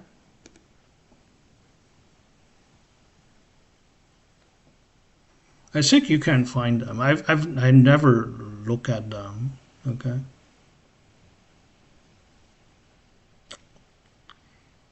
No, I didn't. I didn't do Gaokao. So what this says is, do we have a AI translator? Okay. So basically, what this says is, this is the 2025 Gaokao exam for the whole nation. Okay. So how it works in China is like this. So each province has can choose. Okay. Each province can have their own exam. Okay, have their own custom. For example, if you in Jiangsu province, they have their own Gaokao exam, different questions, but each province has the option to use what we call the universal exam. So this is standardized for the whole nation, but certain provinces they have their own exams, so to say. But anyway, it doesn't matter. So it's just I think this is pretty standard, a pretty standard exam. Let's look at the question. So what this says, it's, you know what? Usually the question near the end is more difficult. Is that it? That's the end.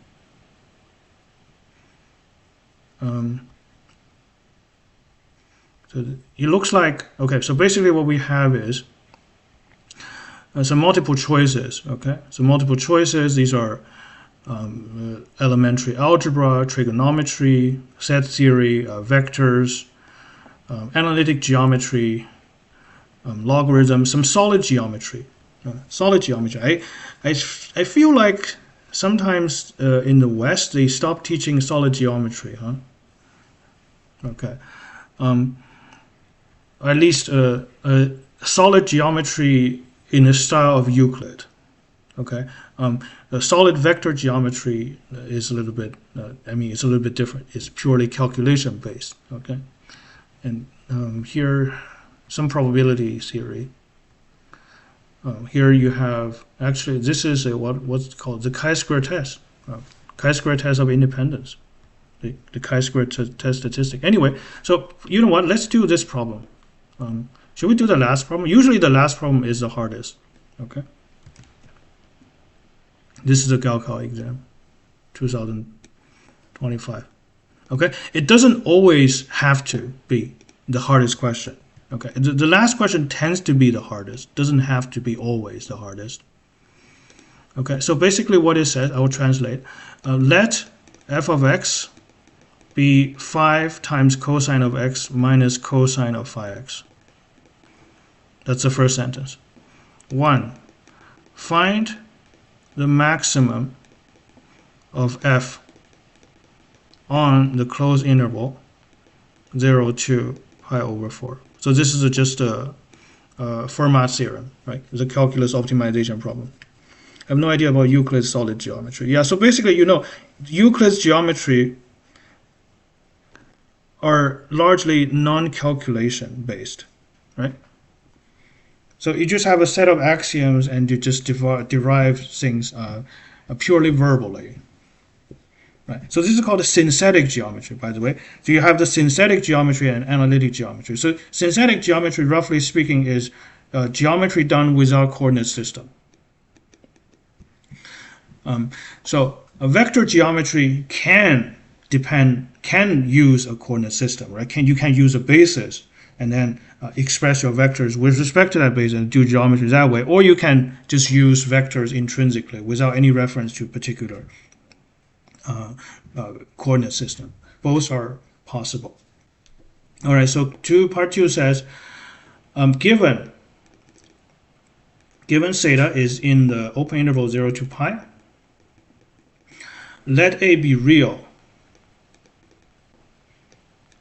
Let A be real, okay? And you want to prove, you are asked to prove, there exists y in the closed interval A minus theta, A plus theta, such that cosine of y is less than or equal to cosine of theta. And part 3. Part 3 says, if there exists phi such that for every x, very synthetic. Yeah, so for all x, if there exists phi such that for arbitrary x, we have 5 times cosine of x minus cosine of phi x plus phi, 5x plus phi, less than or equal to b. Find the minimum value of b. Okay, so that's the last question of Gaokao 2005 for the whole nation. Okay, I think one is very easy, right? It's just a matter of the first year calculus. Well, this is for high school students anyway. So I don't know if I'm a high school student I would be able to solve this. I honestly have no idea, but I'm solving it using my current skill. Okay, so 1. This is f of x is 5 cosine of x minus cosine of x. Okay, for cosine of 5x, and x is on 0 to pi over 4. This is an Olympiad first run in my country. Oh, okay, so f prime, we want to analyze the slope, the sine of the slope. So minus 5 sine of x plus 5 times the sine of phi of x. Right. Okay, so let's find the critical point by setting f prime equals 0.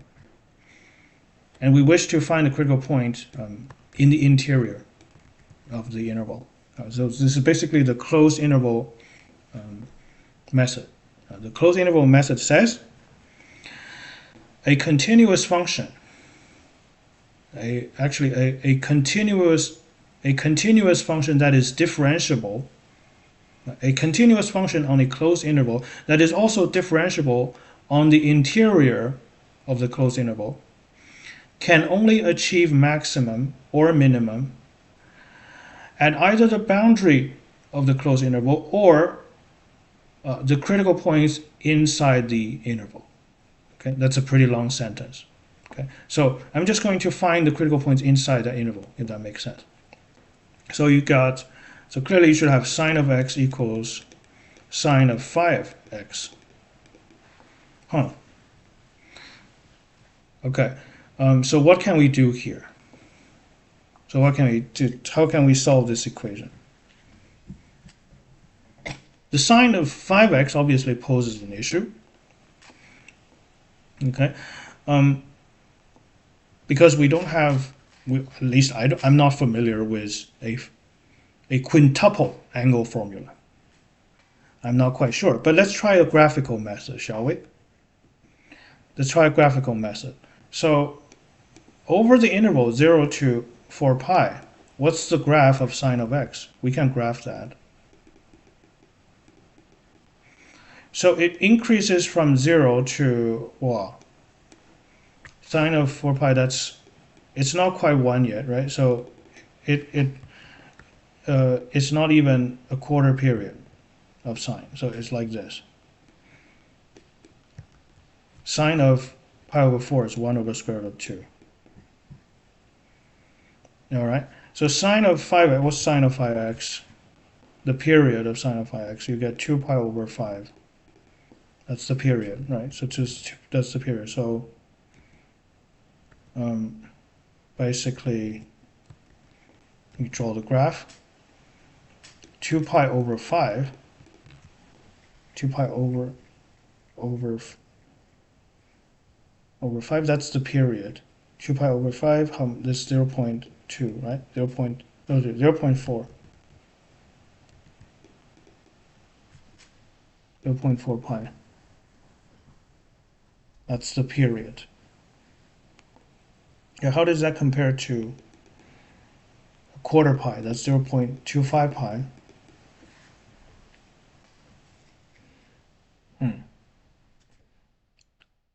So, okay. So this is quite tricky. Huh? So let's do things a little bit more carefully. So let's say if you have x equals, if you plug in, okay, so what's sine of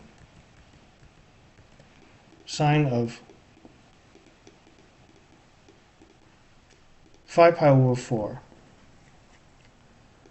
That's the negative of sine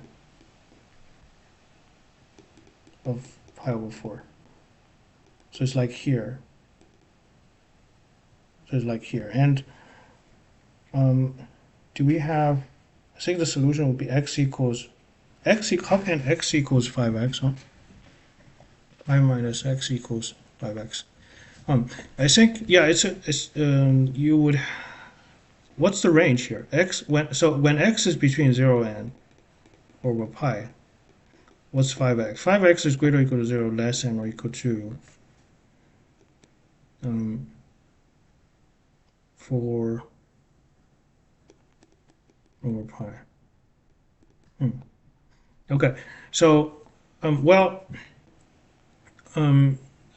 so let's consider the fact here. So let's say if you have sine of A equals sine of B, what's the general relationship between them? Let's say you have sine of A equals sine of B.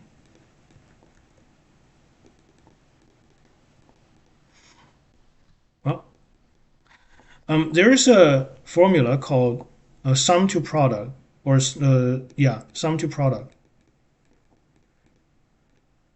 But I can't remember this at the moment. Okay, I don't think this is. I know it would be considered cheating by Gaokao standard, but I'm going just to look up a trig identity. Sine minus sine. What is sine minus sine? So sine minus sine formula is sine A minus sine B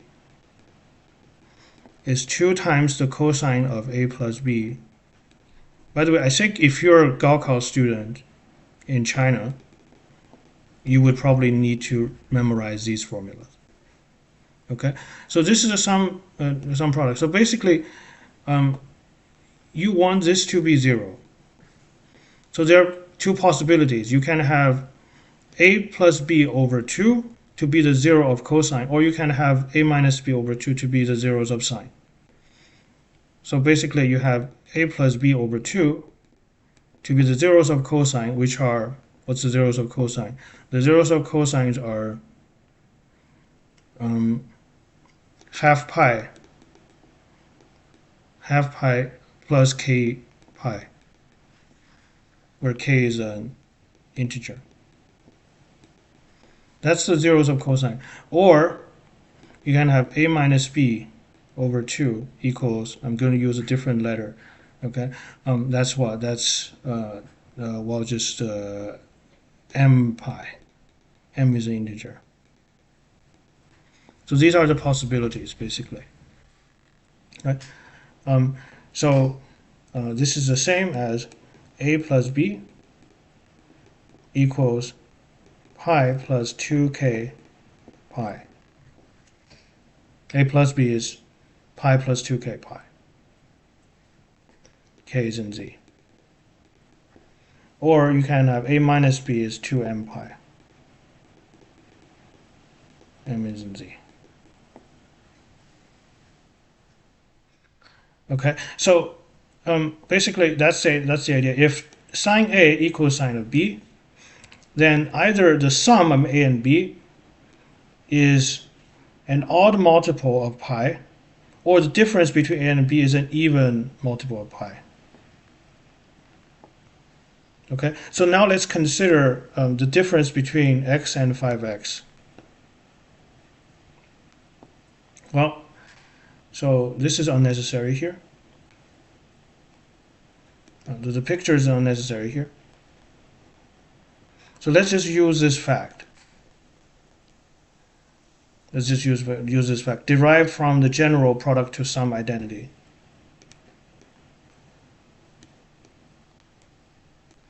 Okay, so well, x minus 5x is 4x, minus 4x. X plus 5x is 6x. Okay, so let's set the difference to be 2m pi.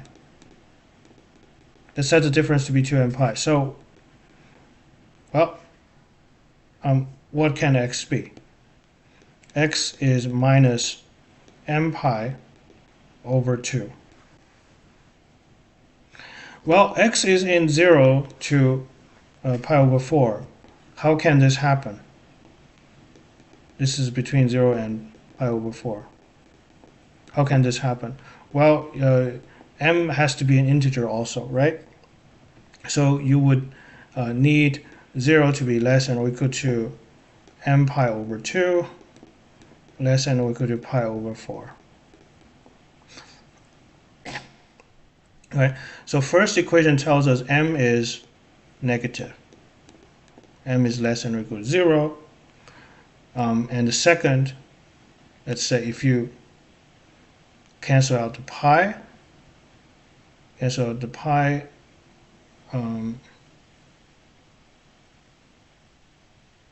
the first equation, cancel out the pi, get minus 2 minus m over 2, less than or equal to minus 1 over 4.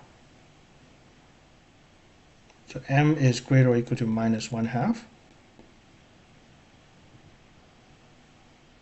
But that's not possible. So because we mentioned that m has to be an integer, this is impossible. The first case is impossible. Okay, and the second, just by the way, who thought about this? Mass feeling. Thank you very much. This is a great tip. This is a great tip because drawing picture gives us nowhere. So the sum, as we mentioned, another possibility is the sum has to be 2k plus 1 pi. So x in this case is 2k plus 1 pi over 6. It's in between 0 and pi over 4. So let's derive the range for k. Okay, well, 2k plus 1 times pi over 6 greater or equal to 0, less than or equal to pi over 4. Okay, so what does this tell us? Well, k has to be positive. No? So k has to be non-zero. If k is, actually, you know what? K is, I'm going to first solve this inequality with no regard that k is an integer. Okay, so first k has to be greater or equal to minus 1/2. Yeah, the first equation cannot be satisfied, right? The first equation cannot be satisfied for the range x in 0 to pi over 4. Okay. So k here is 6 pi over 4. The pi cancels. Pi cancels. 6 over 4 minus 1 divided by 2. So that's a 1/4. So it looks like k can only be 0. That's the only critical point. Yeah. So yeah, there you go. So x equals pi over 6 is the only solution. Is the only critical point.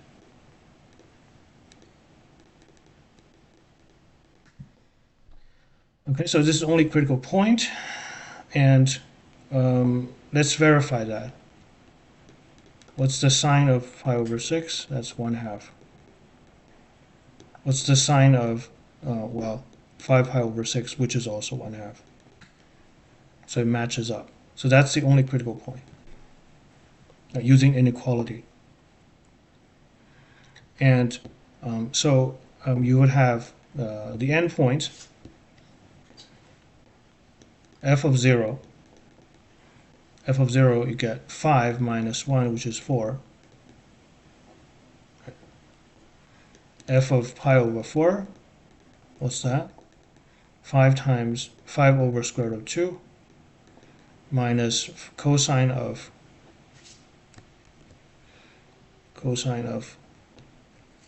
what's that? Cosine of 5 pi over 4. Draw the picture right here. So that's a negative plus 1 over square root of 2. Okay, so this is 3 square root of 2. And finally, we have f of pi over 6. So what do we have? So, well, that's 5 times the cosine of pi over 6, which is 5 times 2 times square root of 3. Minus, what's the cosine of 5 pi over 6? What's that? Well, it's the minus of square root of 3 over 2. Because minus minus, you get a plus sign.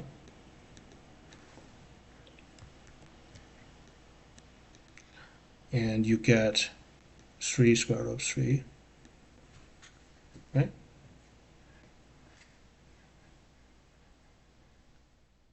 Yeah, it feels that way. So it looks like the minimum is just 4. Oh, you want the maximum.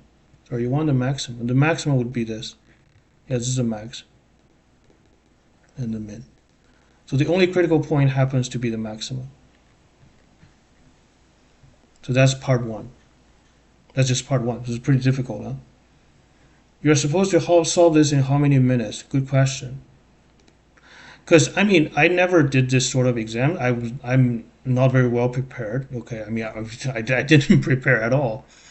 So, how long are you supposed? I think it's about like 2 hours or no, not 2 hours. Let me just to make sure.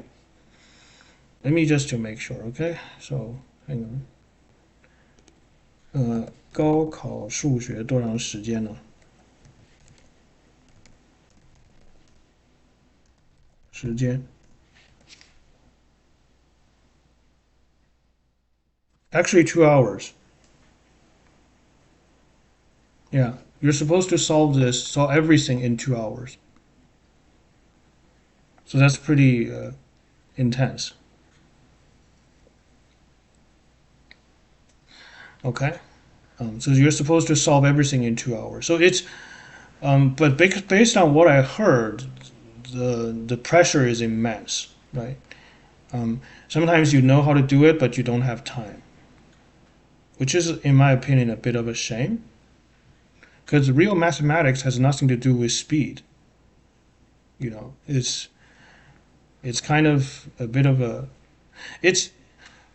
I mean, I hate to go on a rant, but basically, the society as a whole has a very, well, we kind of expect that. Society as a whole has a very distorted view of what mathematics is about. Like if you see in popular culture, like math person is supposed to memorize a bunch of digits, about pi or something, or do calculation in their head very fast, which is of course has nothing to do with mathematics. Right? It's a highly distorted view, and I mean, what can you say? And even exams reinforce this sort of stereotypes, because. But the thing is, if you're a Gaokao student, you probably, for example, you are more conditioned to think about, for example, the sum to product formula, right? And you would spend months, if not years, practicing questions similar to this. So you're conditioned. STEP is for high. What's STEP? I have no idea. I have no idea because this channel on the whole. Because I kind of wanted to finish this question, but I can't. I'm getting too tired. But sorry, Hiroshi. I don't know what STEP is, because on the channel, on the I as a whole, I'm not like just super into competitive exam stuff. You know, perhaps it has to do with the fact I didn't do very well in high school when it comes to exam. I always kind of hated it, but I like mathematics as a way of thought. Type Cambridge. Okay, good. Okay, cool. So it's the British-based exam, huh? STEP. It's like SAT, Cambridge. I mean, I have the luxury right now to not worry about exams. I know a lot of people don't. I shouldn't have said that, I suppose. So, all right. So this is the undergraduate admission is the STEP. This one, right?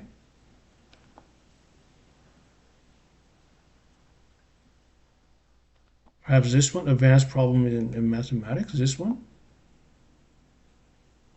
This is helpful for STEP, huh? Hiroshi? Is this what you're talking about? All right, so this is modern British exam, right? Yeah. I mean, I'm just not a very good exam person. It's not like there's no other way around it. It's just I didn't do very well in school when it comes to exam. I did okay. Otherwise, I wouldn't be in a math faculty. I wouldn't be admitted into a math faculty. I did okay, but I wasn't super good at taking exams. Always kind of a bit slow, and I make stupid mistakes all the time, which I get frustrated. But regardless, I still like mathematics. This book is quite easy. All right, then give me give me a book, okay? I don't know about these cultures. That's the problem, Okay. Sorry, I'm not getting impatient or anything. It's just I'm genuinely kind of illiterate when it comes to these sort of exam taking. I know like the JEE is hard and stuff like that. You just have the problem for paper 1 and 2, huh? Okay. Why is this so verbose, huh?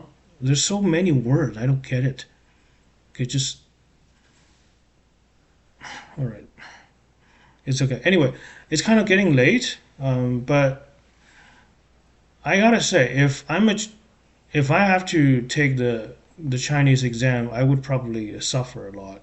Um, but anyway, um, I'm glad that I'm free from all of these formalities. But I mean, I don't mean the questions are uninteresting. I don't mean that. I'm just not a very good exam taking person. I mean, it's if let's say if I have to take this to get into universities and whatnot, I'll probably suffer quite a deal. Anyway, so that's okay. Um, so that's why on the channel, you see the problems I do, if I've ever, I don't think I've ever done much problem, is mostly like explanatory stuff, right? How do you approach a concept? How do you approach a concept like how do you understand a theorem from ground up, like that sort of stuff. It's like, for me, it's more, so to say, more interesting than doing like hyper competitive problems in a very short amount of time. Perhaps because I suck at it. That's the fundamental reason. Um, but I would like to, because exams are not my strong points. I do better with applied pork like project. Yeah, me too. Me too. Yeah, I would like to think about a theorem. Okay, why this assumption is necessary? How can we generalize this? How can this theorem be applied in real world? That sort of stuff. Like I like those sort of stuff. But I just there are people who, I mean, viewers who were asking me to do like the, what's that? A competitive stuff, like the putnet and stuff. I was like, that's like very low priority for the channel, because first of all, I suck at them. let's be honest. And second, it's just it's so far away from my interest, because we do mostly applied mathematics on the channel, right? And there's a huge part. Galois hated test too. Yeah, I know. Like the thing is, we mostly do applied mathematics on the channel, and a huge part of applied mathematics is checking assumptions, like how do you model certain phenomena. These sort of things, in my opinion, are interesting because it connects to the real world. But these are completely absent in most exams, don't you think? That's like an objective reason, right? I know it sounds like a person who suck at exams trying to just make up more reasons like why the exams are bad. It's not like that. It's just, I certainly right now I have the freedom to ignore these. Okay, I have the freedom to ignore what's going on in the exam world, in the institutional side of things. I have the freedom to do that, which I'm very grateful of. Right, and I'm very lucky that as a Chinese-born kid, I left the country very early, so I don't have to face academic pressure there. So that was very lucky on my behalf. But I understand not everyone has that luxury. So anyway, so it's getting very late. My goodness. Let's call it a day. And I hope I'll see you guys Tuesday for my measure theory stream. All right? Bye now.